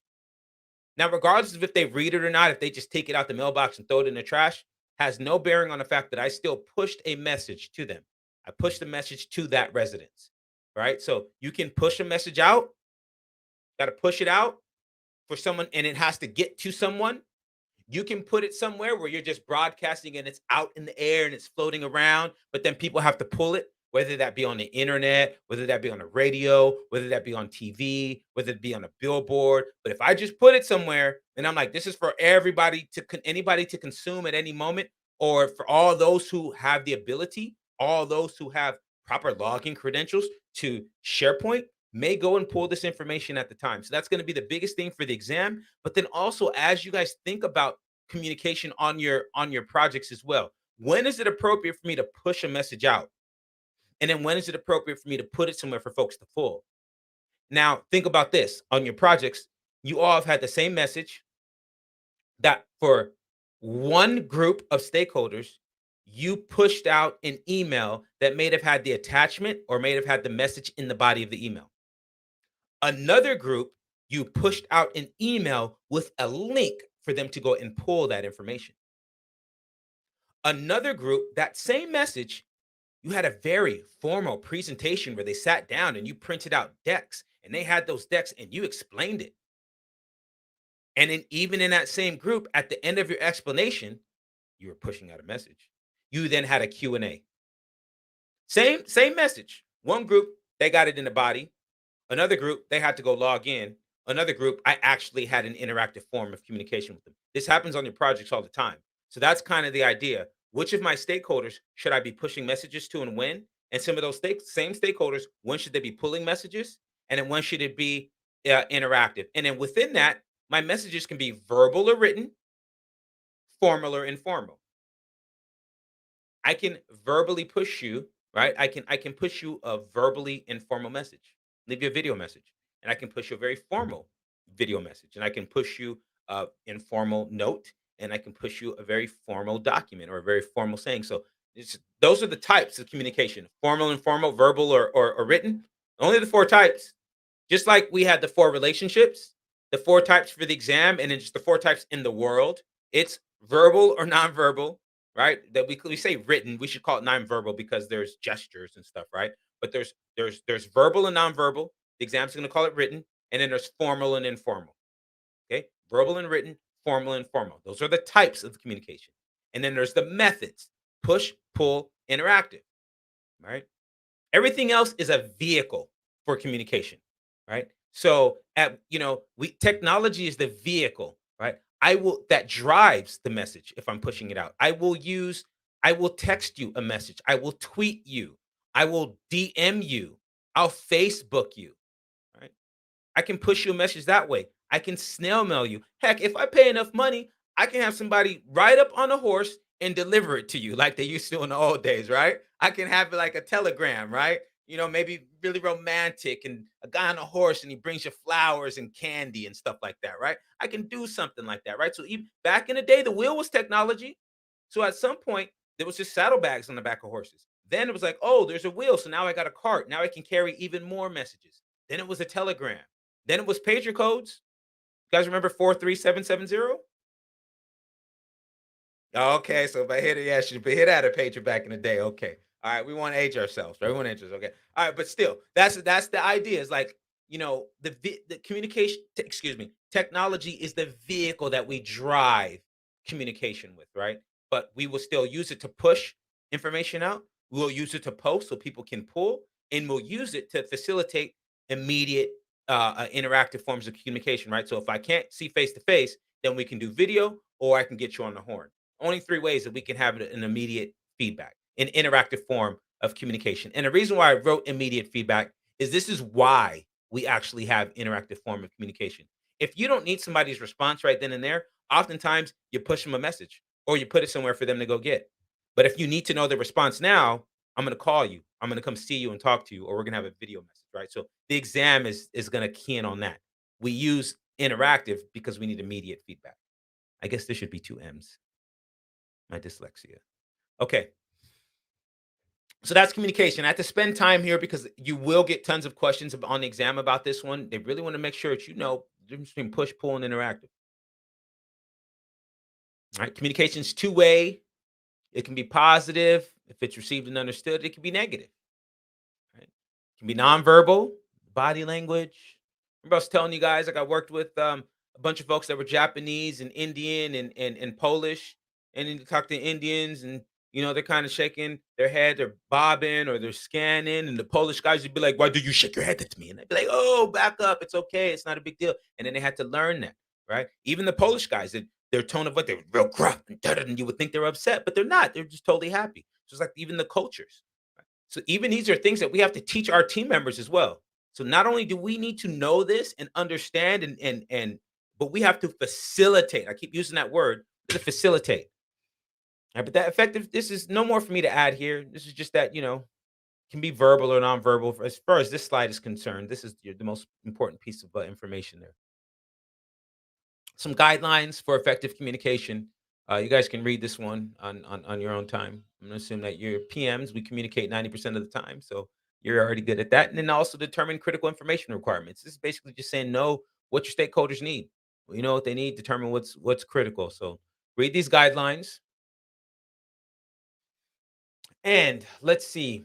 That is exactly 1 hour. We came in at 1:20. So let's take a 5-minute break and then come back and do engage stakeholders. So we'll come right back at 2:25.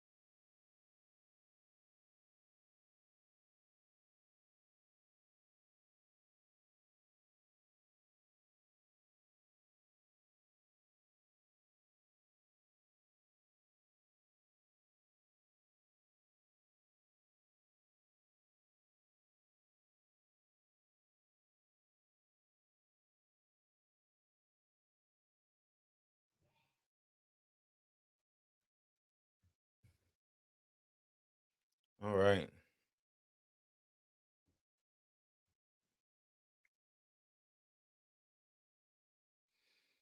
Okay.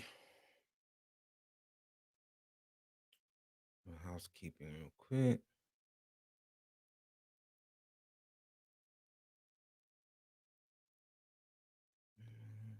Patience here. Mm, all right. No. So now we're on to engage stakeholders. Now we're on to engage stakeholders. So just me a quick verbal. You guys are back. See the screen, hear my voice. Yeah. Okay. All right. So we want to get a stakeholder register. We're going to really dial into this now, right? We talked about stakeholders earlier when we first, we're talking about developing a high performing team, and we briefly talked about it, but now we're going to dial in. We're going to dial into it. So you're going to learn all about stakeholder analysis and mapping, and this is one of the it's probably I'd say the biggest aspect of project management. Just real quickly before we get into it, I'll say this. From one colleague to the next, or like just as my experience as a project manager, as a consultant, I'll tell you this. And I mentioned earlier to you guys, I've been part of enough projects where we delivered ahead of schedule, under budget, and it was kind of like, man. And I've been a part of enough projects where we delivered well over budget, well behind schedule, and it was like, oh my gosh, this is the greatest project ever.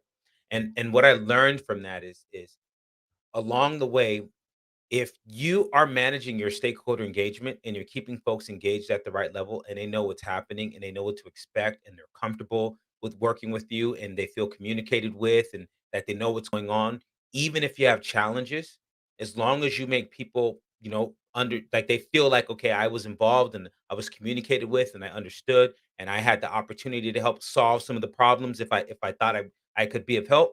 As long as you make people feel that way, your project is likely to be successful at the end, right? Because success isn't always measured just based on did we achieve the project within the said time frame or within said budget. So just keep that in mind that what we're going to do here now has a lot of bearing about how people will perceive you as a project manager, and this also has a lot of bearing on then how, what does that mean for your career moving forward in terms of promotions or working with other companies or moving up or whatnot. All right, so that's what we've got going on here. So, all right, stakeholder management. So this is about all the processes that we want to identify the people whose interests have been positively or negatively impacted by our efforts. And so we'll do that when we identify stakeholders, and then we'll develop an approach to keep them engaged at the right level based on the life cycle, the stage, like where we're at in the project. We'll think about how do we keep that engagement at the proper level. So how do we manage it, right? And then how do we monitor it? How do we make sure that it's doing the right things? And if things aren't happening, how can we adjust? All right. So let's start with identification. If you noticed on all the other areas, we start with the plan first. We plan scope management. We get a scope and requirements management plan. We plan schedule management. We get a schedule management plan. Cost management plan. Quality, resources, communication, risk, procurement.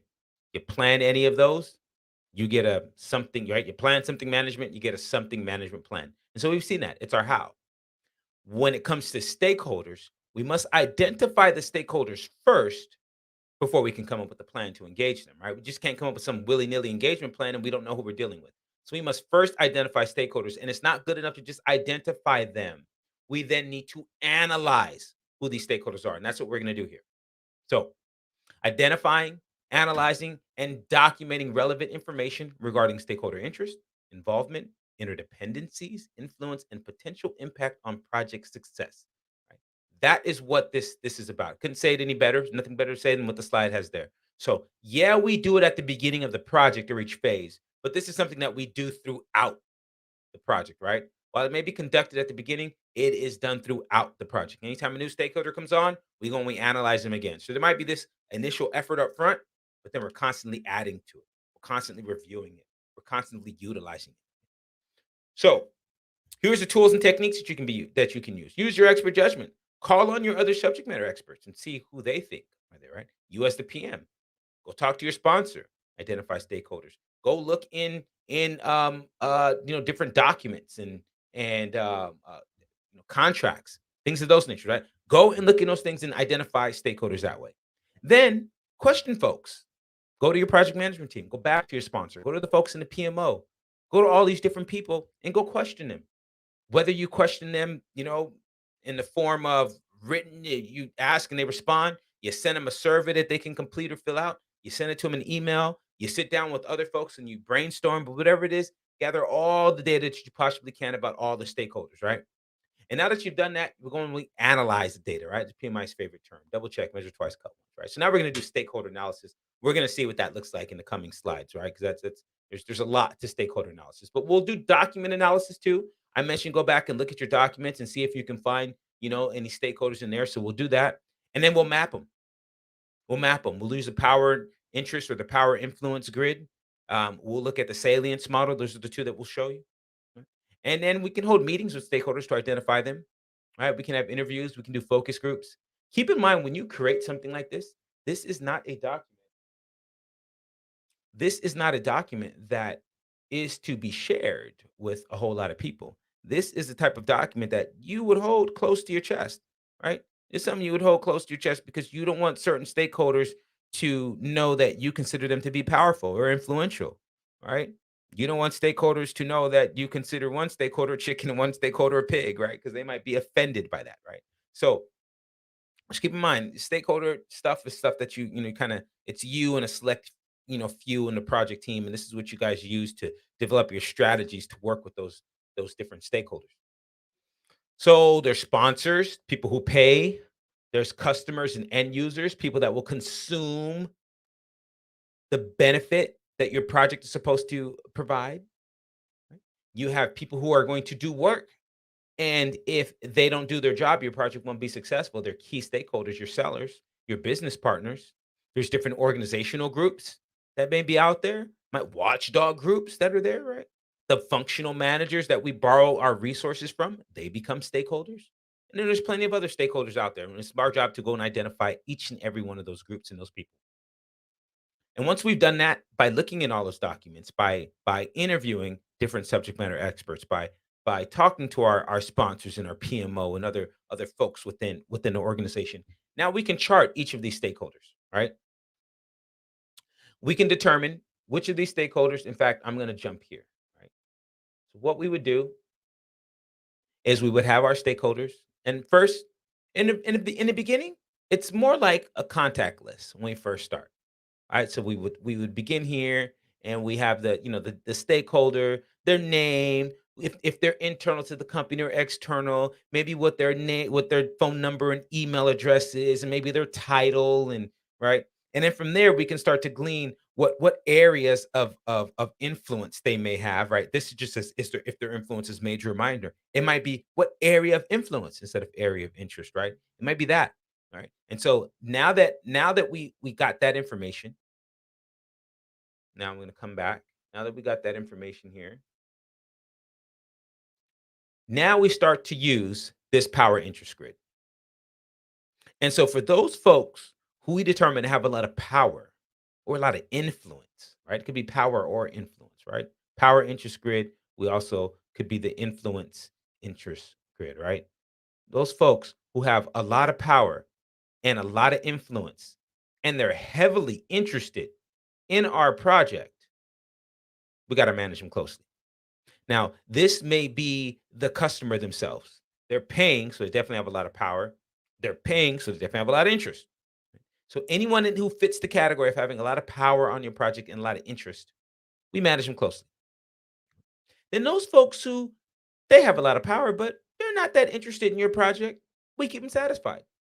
And this may be the CEO of your company, right?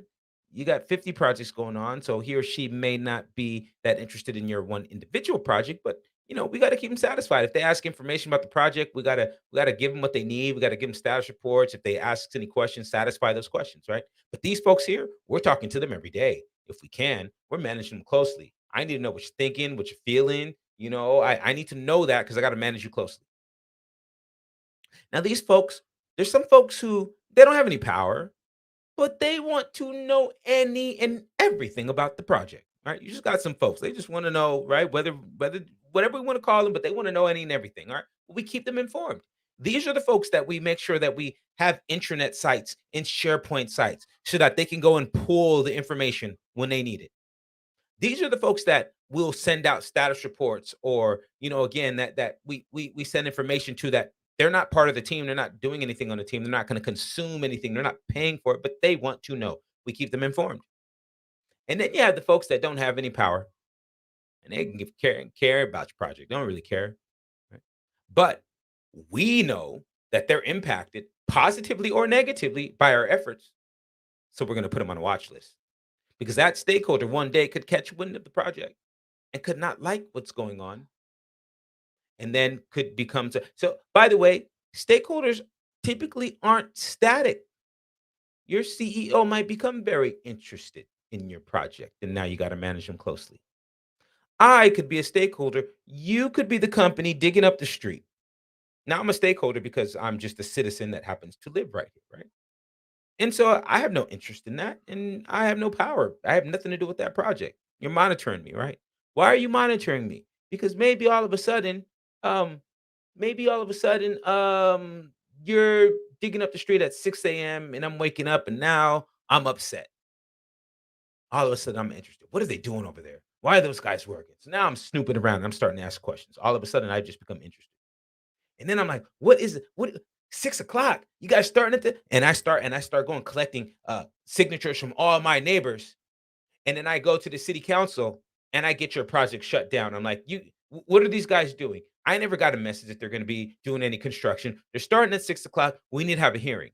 Now you guys can't do any work until there's an injunction's been filed, and now you must stop work until we can figure out what it is, and have a start time of 8, right? But if you'd have known about me, if you'd have monitored me and it kept me informed, you would have, and as I started to like want to know more and more, you would have realized, oh man, this person is not happy. You might have had the opportunity to have a conversation with me and keep me from shutting the project down. You might have been able to have your crew just start at 8 and not even bother going, down that route. And then now we're not missing 2 or 3 weeks while we're waiting for a court case, right? So that's the idea of us monitoring all stakeholders. We don't just forget about them, because they will pop up. And stakeholders, like I said, are dynamic. They can flow and they can change. Right. So that's one way that we'll analyze stakeholders: their level of power or influence over their level of interest. Now, the cube has come up because now you have for or against the project, right? But so now, just instead of the grid, you're either for or against, and I need to keep you satisfied. You're either for or against, and I need to manage you closely. I don't bother with the cube, because the fact of the matter is that whether you are for or against the project, I'm still going to manage you closely, keep you satisfied, keep you informed, or keep monitoring you. Right? If Especially if you're a negative stakeholder, I'm managing you closely. And by the way, it is much easier to turn a negative stakeholder happy than it is to keep a happy stakeholder happy. Those stakeholders are very happy at the beginning of the project. Oh boy, do they need to be pleased and hands held and all kinds of stuff to keep them happy all throughout the project. It's difficult. Those stakeholders are upset, are very transparent about usually what they're upset about, usually. Right? And it's very easy to come back and satisfy them, turn it around. So keep that in mind, especially when you have highly visible projects that everybody can see, or very important projects that's out there. Stakeholder engagement and stakeholder management becomes one of the most important aspects. Right. So we start by using the power of influence or power of interest grid. We can use the cube, but again, the strategies are the same: for or against. Okay. We see here that um, it's based on your influence and the influence of other stakeholders. And there's a way that influence kind of works as a project manager. And we're gonna see, will we see that? Let me look at these other slides. It's a little influence piece. Should be a piece. I think we saw that earlier. No, you guys saw that earlier, right? That sphere of influence where you had the PM. I don't know if you guys remember this, and then there was like a little circle like this, and then aside from the PM, then there was the team, all right, and then you had another little circle that went out, and then it went like this. And then outside the team, you had the sponsor, and it kept going, from the sponsor all the way to the end user. So that's the idea, is that as project managers, you know, our sphere of influence, can it has reach, but sometimes as it's reaching, it wanes in its power. If that's the I don't know if that's some reason I don't feel like I'm using the right terms here. But I think you guys get it, right? It might reach really far, but the farther out that it gets, it just might not have as much weight, right? As we can really impact the team, right? And so it's just, you can think about roles and titles within the organization, roles and titles within the company, roles and titles even within the culture of the people that you work with. And that also determines, like, what type of influence you're likely to have. All right. So it's hard being a project manager for many of you because you lead without power. You have people that do not report to you, right? And you're trying to get them to do stuff that they're already paid to do. And we're influencing them to do it in the best manner and as quickly as they possibly can. Right. So that's what's happening. So we'll use this salience model. Let's take a look at the salience model. So the salience model is a Venn diagram. This is a Venn diagram when you have three circles, right? And you have these one, two, three areas with a middle in between that's overlapped by all three circles. That's what's considered a Venn diagram. All right. So the salience model is this Venn diagram. And we look in terms of power, right? What's their ability to have impact on the project? A sense of legitimacy. Are you actually impacted by this project? Like, is this something that's going to affect you in some way? And then sense of urgency. How quickly do you want this thing to be done?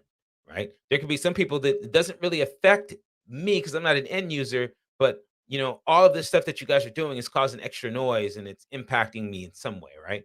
Right. So that's kind of the idea. We look at power, legitimacy, urgency, and then those people who have a lot of power and are like, "I need it now," those are your dangerous stakeholders. And those people who I need it now, but I'm affected. I don't have any power, but I need you. Well, they're your dependent stakeholders.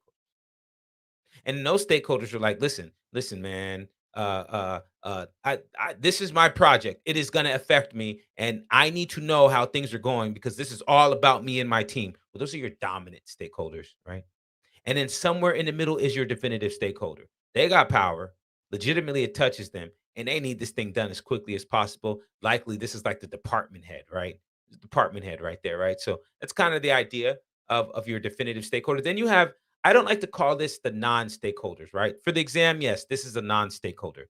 But what I call these folks, these are the stakeholders, kind of like what I explained earlier, where I'm not a part of the team that's doing any work across the street, right? I'm not a part of anything of that. But at some point, I could be a stakeholder that could derail their project, right? So I like to call these folks just like external stakeholders or outside the team or outside the company. But I don't know about non-stakeholder because all stakeholders can impact your project in some way. For the exam, this is what you're going to call them, though. So back to the register. It's not just a contact list, but it really shows their level of interest or influence in what areas, right? How they're likely to respond, right? And so what we'll do is we'll say, okay, we'll look at the risk of the project. We'll say, what are the things that could potentially happen?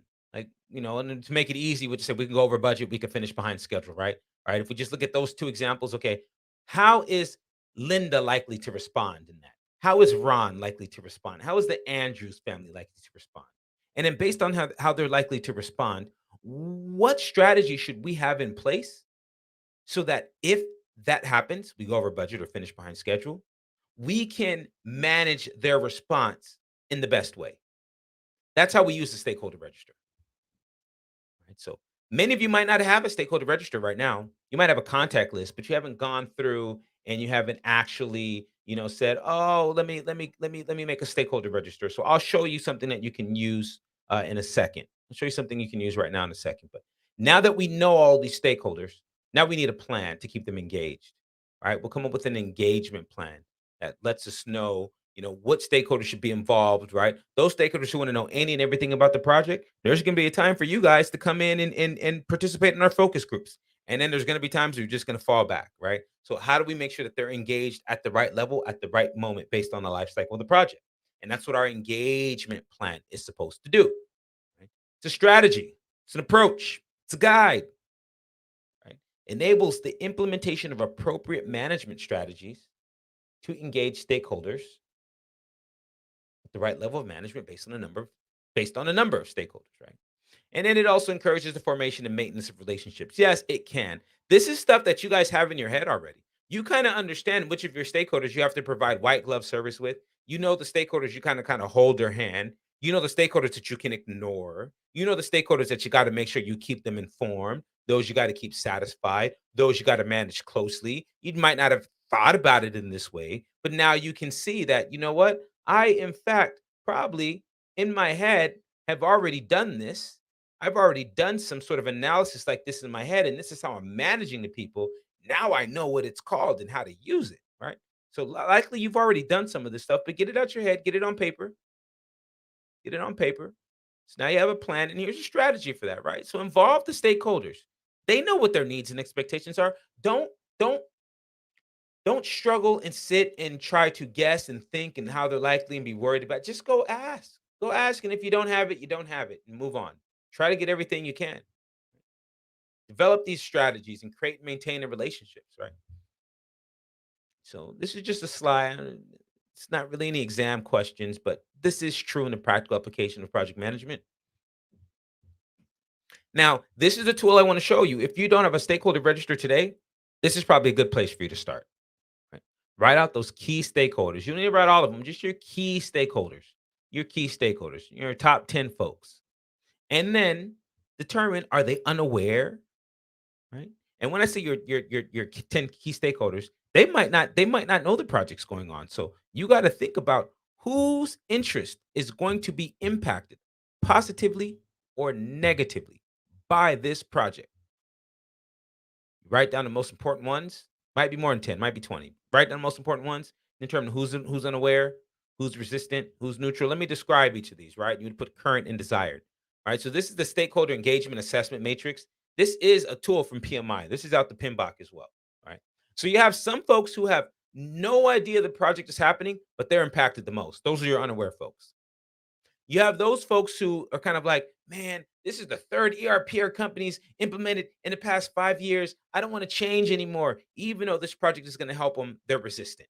Okay. You have those folks who are like, I'm just here for a paycheck. I'll clock in at 8. I'm out at 5. I'm going to give you the best work while I'm here. But when I'm done, don't call me. Don't email me after 5 because I'm not responding. Don't think I'm going to work overtime. Don't think I'm coming in on the weekends. Don't ask me for anything special. I am just here to do my job. Right? You got those neutral folks. Then you got those folks who are supportive. Oh, yes, it's great. Project is great. It's great. Till you asking for help, they're nowhere to be found. But you got those folks that are supportive. And then you got the leading folks, like the project champions, the people that like will go and tell everybody why the project is good and why they need to get on board too. They're like walking marketers for your project, right? And those are your leading folks. I call them your project champions, right? So you can have current to desired, and now you can make a plan to move that person's engagement from one level to the next, right? You might have an over-engaged stakeholder and you need to de-engage them. Right? We'll come up with some strategy for that. Right? So that's what being able to analyze these folks using grids and salience models allows us to do. Some guidelines for developing your engagement plan. Yes, definitely review the project management plan. Review your stakeholder register. It's going to have all that info. What's the organizational culture like? Any politics you got to think about? Any lessons learned with these stakeholders in the past? Right? Sometimes you get into scenarios where one stakeholder acts one way, stakeholder B acts another way, but when stakeholder A and B are together, oh boy, are they different, good or bad, but oh boy, are they different. Right? These are things that we need to know. And if you have these lessons learned, or if you take the time to make analysis on them, it will drastically help you manage a lot of the pitfalls. Because I will tell you, not part of the exam, but one colleague to the next in the practical form of project management, the biggest risk to your projects are stakeholders, man. If you think about your projects, just think back. The things that have gone awry, the biggest on your projects was because somebody acted out in some form of, passion or what do we call it? Emotion, right? Somebody got upset or something happened, but usually people are the ones that sabotage our projects. It's not the risk that happens. So by having this stakeholder engagement plan and really understanding where people are at, it helps you to just satisfy and eliminate a lot of those things.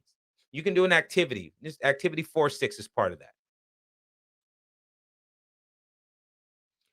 All right, let's create project artifacts.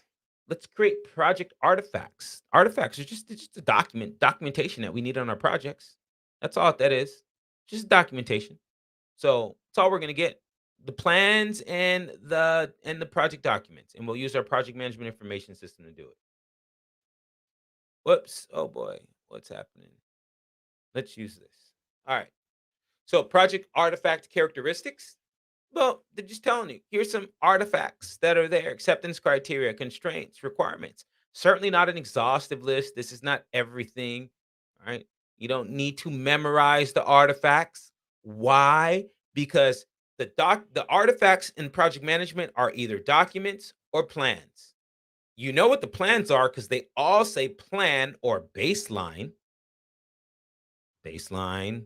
Here's your subsidiary plan, scope management, requirements management, cost, schedule, quality, resources, risk, communication, procurement, stakeholders, change, configuration. Those are your subsidiary plans, along with your baseline. This here, part of your project management plan. Everything else is a project document. There's no need to even memorize it. Three baselines, subsidiary plans that all say plan. Okay, those are all part of the plan. Everything else is a document. So that's your artifacts. Now, you do need to know that these particular artifacts are unique to Agile. So definitely know this, right? There's no product increment in Waterfall. There's no vision statement in Waterfall. We have a vision in the charter, but we use a charter, right? And there's no sprint backlog in Waterfall. There's no release plan. There's no roadmap. There's no backlog. All right. So for the exam, at least for the exam, these things don't exist in Waterfall. So these six know that they're unique to Agile. But beyond that, you don't need to memorize artifacts or plans. So, but Hmm. just thinking how exams are, they like to pick Hmm. a question that might say which one of these is or is not part of is a project artifact, and they have the project management plan as one of the lists. Is the plan itself an artifact? Yes, it is. That's a good question because that is one that they would do too. Because technically, the project management plan like isn't its own plan. It's a collection of all the subsidiary plans and the baselines, but there isn't a separate project management plan. You know what I mean? It's really like the folder that holds everything. Right. So that okay, so that's not effective. Yeah, yeah, that's an artifact as well. So what you might see is they'll say all of the following except which are are agile artifacts, and they'll give you three of these and then give you one of these. That's how they'll likely, how you'll see that question. You'll have to know which ones are unique just to agile.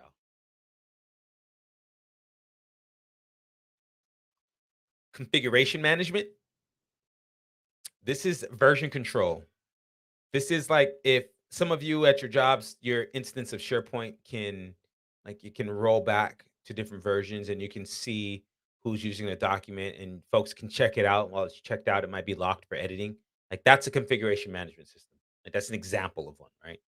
So it's just a way to track our artifacts and know the changes to those artifacts. Artifacts being plans, being baselines, being documents, right? Registers, logs, right? All of those are documents, right? And so configuration management system would allow you to to you know to automate some of those administrative, the administrative work that we have to do in maintaining those things, right? But that's what your configuration management system is, right? It's also and aside from like, how we save files and documents, it's also for our products, right? So it's how we know, let's say uh for some consumers, if you put say iPhone 12, 11, 10, 9, 8, right? Aside from maybe the cameras and the number of cameras on the back or the port, right? You might not know which phone is which. And so the idea of that is to have some sort of a document that says iPhone S has these specs, iPhone 7S, iPhone 8, iPhone 8S, 9, 9S, right? It's another way for us to control our products as well, and to for us to know exactly what those specs are. So version control, the system that records the change to the files.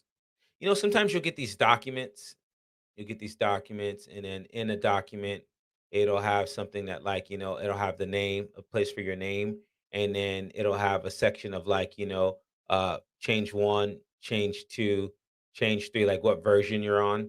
And then there'll be lines there for you to put dates, and maybe somewhere in there, right, there's these little boxes, right? And if you were to blow up these little boxes, in these boxes it's like, a little summary of what was changed, right? You may have seen some documents like that. That's a way of version control, right? So I've been talking about how we save our file names, right? But there's also the idea that, how do we know in each version, what were the changes, right? So sometimes you'll have revision documentation, right? That will be in an example of version control.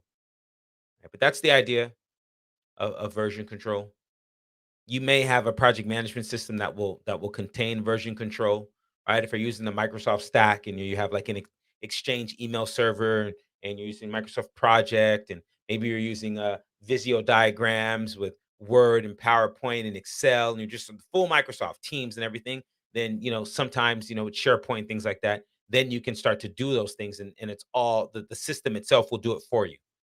Right. So then if you had a management plan, let me go back. If you had some sort of management plan, like your configuration or your change management plan, your plan might just say, we're going to use the Microsoft suite to manage our configuration.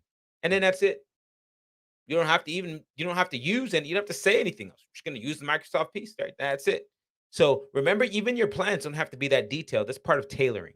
Part of tailoring. And you might get a question like that on exam, and then that would be the answer. Like, what is the project manager doing if they're looking at a particular process and determining how detailed or how high level they need to go? Which of the following best represents the actions the project manager is taking? Rolling wave planning A, tailoring B, right? Something C and D. Well, tailoring. Right? So that's going to come up. Some comp on exam. And then we have storage and distribution of these artifacts. So if we're sticking with the theme of Microsoft, well, then you probably have OneDrive, or SharePoint might be where you would store, so that people can go and pull the information when they want to know about your projects, right? You might push out an email to a distribution list of people with the status report, and nobody ever reads your status reports, right? But people might go to your SharePoint site, and they'll pull information, and they'll read stuff about your project. And then there's times we'll have interactive forms of communication with folks. So just tying that back to this. But that's the idea of storage and distribution. It should be in some location that's accessible for the people who need it. Right. It should be manageable given the complexity of the project. Don't make it cumbersome. Right? Your cloud-based storage systems are appropriate for larger projects, but they're also appropriate for small projects too. There's nothing wrong with having your stuff in the cloud and people sharing a Google Drive. Right? So just anything that increases the collaboration and the ability for folks to work together is what the slide is saying here. And yes, you might have some off-the-shelf system, built-in version control, document checkout and check-in. This is like SharePoint, basically. User-based document security, like you have to log in and authenticate, and based on what group you've been assigned to, you may or may not have access to the documentation. Artifact management, right? An effective system is standardized, it's structured, it has version control, you can distribute stuff in a timely way, and it avoids unnecessary administrative overhead. A lot of text on the slide. That's what we're saying there. So, some guidelines to continually assess the effectiveness of the management of project artifacts. I'll let you guys read this one on your own time, but definitely implement some sort of version control. It's the biggest thing you wanna do, right? Right? You probably wanna, start to save your documents year, month, month. It's like a W. Month, day. Some people even say, you know what? It's better to go all the full 4 years. 2021, 02, 2020. So in this case, right, we might save our file as 2021 1201, and it might be called scope statement underscore 2021 1201 underscore, and then this might be V1. Next one is V2, V3. Some of you might have VA, VB, VC. Some of you might even say version. You might spell the whole thing version. You might use final. You might use dot draft. But making sure that everybody's on the same page about what we're doing is really the root of what this slide is saying when you implement control. Make everybody do stuff in a systematic and consistent way. And so, to complete this, I believe this is the completion of this lesson. No, we have one more. Oh, no, two more little lessons. Two more little lessons, and we're and two more little topics, and we're done with this lesson. So, manage project changes. Let's talk about the change log. Let's talk about the change log here. All right. We've already seen the project management information system. We already know what expert judgment is. We talk about negotiation. We know what OPAs are. Let's look at the change log and the change control tools. Right, so you need a change management plan that describes your how, who can make a change, what is a change, what's the impact, what steps are necessary to evaluate that change request before we can submit it to the group, to the CCB or the steering committee, and they can approve or reject it. What type of information do we have to have that shows them that we did some sort of analysis and we've evaluated this change and we've provided them with some sort of recommendation. And when a change request is approved, what documents need to be updated to reflect that change? And then how will we monitor to confirm that we actually did this stuff? Are we going to have some version control? All right, because we're going to have change management plan, but that's why we also have configuration management to aid us in this part. All right, so change management answers these questions. And then why do we have changes? Yeah, spec changes, our estimates were bad, new laws and regulations, maybe we missed some requirements.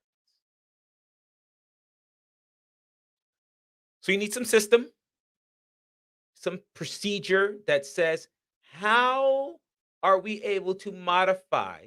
And there's four things that you can change on the project: the deliverables themselves, the project management plan, project documents. Those last two are part of the artifacts, plans, and documents. And then OPAs, company policies, procedures. You may update those as a result of the efforts of your project. There's only four things we can change: the deliverables themselves, the plans, the documents, OPAs. Okay. And so we need a set of procedures that describes how we can modify those things. And oftentimes we have a CCB. Many of you likely have the term called steering committee. You would have a steering committee there on deck to, answer these questions and provide their recommendation. You need to review, evaluate, approve, delay, or reject the change. So there might be a form, you might track it in like a service now, right? There might be some specific processes that need to go through a certain approval levels. It can include any, all, or none of those. You may be the change control board. You may be the steering committee. When people ask you questions, you just say no, yes or no, and you're the one who can be the owner's rep, so to speak. Oh, all right. A strategy for change control. First, identify the change, do some root cause analysis, right? Then document the change. Then what is this change going to do to the scope, schedule, and budget? Your triple constraints. What is this going to do to my scope, schedule, and budget? Right? And now that we know what it's going to do to the scope, schedule, and budget, now we can go and we can file a change request. And when we file that change request, they'll either deny it and it dies in a change log, right? Or it'll get approved, right? And it becomes an approved change request. And then we need to update our plans. Okay. So either it dies in a change log or becomes an approved change request. Now here's what it looks like as a flow chart. PM, can we make a change? All right. What's this change? Yeah. All right. What's it going to do to the scope, schedule, budget, and risk? Okay. All right. Let's file the change. PM logs a change request. Right. This change request passed the filter. Did we review the impacts? Yes. Did we prepare an impact statement and issue the change? Yes. And now the CCB will review the request. So on every Wednesday at 4, we have this little steering committee meeting, and now everybody gets together and it's like, yes, we approved the change, or no, we did it. Or it could be that we got here and it didn't pass these filters. We didn't review and evaluate the impact. We didn't prepare a statement. And so, nope, rejected, rejected. And this may feel back in, right, in the practical application of reality, not for the exam, but in real life, oftentimes this filters back in and it's like, okay, we need more information, right? And you'll keep going through this loop until you have enough information and then we're able to push it down. All right. And then even then, they'll still say no because they want more information. So we'll add more information. And then this could happen a couple times before finally it's like, yep, all good. Once we get the yes, now we got to update our documentation to reflect that change. Then we got to go get buy-in from the rest of the team members and the stakeholders who haven't yet heard what the CCB decided. And now that you've done that, then you can go execute the change and if need be, rebaseline, aka rebalance the project.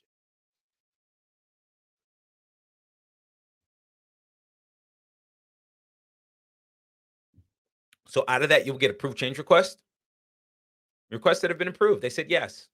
They said yes. And that change request could be to fix an item. Right. So this is the rework. Right? We don't make things right or fix it, but we rework it. And that's what we see here. And also defect repair is also reworking is a type of defect repair. It modifies a non-conformance within a project. It is also a corrective action. Something wasn't conforming, let's correct it. Let's go repair the defect. Let's go repair the defect. Or let's go do something to make it right. Any other preventative actions, right? Sometimes it might be, let's just not worry about fixing it. Let's make a change now so this doesn't ever happen again. And let's update the plan to reflect that. Some guidelines. I'll have you guys read this one on your own. So let's believe this is our no, is this our last? This is really quick, and then yep, it's about 10 more slides. So let's just finish up this lesson. So now manage project issues. We get an issue log here, and we'll talk about negotiation. So issues. So you have risks, threats, opportunities that could potentially happen. Once they happen, they become issues. So issues are current, something that's actually impact on the project. So in other words, it's an action item that we must address. So we're planning a wedding, threat of rain is there. That threat is not an issue, it's just a threat. Once it starts raining, if we didn't have the tent up, it becomes an issue and we need to have a contingent response plan or a fallback plan.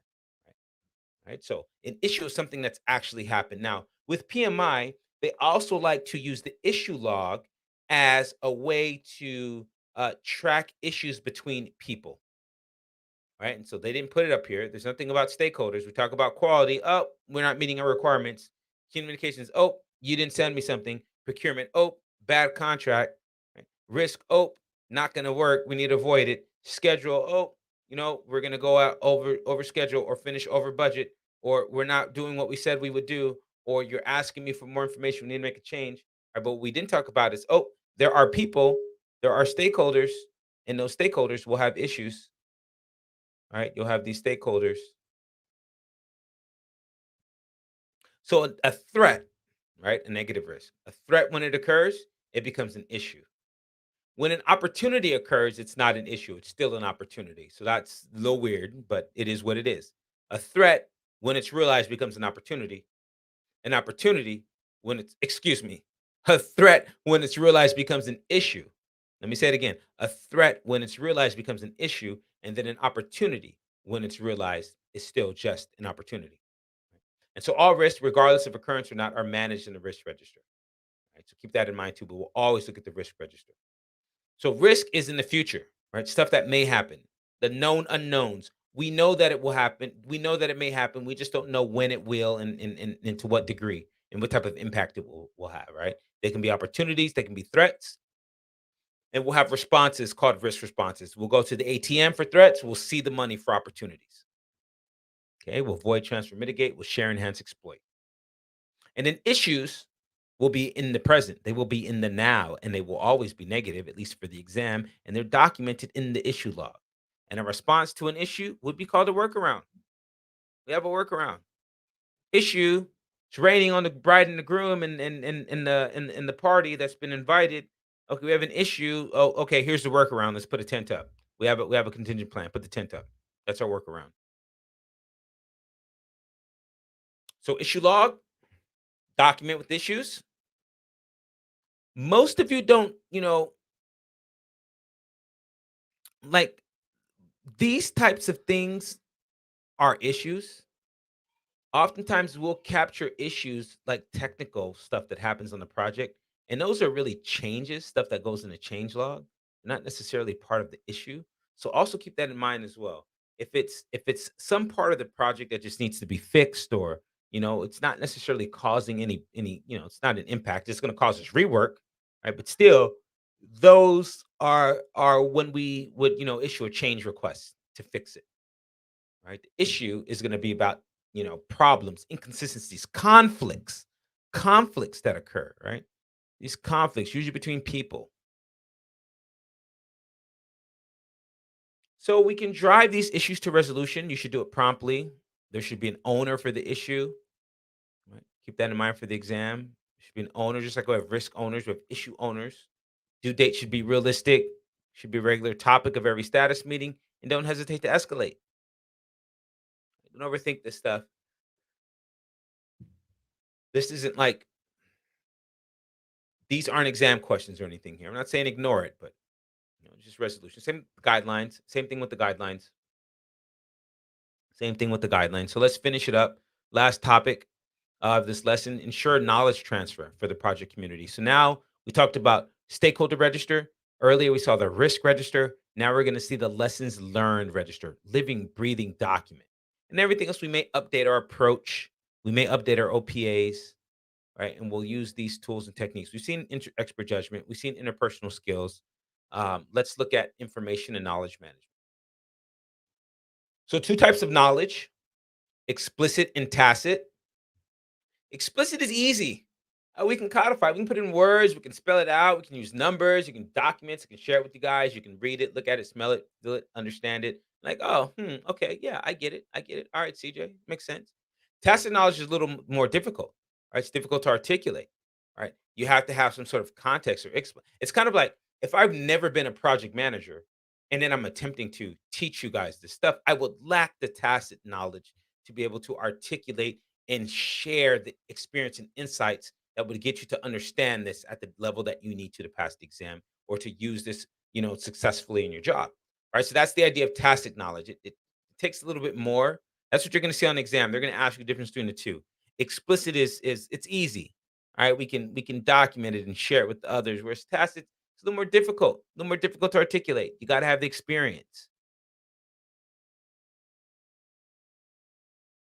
Now, you have like at the individual level, project level, organizational level, there's knowledge management for each. We're responsible for it at the project level, right? Supervisors are responsible for the individuals, and the organization, has different executives that are going to be responsible for their specific aspects of the organization.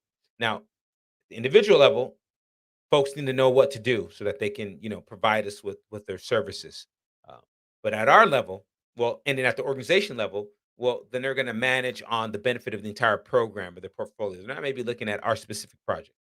So if we look at the project level in the middle, then it's all about the goals. So I'm looking to manage the knowledge about the project, but I'm also looking to get knowledge from other projects so that I can apply it to my project. And my PMO, that'd be a great place to start. They usually have the lessons learned repository or the lessons learned register, right? Either register, single one for that project, or a repository, a collection of registers, collection of documents, collection of lessons learned and retrospectives. Both positive and negative experiences occur. We capture them. Don't reinvent the wheel. So, go back and use this information to figure out how to avoid potential pitfalls. Your register is, the register is the individual piece. Even though it's living, breathing document, once the project is over, it's not really living and breathing anymore. It's dead, and then it just goes into a repository. That's all this slide is showing you.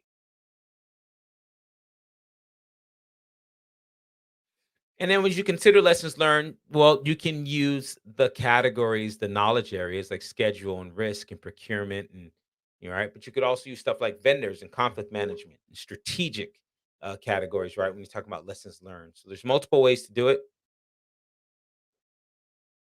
right? Knowledge isn't constant. What we know yesterday can change based on what we know today. And team members shouldn't hoard knowledge. Now, this happens a lot when people feel like, well, the more I know, the more my job is safe. That happens a lot, and that's why people will hoard knowledge. Right. So if you can figure out how to get people not to do that, great. Right. And using a team charter, we should agree on what type of knowledge sharing activities we have. Will we do brown bags? Will we do tech talks? Right. So in your team charter, some of this information should exist. Now, as a PM, you need to have some interpersonal and team skills. We've talked about this already earlier. All right. We talked about facilitation, how important that is, being politically aware, networking, leadership. There's nothing more for me to add to this slide, but this is what they're basically saying that, hey, right, at this point, that the stuff that you need to do on a team to manage knowledge also involves your ability to have a high level of emotional IQ to work with people. Then you got to think about your working environment. Right. Oops. Uh, that happened twice. Let me see. Nope. Sorry. I was just going here. I somehow went back. Working environment, knowledge transfer approach. This is where you connect individuals, whether in person or virtually, and then they can share that tacit. Remember that tacit knowledge is stuff that's difficult to explain. Right? You have to have context and a little bit of training. And so when you pair folks together, that can happen.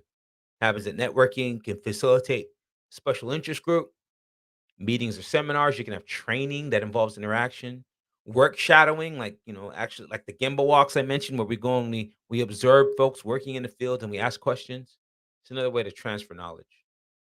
And you have some guidelines to maintaining said knowledge that you guys can read on your own. And with that, that completes lesson 3, doing the work. All right. So we started with lesson 1, develop a high performing team. Lesson 2, we started the project and we did lots of planning. We developed a methodology. We planned scope management, time and cost. All right. We planned quality. We planned procurement. Then, as we started the project, we planned risk. We went through a slew of activities, to make sure that folks knew how urgent the project was. We talked about, push pull versus interactive, and then whether it's formal, informal, verbal, or written. We came up with an engagement plan to move folks from the current to the desired level on the engagement assessment matrix. And we also learned how to analyze stakeholders using the Venn diagram, using the stakeholder grid. We created artifacts, we managed any changes using our plan, and then we attacked issues with the optimal action to achieve success. And finally, we confirmed the approach for how knowledge will transfer from individual to individual, individual to team, individual to organization, and vice versa.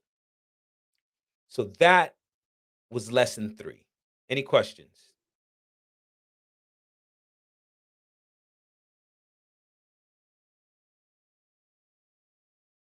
Okay. So let's see here. B, support team performance. And then our goal today, I'm just taking a look. B starts at 441. We want to get to at least slide 450. And so it looks like if we finish that topic, we would be done at 461. So we've got roughly 30, 40 slides to go. Um, we've got an hour and 40. Let's take 5. Come back at 3:25 Pacific, and let's wrap up the day.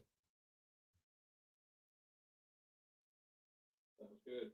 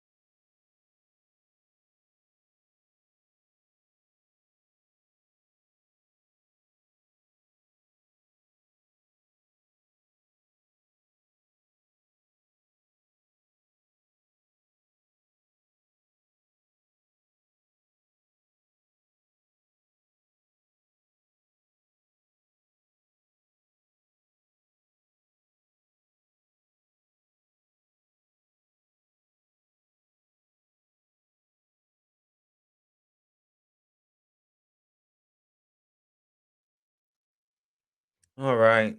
All right. All right. All right.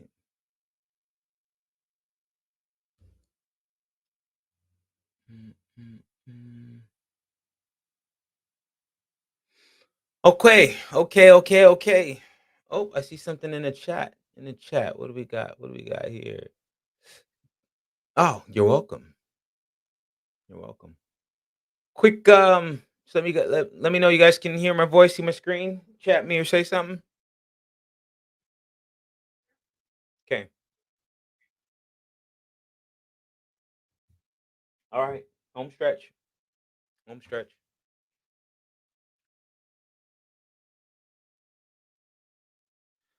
All right, keeping the team on track. Keeping the team on track. So we have keeping the team on track and keeping the business in mind. Develop a high performing team, start the project, do the work. Keep the team on track. Not a whole lot of new stuff you're gonna learn here. All right, there's some stuff in managed conflict. It's probably the biggest thing that most of the new stuff, right? The resolution techniques and the motivational techniques are going to come right here in lesson D. I'm not saying that you ignore A, B, C, or E, F, G, but for the most part, we've now finished planning, and all the terminology that you would have been introduced has been introduced. These next two lessons should be relatively pain free. We'll call it pain free. So let's lead a team. So we want to get a reward and recognition plan. And remember, we briefly discussed this in day one when we talked about starting the team, and we had a resource plan, a resource management plan. And we had to take this into account for the budget as well. All right. So now that we're leading the team, all right, let's make sure that we dial into this reward and recognition plan. All right. We might need a charter, maybe a team charter, who knows, vision or mission document. So let's see what it looks like. All right. We've seen a lot of these things already. Excuse me. We've seen a lot of the, removing impediments, leadership styles. That's some of the stuff we haven't seen. Well, so some of these tools will be new. Some of these tools will be new. So let's jump in. So the PM is the visionary leader for the project. Visionary leader. We educate the team. We educate stakeholders about what value they're going to get. We promote teamwork and collaboration. We remove roadblocks and impediments. We promote the mission and value that inspires a team to remain focused and feel pride. Yes, all of that is true. All of that is true. Um, in the aspect of the exam, when they ask you about leadership, none of this is going to come up. But this is true. This stuff is true. Okay. Oh boy. What? Excuse me one second. This her number calls me 3 times. There must be something. Okay, one second.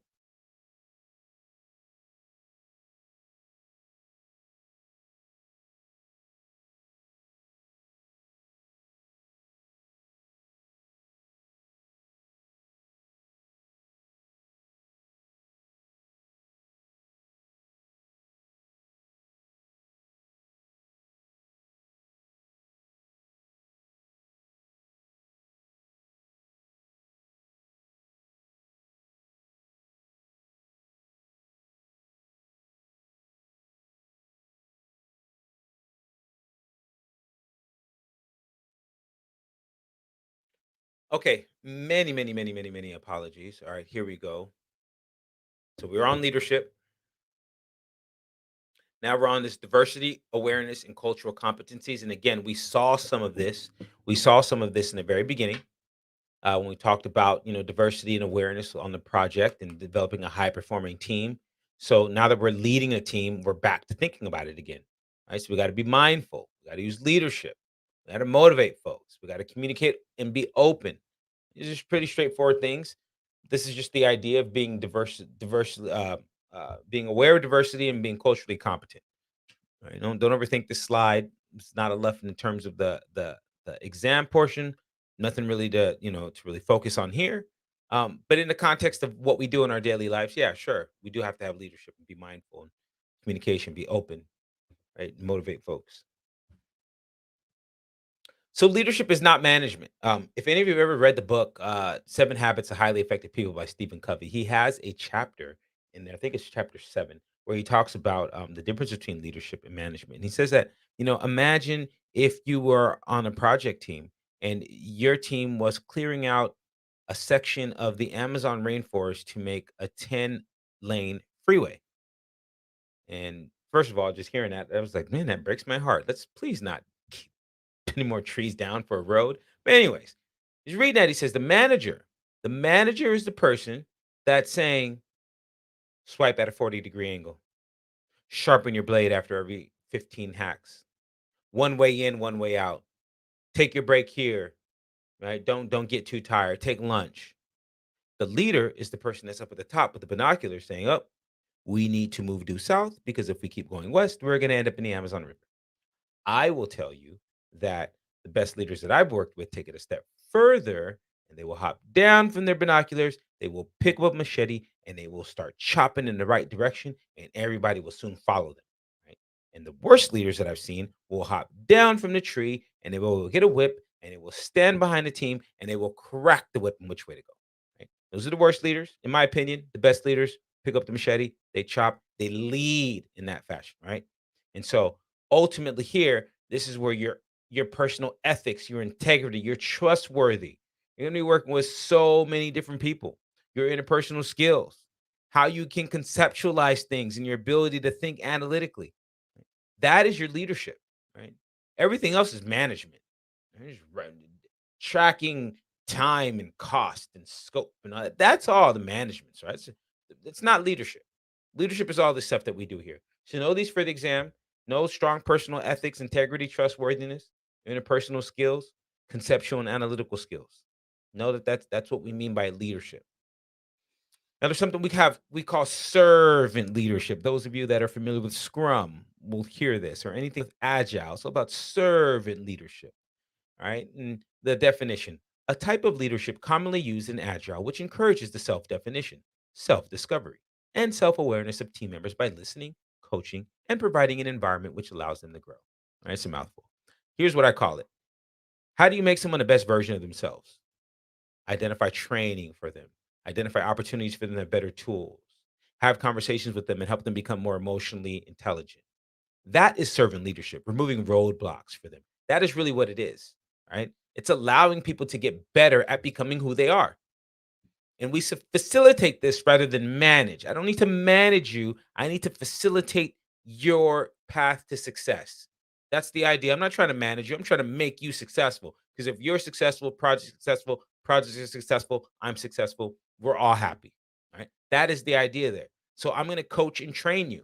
I'm not just going to coach and train you on your job. I'm going to coach and train you on how to deal with other people, how to deal with other stakeholders, how to deal with difficult situations. And then when roadblocks come up for you, my number one job is to remove those, get those out your way so you can continue being the expert you are at what you do. And I'm going to focus on what you're accomplishing. I'm not going to focus on the stuff that you're doing wrong. We'll coach you up and train you on that. We're going to focus on what you do right because I want you to do more and more and more of that. I want that to motivate you. That is the idea of servant leadership. That's what coaches do. We also challenge the status quo. We try not to do things the same way just because they've always been done. So Shaheen, I like the fact that like you're like, hey, some of our PMO templates, they're not lightweight enough. They're too heavy. I got to use something different, right? It's good. Challenge that status quo. Don't just use what's there. You got to challenge it and then provide something new, right? That's the next challenge, if you will, is that you challenge the status quo, then you provide something new and you challenge the status quo by saying, what about this? Can we use both? Can this replace the current scenario? Might we even introduce a third? And now we have multiple options, right? So that is the idea. And you do this through challenge and introspection, also looking at yourself. That's what the introspective part is, right? Because oftentimes we get complacent, we get blind spots. So remember that whole sphere of influence from the PM? Well, these are some of the tools and techniques that will help you to understand your stakeholder. We saw the salience model, we saw the power impact grid, and in the very beginning, we saw this direction of influence. And this is just kind of the idea that, listen, I can talk to this person and I can talk to that person, but really, if I tell this person to tell that person, it might have a better effect. If I tell this person to tell that person, it might have a better effect than me telling that person. So, sometimes you run into scenarios like that. So that's it's kind of what, looking at the directions of influence. It just allows you to find out What's the best path for this message to travel so that when it gets to that person, not only is it has it been communicated properly, but it's received in the best way. Remember, it is our job to ensure that the receiver receives the message as we intended them to receive it. All right, we do team building activities. All right, this is my time to pay forward some information, not part of the exam, but just from one colleague to the next. Do not do the team dinner. It just is not it is not team building. Listen, the people who are all the way down at that end of the table don't get to talk to the people who are down at that end of the table. Now we might all go home happy at the end of the night because our bellies are full and we've been drinking alcohol. Well, not sanctioned by the company, right? But for the most part, there's no team building that happens there, right? And then I mean, I like the games like Break Out the Room and all that, but I'm gonna tell you what's worked for me, what was paid for to me, right? Some guru put their hand on my shoulder, said, "Hey, do this. I've done it. It's worked, and I'm gonna pay it forward to you." Right. One of the things we like to do is there's gonna be some group of people on your project team that they are a little clique. They always take breaks together. They always take lunch together. They come in, they have inside jokes. They talk. They're there. That's the team. And you're going to want to form teams and they're going to all be on one team. But you know what we do? We make all of those guys captains. We make all the guys and gals and all the folks on that team, we make them captains. So now they can't be on a team. Now they got to go and bring other people into the camp. Now, couple things happen there. Number one, right? Uh, Now that 6 people that they're captains and they have other people on their team, as they learn some other people, they might bring 1 or 2 people. So now that tribe of 6 might grow to a tribe of 9 or 10. And now all that knowledge that they're sharing, that tribal knowledge about the organization, about the project, now it's just grown by 3 people. That's better than 9 is better than 6. Simple fact right there. Can't get that right. The next one is when you instead of these team dinners, do something that's competitive. Go-kart racing. People cheat. Do laser tag. I always try to do paintball, but legal shuts me down because they don't like the idea of us shooting things at people. So you shut that down. But the laser tag, stuff like go kart racing. Oh my gosh, people will cheat. So what happens is you have the A personalities that always want to win, but then you have the B personalities, and specifically the women, right? Specifically the women that are kind of quiet, right? Like I know Christina a little bit outside of here. Like I've seen you at the gym, Christina. You're one of these, right? Right? We were quiet at work and you're soft spoken. Oh, she just dropped. She didn't want to hear this. She's quiet and she's soft spoken. But when it's time for Christina to compete, right? I go out to a boxing gym and Christina sometimes she'll go to the boxing gym and she'll do the Muay Thai, she'll do the boxing. I see her, right? She's probably one of those girls, and this is the thing, guys or girls, right? That are real quiet, they're kind of the same timid, and then you get into a point of competition, and then they're fierce, and they might even cheat to win. And it's like, oh my gosh, who is that person? Guess what you just did? You allowed one of your team members to show a side of themselves that they hadn't shown anybody else. And because of that, now we have a deeper connection. Because of that deeper connection, we're going to be better as a team. And when things get tough, and we don't understand each other like we normally do, we'll be able to get through those situations a little bit better. Now that we had that experience, we've been able to show more of our human side. I'm willing to trust you a little bit more. I'm willing to open up a little bit more. I'm willing to be more of a team member with you.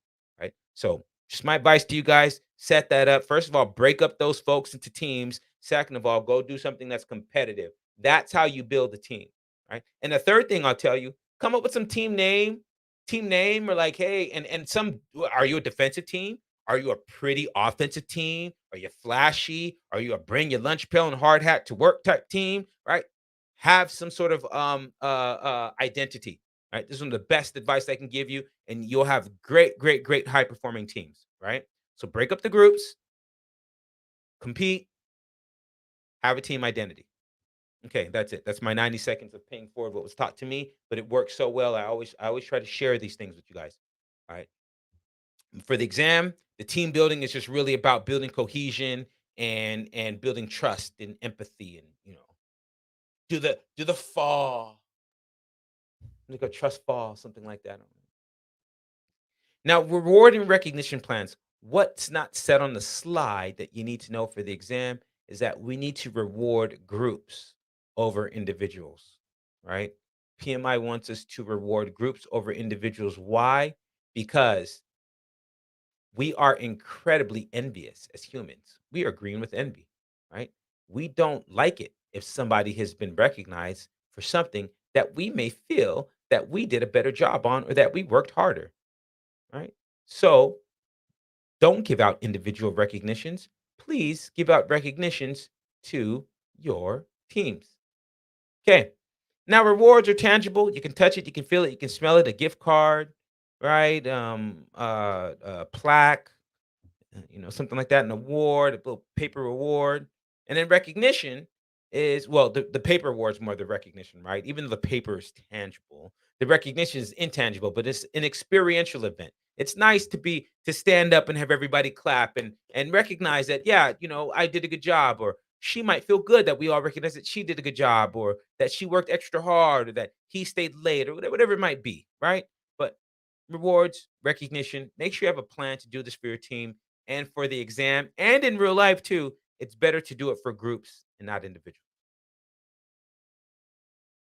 So some guidelines: use your emotional intelligence, have good communication, monitor performance and conflict, and establish an issue log to track those issues. Pretty straightforward. Okay, now topic B. Topic B: support performance. The first topic was lead the team. Lead them. Hop down from your tree, start swiping so they follow you. And then after everybody's following you, go support their performance. Right. Make sure you manage by objectives, and make sure you have reports that show the performance of the work that's happening. And then let's look at these tools and techniques. All of these we haven't seen, so let's talk about them all. Yikes! There we go. So management with objectives. Teams with clear objectives are more productive. That's pretty straightforward. Everything should be, collaboratively set, and we should use objectives. And you can do it at the beginning of a project or phase. You can do it throughout the life cycle. That's the idea there. So you have some KPIs, right? Metrics is used to evaluate a team. Keep them smart, specific, measurable, achievable, relevant, time bound. That's all that is, right? We ever heard that SMART acronym, but that's what it is. Make sure that you know specifically what you're doing, and can you measure it? Is it really achievable, right? And you can make sure that is real, and is it relevant to what you're doing, and is it timely? And I like to use this for my meetings. And when you have your agendas and like how we run the meetings, everything is here. Can we measure what we're going to accomplish in the meeting? And then is it actually achievable? Do we think we can do it in the time frame? And is it relevant to what's going on? And then we time bound it 40, 20 or 40 minutes. All right, 20 or 40. That's a whole nother class, right? Not part of this PMP class, but one day I can teach you guys how you do 30-minute meetings in 20 minutes, and 40-minute meetings. Instead of 60-minute meetings, you do them in 40 minutes, right? Do 20 and 40. But anyways, smart, smart. Know this for the exam. They will ask you about SMART: specific, measurable, achievable, relevant, time bound. So now you have team culture and empowerment. And look at the culture here, right? Some Doc Martens, it looks like. And you got the girl with the braids. You got, maybe, I don't know, maybe she Asian. I'm not sure, right? You got this guy. Well, he can be sort of anything, right? It's a culture. We got diversity, right? In most teams, most important part is that they must be unified. They must be empowered. Right? We don't want to interfere with the team. That's disruptive. That's why we try to block people from asking them questions. And we, as the PM, we take on those questions. So we encourage the team to foster that collaboration.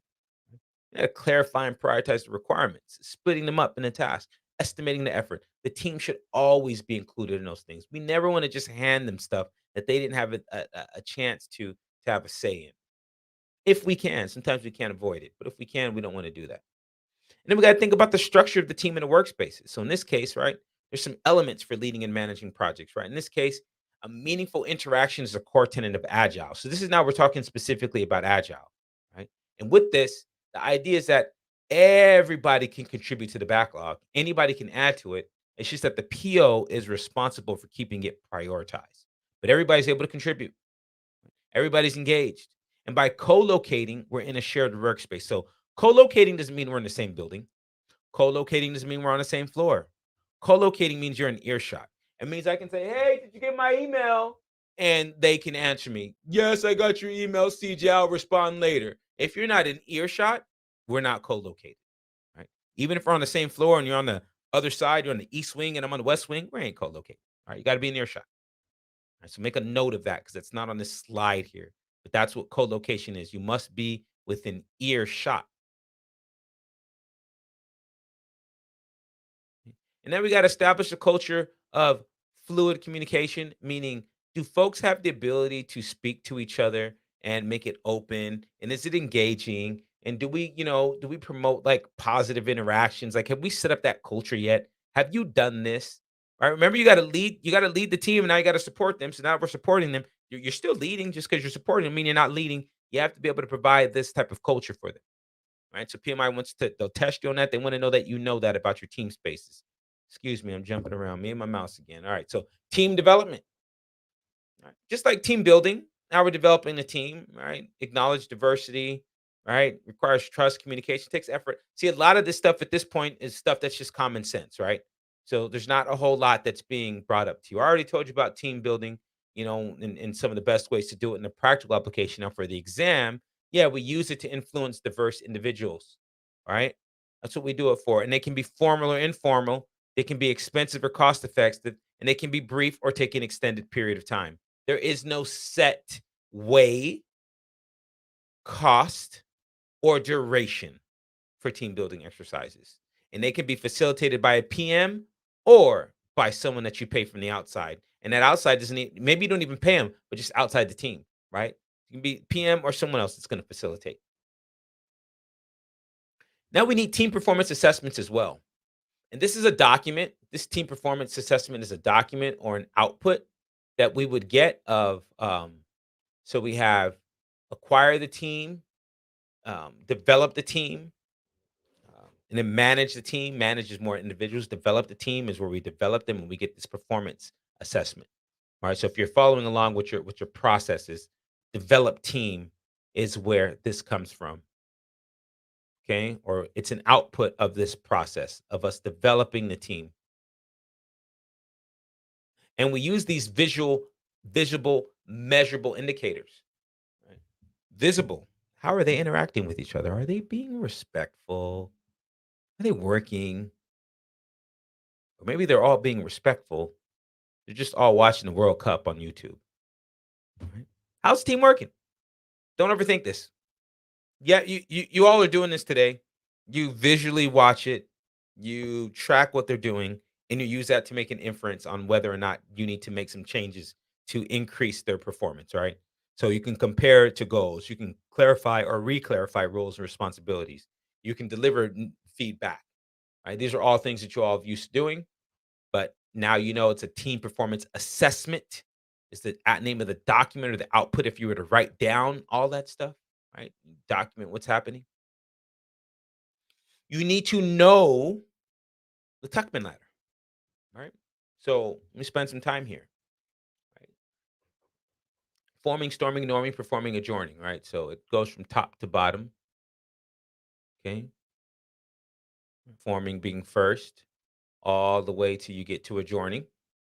And the idea here is that the one thing I need to tell you before we even talk about any of this is that remember earlier I said, hey, maybe we're a project management team and we specialize in event management, specifically weddings. Now, let's say all of us work together for years, right? All of us on this call, we've worked together for years, and we uh, not only have we worked together for years, but we know each other's family, and it's just been a long time. We're a tight knit group.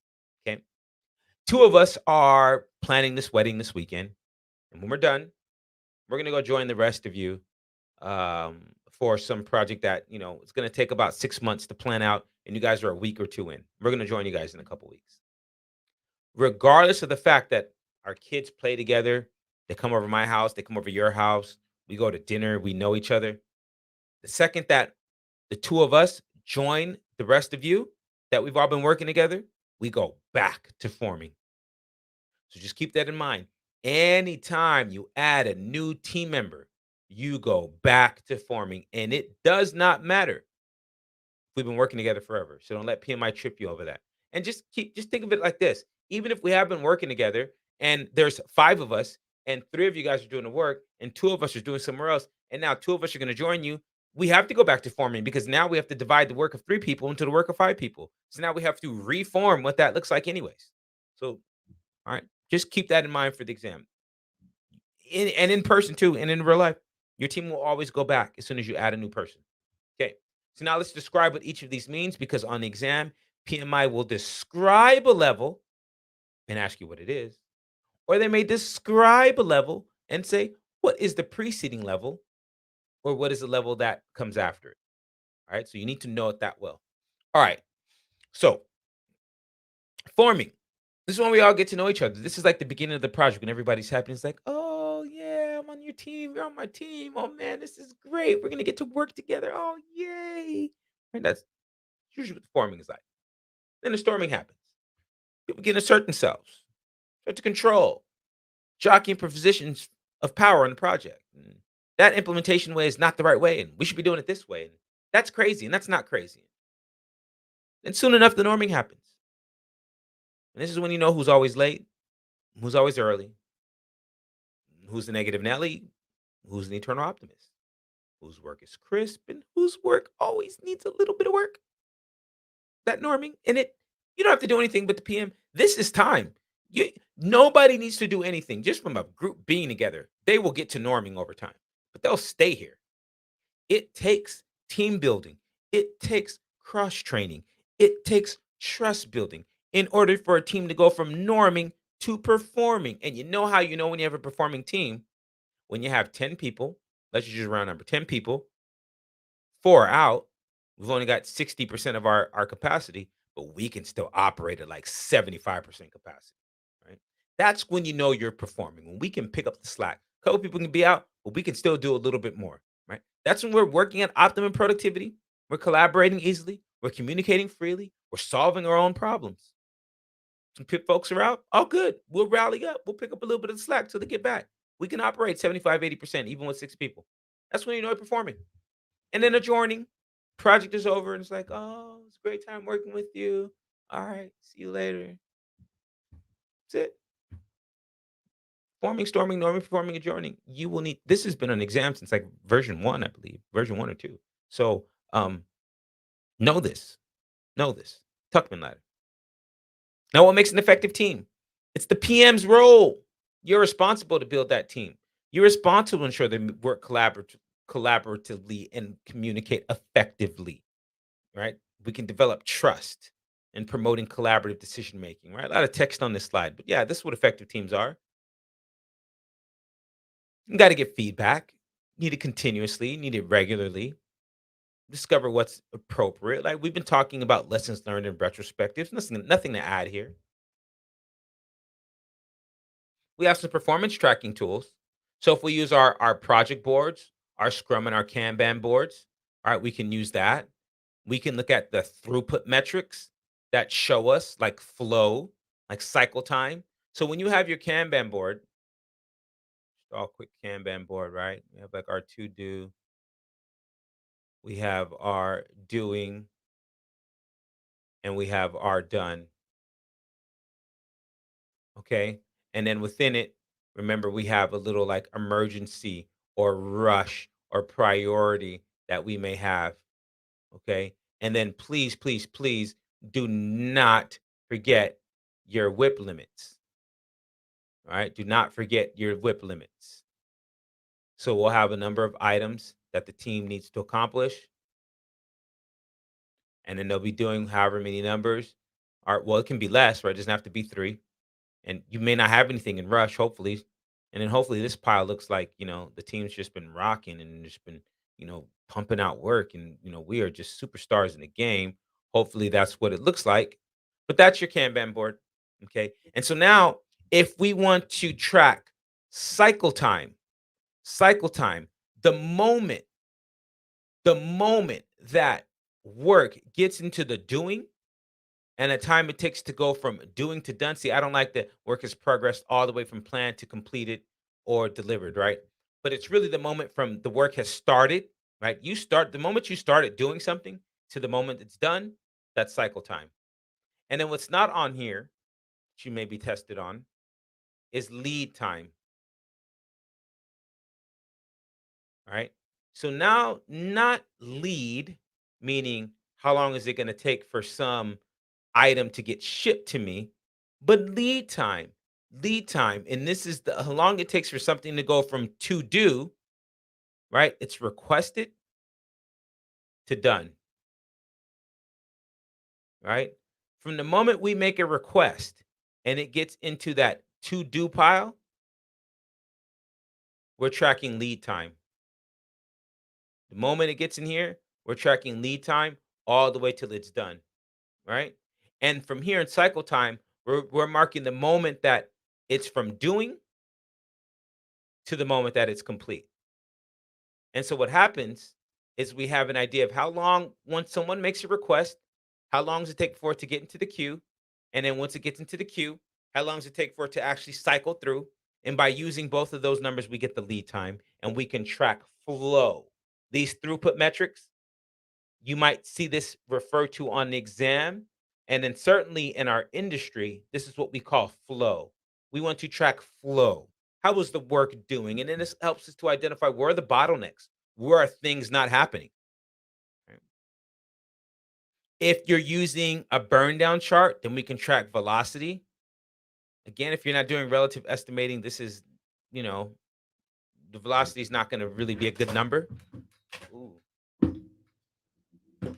1 second. I think you guys can still hear me, but 1 second.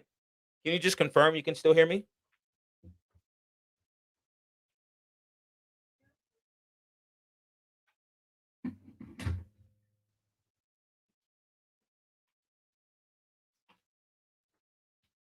Okay. Knock down some equipment, knock down a speaker. Oh, that's why now it sounds all super loud. I'm getting some feedback. So let me turn on the sensitivity here on the mic. Okay. All right. All right. So where was I? Cycle time, lead time, right? And then we measure flow. Velocity, if you're using a burn down chart, you can track velocity. We can track the quality metrics, like what's our defect rate, and then we can track earned value. We're going to see earned value in a second. See earned value at the end of today or tomorrow. You can also use Gantt charts. And these are just ways to track performance.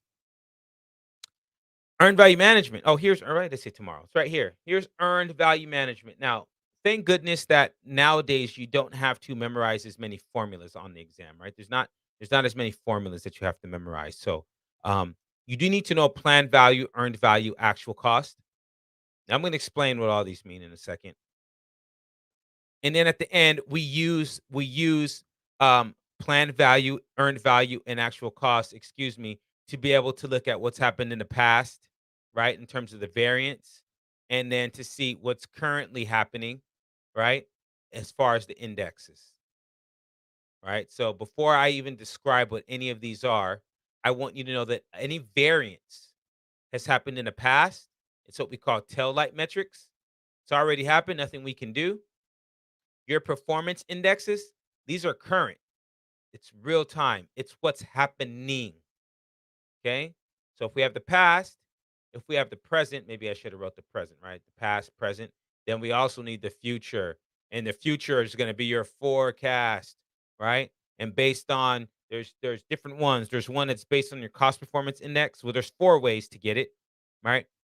And I'll give you each of the formulas, right? But there's an estimate at completion. How much do we think we're going to spend when it's all said and done? This is the forecast. This is the future.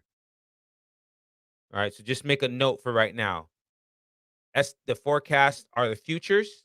The performance indexes are good lord, my mouse. Let's come back. The performance indexes are the present. Oh, see, I'm gonna mess up and write present. This is the future as well. Let me stop talking. I'm trying to talk and write at the same time, and sometimes it just doesn't work. FUT. Oh my gosh, that's okay. You guys get it. Please tell me you just get it. All right, erase the pen. This is the future. This is the forecast. Future, current, performance index, past, variance. All right, let's talk about this whole thing. Let's break it down. Let's break this whole thing down. All right, so let's assume I need a volunteer. A volunteer.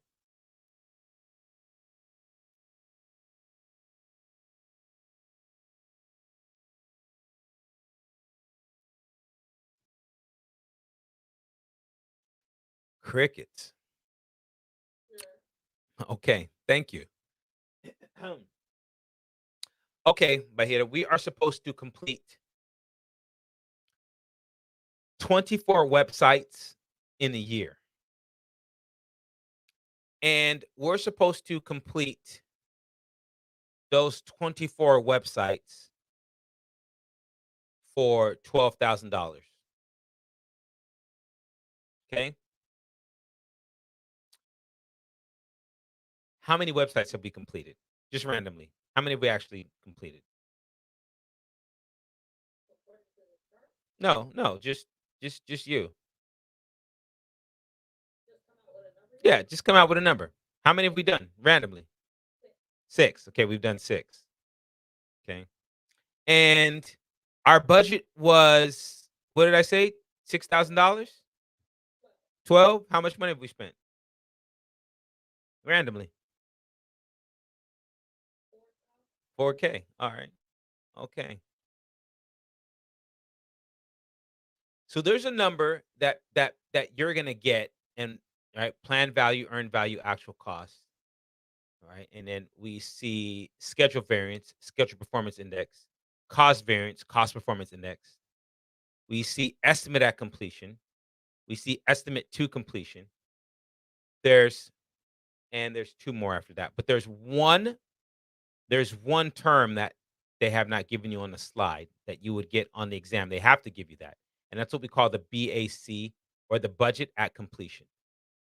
So think of the budget at completion of what we thought this was going to cost when we first planned it out. That's the budget at completion. And we said when we're completed with this, it was going to cost us 12K. That was our budget at completion. Right. And we're supposed to do 24 websites. Right. So the scope of this whole thing is 24 websites. Okay. I can't write scope. Let me just write 24 websites. Do a 2 4. Okay. 2 4 web. All right. 24 websites. 12K is our budget. All right. So plan value. We're in December, which means we've completed 11 months. If we're supposed to do 24 websites in a month, excuse me, let me back it all the way up. Budget at completion. That's the number that we think we're going to spend when it's all said and done. When we first planned out the project, that's what we thought it's going to cost. Planned value. That's how much work should be completed at any given moment in time. All right. So at some point, we plan to have so much value, earned or completed on the project. So for our project, if we want to complete 24 websites in a year, and that's the beautiful thing about earned value management for the exam, is they make scope, schedule, budget, and they make it completely interchangeable. They make it completely even, meaning in this sense, if I have 24 websites and my budget is 12K, how much is each website costing me? 500 bucks, right?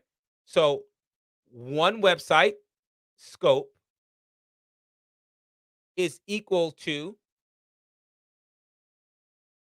$500 cost, right? And if I'm doing 24 websites in a year, how many websites should I be able to do in a month? Two. So this represents a half a month's worth of work. So I can now express dollars in time. I can express time in scope. I can express scope in money. I can say I have a half month's worth of work completed. I have $500 worth of work completed. I have one website worth of work completed. So that's what earned value management does. It takes scope, schedule, budget, and it makes them interchangeable. So if we know our budget at completion, they have to give you this number. They will give you this number. That's the number that when you first planned it out, 12 websites, you know what the scope is. So we're in December. We've completed 11 months. How many websites should we have completed so far? So we should have 22. So our planned value would be 22. If we express that in dollars, what would that be?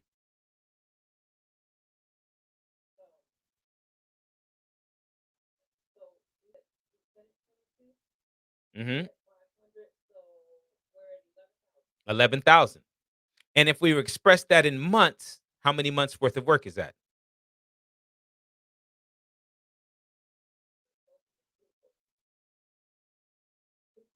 Mhm. 11 months. No, you got it. Don't overthink it. You got it. You're right there, 11 months. So planned value as of today,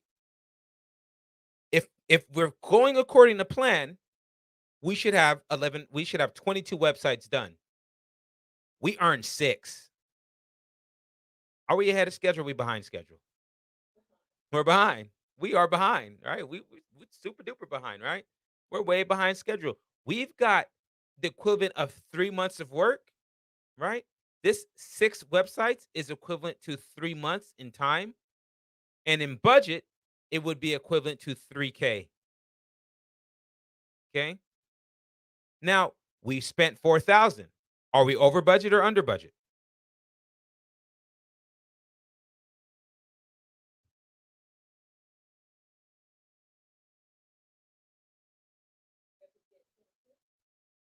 Right now, we spent $4,000 of our $12,000. Are we over budget or under budget? This is kinda changing the way you think about that term at the moment. Why are we over, Chris?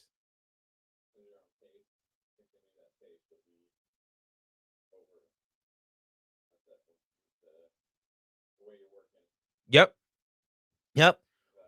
We've earned $3,000 worth of value, and we spent $4,000 worth of value to get it. We spent $4,000 to get $3,000 worth of value.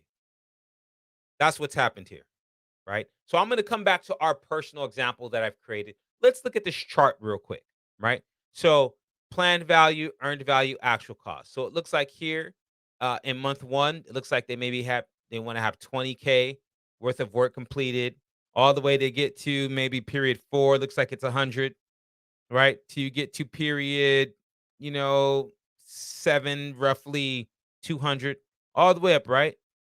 And then as they're doing the work, here's what they earned. So in month one, they plan to have what looks like maybe $20,000 worth of work earned. They looks like they got $40,000 worth of work earned, but they spent $60,000 to get it. So at this point, they are ahead of schedule and over budget. Same thing here. I've earned more work, I've earned more value than I plan to have earned, but I spent more money than I've earned in value. I'm still over budget. All the way until we get right here. All of a sudden, by the time we get to period 5, I have now earned the same amount of value that I plan to earn. I am right on schedule. I'm not ahead. I'm not behind. I'm right on schedule. I'm like, yep, I'm a master planner. See, I told you I'll be here. That's why I'm a project manager. We planned this out, right? And at this point, we're actually even getting closer, right? We've still spent more money than we earned in value, but it's all good. Now we get to this point, we plan to have so much money in um we plan to have so much work done, but we don't. We're now behind schedule and over budget. We're now really behind schedule. We're still over budget. And now the budget's even creeping away here, and we're certainly behind schedule, right? Because we've earned less value than we plan to have earned, and we spent more money than we've earned in value. So now coming back here at month 11 for us, at our month 11, we should have $11,000 in value, and we should have 22 websites done. Instead, we have 6 websites or 3 months of work or $3,000 worth of value, and we've spent 4,000. Now, the thing about earned value management is it takes a snapshot in time, right? It's a forecasting tool, meaning that while this month we might be over budget, there's nothing that says that, hey, next month there's no rule that says that by the time we end December, we couldn't magically complete 14 websites, or I should say 16 websites, and do all of our 22, right? There's nothing that said there's no law that says that. There's no law that says that by next month I might be able to complete 8 websites, and now my actual cost might only be 5,000. And now I'm still behind schedule, but I'm under budget. Maybe, maybe we actually had 20 websites done, and maybe we actually did it for $2,000 and we were well under budget. We were right on schedule and under budget, and maybe some disaster happened, and we had a flood in our data center, and we spent $1,000 trying to remediate and recover the data, but we were unsuccessful. So now we're left with the 6 websites, and we have $4,000 spent. But again, it doesn't mean that we can't then go back and create another, right? If we had 20 websites and we lost 14 and we only did it for 2, it doesn't mean that we can't go back and do another 14 websites in a month and do that for 2K, right? Now we'd have 20 websites completed. Our actual cost would be 6,000. We'd still be behind schedule, right? We'd be 4 websites behind schedule, but we'd be well under budget. So, earned value management, while you may be over budget, behind schedule today, it doesn't mean that tomorrow, next week, next month, you won't be. It just means that at this moment, taking a snapshot in time, by looking at, the chart, by looking at our numbers, we're over budget, we're behind schedule. We're over budget, behind schedule for most of the time. Well, most of the time we're over budget. We're over budget the entire time here. We're ahead of schedule all the way until we get to period 5, and then by the time we get to period 6, we start dropping off, right? What we plan to do, we start doing less. So let's take a look at what this looks like. So now that we know planned value, earned value, actual cost, what those mean, we know the budget at completion, our BAC from the get go. As we move forward, now we can see what's happened in the past. So schedule variance, cost variance. Remember this: earned value is king. You guys have to memorize these formulas. Earned value is king. Earned value will always be first. To find your schedule variance, we take earned value minus planned value. To find your cost variance, we take earned value minus actual cost. To find your schedule performance index, we take earned value, we divide it by planned value. And to get your cost performance index, we take your earned value and we divide it by your actual cost. So remember, earned value will always be first. We'll either subtract cost from it to get a cost variance, or we'll subtract planned value to get a schedule variance, or we'll take that earned value, we'll divide it by our actual cost to get a performance index to see how we're working, and we'll divide it by our planned value to get a performance index to see how fast or how much money we're spending, right? So now let's take a look. Schedule variance. For us, we were supposed to have 22 websites done. We had 6. If we do 22 minus 6, that leaves us with what? 16? We would get a negative 16, right? We would get 6 minus 22, and we would get negative 16. And so that negative 16 would say that we're 16 websites behind schedule, or we're 8 months. If we're supposed to do 2 websites a month, we would be 8 months, right? If we wanted to express it in time, or since it's $500 a piece for a website, we're 8K behind schedule, right? If we want to express it in dollars. So we're either 16 websites, 8 months, or 8K behind schedule. That's the variance. In the past, already happened. Same thing with the cost variance, right?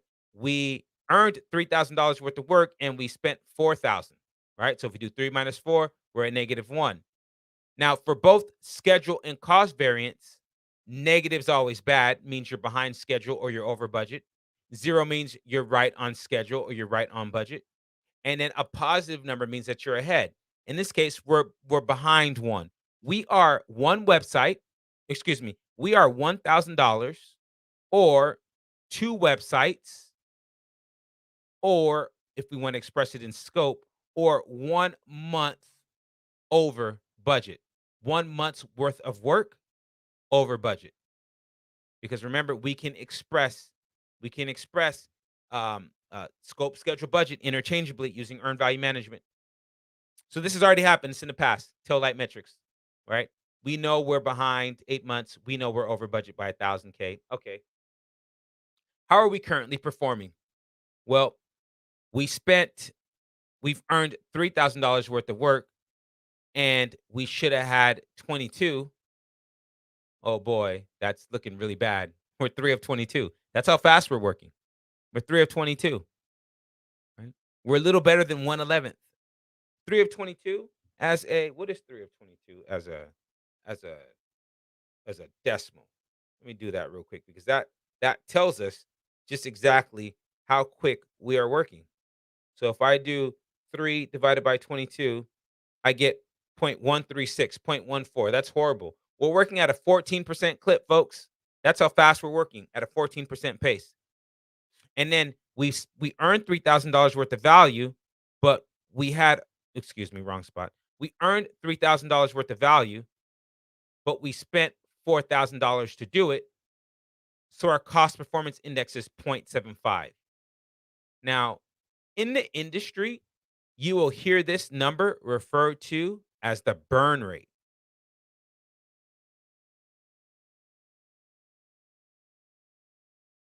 The burn rate. The exam may not refer to it as this, but we call this the burn rate. And here's what this means: a CPI of 3 over 4 or 0.75 means that for every dollar we spend, we're burning a quarter. I'm taking a dollar, I'm spending a dollar, I'm burning 25 cents, and then I'm getting 75 cents in value back. Now, most companies want to operate at a 2.0 margin, right? They want to spend a dollar and they want to make two, pay back the dollar I borrowed, pocket a dollar. Yeah, some companies like Apple that make margins like 6 to 7. They spend a dollar, they make $6 to $7 for every dollar they spend. Great for them, right? But as long as you're positive, you're making money, right? And so if you're not burning money, you're making money. So we call it the burn rate. What's your burn? Oh, my burn's not a burn. It's a gain. Oh, very good. Right. So this case, we're burning a quarter or 25 cents for every dollar we're spending. This is currently what's happening, right? It's already in the past. We know we're 8 months behind schedule. We know that we're $1,000 over budget. Currently, we're operating at a 14% clip and we're burning a quarter, but that doesn't mean that we can't make a change tomorrow. Just keep that in mind. It doesn't mean that tomorrow we couldn't all of a sudden turn this whole thing on its head and make have maybe have a 75 to 1 CPI. I mean, that'd be great. Spend a dollar, make $75. It might not be feasible, but you get the point, right? It's just that this is a snapshot in time. This is what's happened so far. And so now as we continue to go forward, well, if we look at the estimate at completion being the forecast, being the future, well, there's 4 ways to estimate it, and they're giving you one. So this is what Chris mentioned. Well, at the current rate, we're going to be over budget because while we haven't spent the whole 12, we're spending $4,000 to get $3,000 worth of value. So anytime you have a large number on top of a smaller number, our budget at completion is going to be 12,000 for those 24 websites. And now we're going to divide it by 0.75. Anytime you take a large number and you divide it by a smaller number, you get an even bigger number, right? Like 12 over 2 is 6, 12 over 1 is 12, 12 over zero point 0.5 is 24, right? So in this case, by doing this, we're going to end up spending $18,000 when it's all said and done if we continue at this rate. Okay. Now, there's another formula that says that we have no idea. We have, well, let me stop. Let me not say the no idea. We'll say like it's an anomaly. It's not going to happen. All future work will happen at the original budgeted rate. Right. So we're going to take the budget at completion, $12,000. We're going to minus the actual cost, and we're going to add it to our earned value. Or is it budget at completion minus earned value plus your actual cost? All of a sudden, I'm drawing a blank. But let me see how this works out. So if I go back, if I go, oh, let's just forward. If I go back and I take my 12,000, oops, where am I? I should be here. If I go back and I take my 12,000 and I subtract my earned value of 3,000, so that leaves me with 9,000, and I add it to my actual cost of 4,000, I would get 12,000. So that's how we do that. All right. So it's not actual cost, it's earned value. So let me do this. Right. Did this formula backwards. Uh let's erase. It's not budget at completion minus actual cost. It would be budget at completion minus earned value, right? That number in parentheses plus your actual cost. That's formula. That's another formula. The third formula is going to be your budget at completion, and you guys need to make note of this, divided by, and in this case, you have your CPI times your SPI,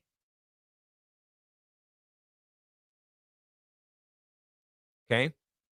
And then there's a fourth one that says you take your budget at completion, you minus the cost that you have to date,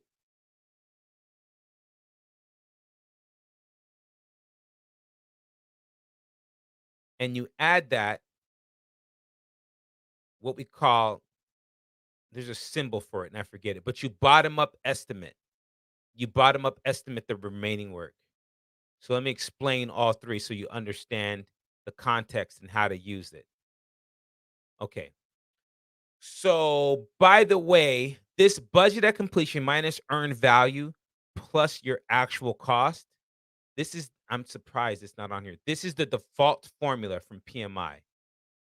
So, if they don't, right, this one says it's an anomaly. You're not going to spend $4,000 for every $3,000 of work you earned. All future work will be accomplished at the original rate. Some anomaly happened that caused you to spend an extra $1,000. All future work will be accomplished at the original rate. So we take the budget at completion minus the earned value. In this case, 12,000 minus 3. We have $9,000 left to go. We add it to the money we spent so far, 4,000. We get 13K here, which makes sense. So far, we're at 4,000 for for those 6 websites. But if we complete the rest of those websites at the original budgeted rate, we're not going to spend any more money. It'll just be that additional $1,000, and we'll end up with 13K. All right. So that's the first formula. Second formula says, excuse me, I don't care how long, how quick you finish the project, you're going to continue to spend money at that same rate. So in that case, we take our budget at completion and we divide it by our CPI. Right. So this is basically saying that nope, for every 3 websites, every 6 websites you make, for every $3,000 of value you earn, it's going to cost you $4,000 to get that value. Okay. All right. So if that's the case, we take our budget at completion, we divide it by our CPI, and we'll get $18,000. Now on the exam, they will say your all future work will be accomplished at the budget rate. Your stuff is, it's an anomaly. It's oh my gosh, I'm drawing a blank. And they don't put it on the slides anymore. Your are there's a word. It's atypical. There it goes. This, they'll use the term on the exam word for word. You will see the word atypical. And when they say your expenses are atypical, what they mean is like it's an anomaly. That ain't gonna happen. You're gonna go back to the original budgeted rate. So in that case, you take the budget at completion minus earned value, add it to your actual cost, and then you get your number.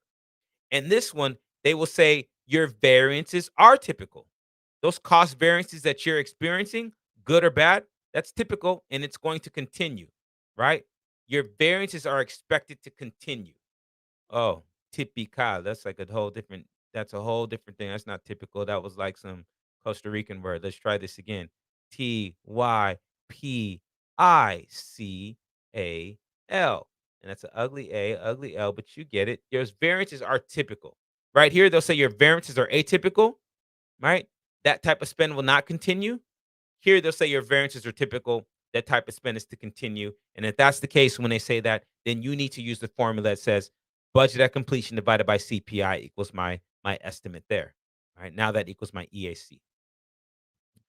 Then they'll say, well, not only are you going to continue to spend money at the same rate, but that is going to be compounded by how slow or how fast you work. So now, if I'm burning money and I'm working slow,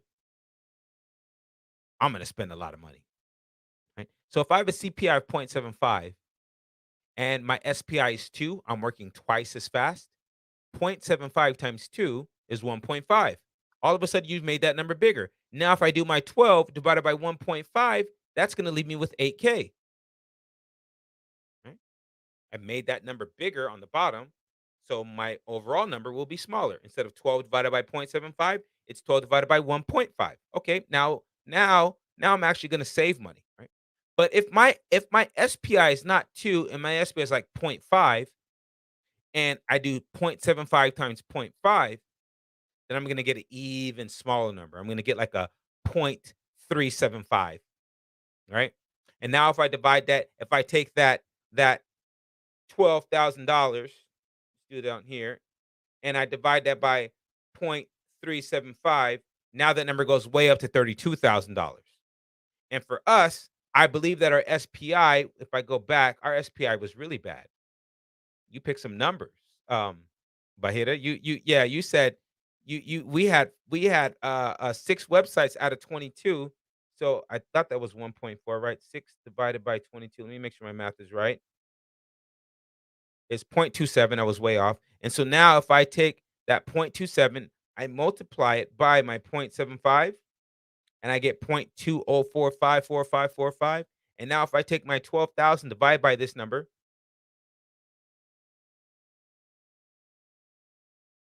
I get $58,000.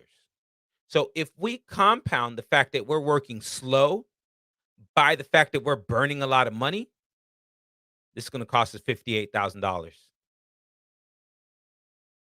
If we continue spending money at the original rate, at this rate, it'll be $18,000. Not the original, but at this rate. And if we roll back and say it's an anomaly, as we move forward, you might not finish in time, but all future work will be accomplished at the budgeted rate. Well, in this case, we're going to end up only with 13K. Then there's going to be that time where you have no idea what this is going to cost. I don't know if my team's going to continue to work this at this fast, at this pace, or this slow. I don't know if my team's going to continue to produce deliverables at this rate, good or bad, like the money that we're spending. So this case, I'm just going to subtract the money I've spent so far. All right, we spent 4K for my budget at completion. Right, that leaves me with 8. Excuse me, this is earned value, not estimate completion, my earned value, right? And that means that I have 9K left to go in order to do the job. And I'm going to bottom up estimate the remaining work. And that's how I'm going to do it. And actually, I realize, let me do it. This last formula is not a formula, it's a sum. It's a sum, right? And let me do this again. You take your budget at completion, because I did earn value. I want to make sure I do this right for you guys. You take your budget at completion, right? And you minus your earned value, right? So for in that case, that would give us 9, right? And then you add your actual cost. So in that case, it would give us 4, right? We have 9 to go plus 4, and then we would bottom up estimate anything else that's remaining. And now maybe in this case, since it's just websites, there's nothing else to add until it remains at 9. But if we bottom up estimate and it adds happens to be more, then it's more. So the fourth one is like we have no idea. It's just a formula. I mean, it's a sum, right? So you have the 3 formulas. The one that says it's an anomaly. All future work will be accomplished at the original rate. I'm gonna take my budget at completion. I'm gonna subtract the value that I've earned to date. I'm gonna add it to the actual cost, and that's what it's probably gonna cost me when it's all said and done. The second one says, "Excuse me, you're going to continue to burn money at the same rate. So in that case, I'm going to take my budget at completion. I'm going to divide by my CPI." And the third one says, "Well, not only are you going to burn money at the same rate, but you're going to compound that by how fast or how by slow you're working. And so now you're going to take your budget at completion. You're going to divide it by your CPI and your SPI." I know I'm giving you lots of terms, acronyms, letters, whatnot. These again are formulas that you will have opportunity to sit down and practice over the course of a couple weeks, 10 minutes at a time. You'll memorize them. There's not that many, but this is what you got here. So and then you have your last one, right? Uh-huh. Mhm.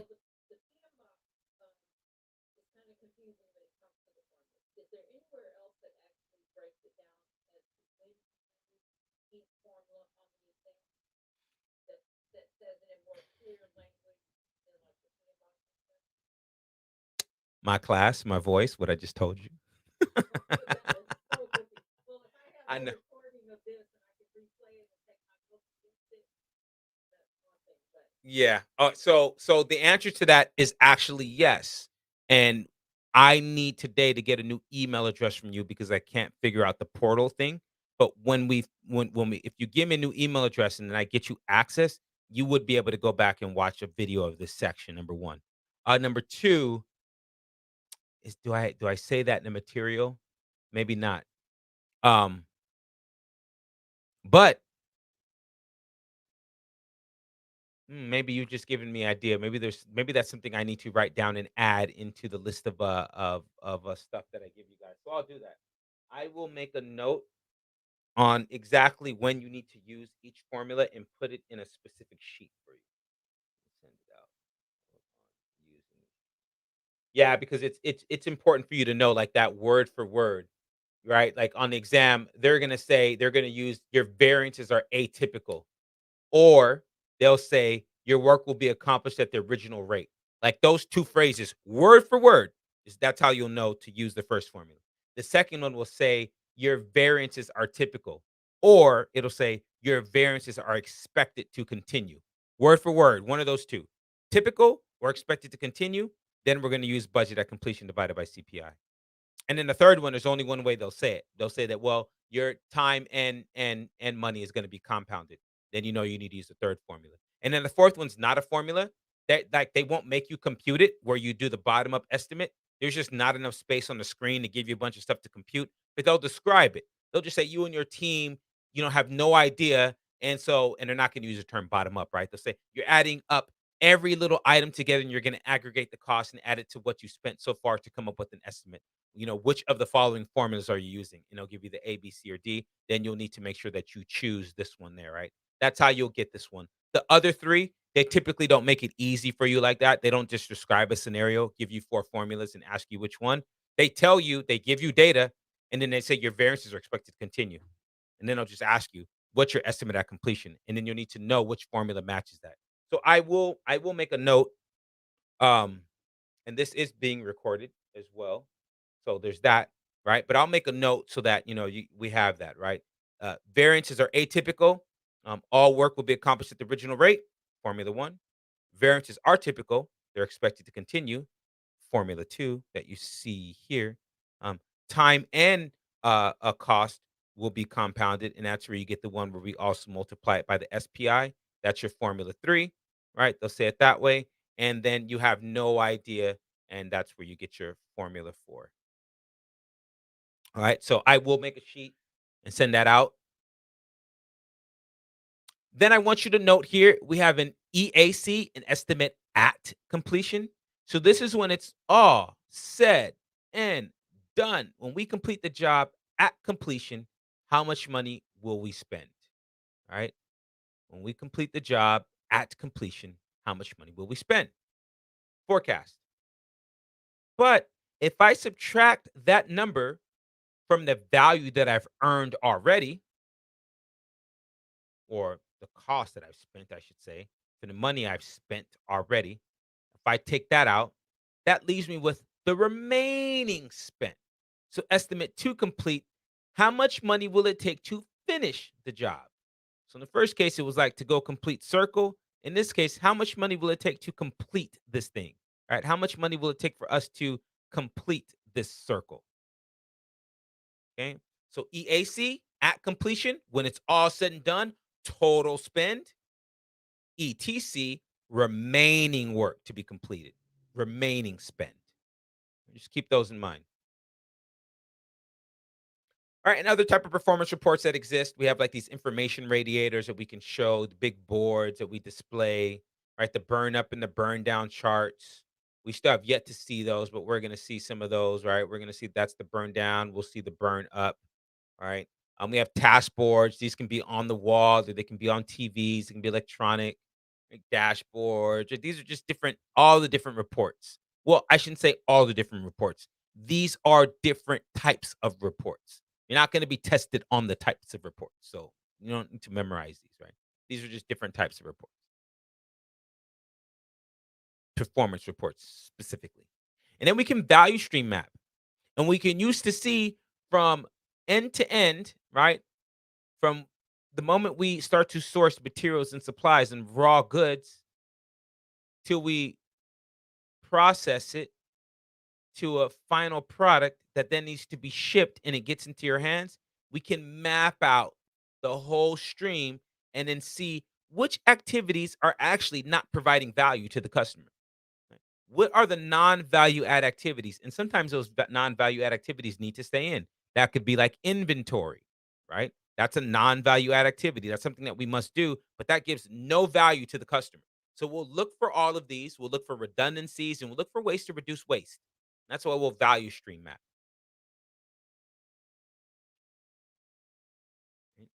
And then we can use retrospectives or lessons learned as well. Right now, remember the context of this specific lesson that we're doing is supporting team performance, right? And now within supporting their performance, right, we want to do stuff like having team spaces and having smart meetings and doing team building activities and understanding the forming, storming, norming, performing, and adjourning, and then using earned value management to let them know where they're at and what they need to do, right? So in this context, after value stream mapping, then we also use retrospectives and lessons learned, right? We do that as well to support the team. So we've already seen retrospectives and lessons learned, right? Nothing more to add, but it's just down the context here. This is what we're using to actually support the team, right? Oops. And then some guidelines for conducting a retrospective, right? I will let you guys read this on your own. Actually, I'll just give you my three. Time box, number one, time box everything from the total time, like maybe a 20-minute meeting, shouldn't take longer than that, right? So you want to time box everything. So you have the total duration should be less than 20 minutes. And then people don't need more than 3 to 5 minutes. Even 3 minutes is usually a long time, right? But 3 to 5 minutes in order to write down, you know, what what should we stop doing? What should we start doing? What should we keep doing? Right. And this is the best advice I can give to each of you. If you're not doing this today, this is something that you should immediately begin doing. Start, stop, and keep. It's an ugly K, but start, stop, and keep. Okay.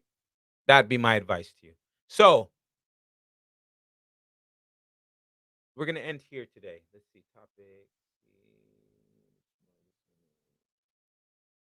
Topic B, manage conflict. You know what? This is 8 more slides. Let's just finish this one. Let's do this last one and we'll call it a day. Let's just do address and remove impediments. We're right here. All right. So we're trying to reprioritize our backlog. And, other than that, everything's an update. Update the register, update the task board, maybe get an action plan, some daily stand ups. So impediments, obstacles, blockers, roadblocks. You might hear that term as well. Okay. Roadblocks, obstacles, road blockers, blockers. All right. You might hear those terms, roadblock. I'll just do road blockers, so I don't have to type the rest. Now on the exams, impediments, obstacles, road blockers are all the same thing. They're all the same thing. But let's expand on the definition just so you can get a more accurate communication to your team members. So impediments, those could reference the situations, the conditions, the actions that slow down or hinder your ability to move forward. Right? Something is impeding me. Right? It's like someone's pulling on my jersey, they're tugging me back, they're holding me down. Obstacles are barriers, things that are in my way. Nothing's pulling me or holding me back, but something's in my way. It's an obstacle. Now I could have both. I could have an impediment and an obstacle. Right? And then we have blockers. Blockers that just cause stoppages, right? So maybe the impediment is that my tires are bald, and maybe the obstacle is that I need to get around some debris on the road, but then the blocker is that there was an accident ahead, and so there's nowhere I can go. I've been stopped. For the exam, all three mean the same thing, but there goes your expanded definition. We also need to assess the product backlog. It's pretty straightforward. Always refactor. Well, you don't refactor on your product, but you don't refactor backlog. You refine. You refine and groom the backlog, right? So that's what we do there. Continue to assess it for any impediments or obstacles. We evaluate them. All right. We might, use spikes to help eliminate those. We'll talk about those tomorrow. The daily stand up. We've talked about this already, but this is another way of removing roadblocks for people. For the exam, you do need to know that presence of all team members involved in the sprint is mandatory. And then tracking impediments. We might use a task board. We might use software to do it electronically. Might use software to do it electronically. Whoops. We have the risk review and the risk register. Right. These impediments, these blockers, right? They may be due to the risk. So in agile, right?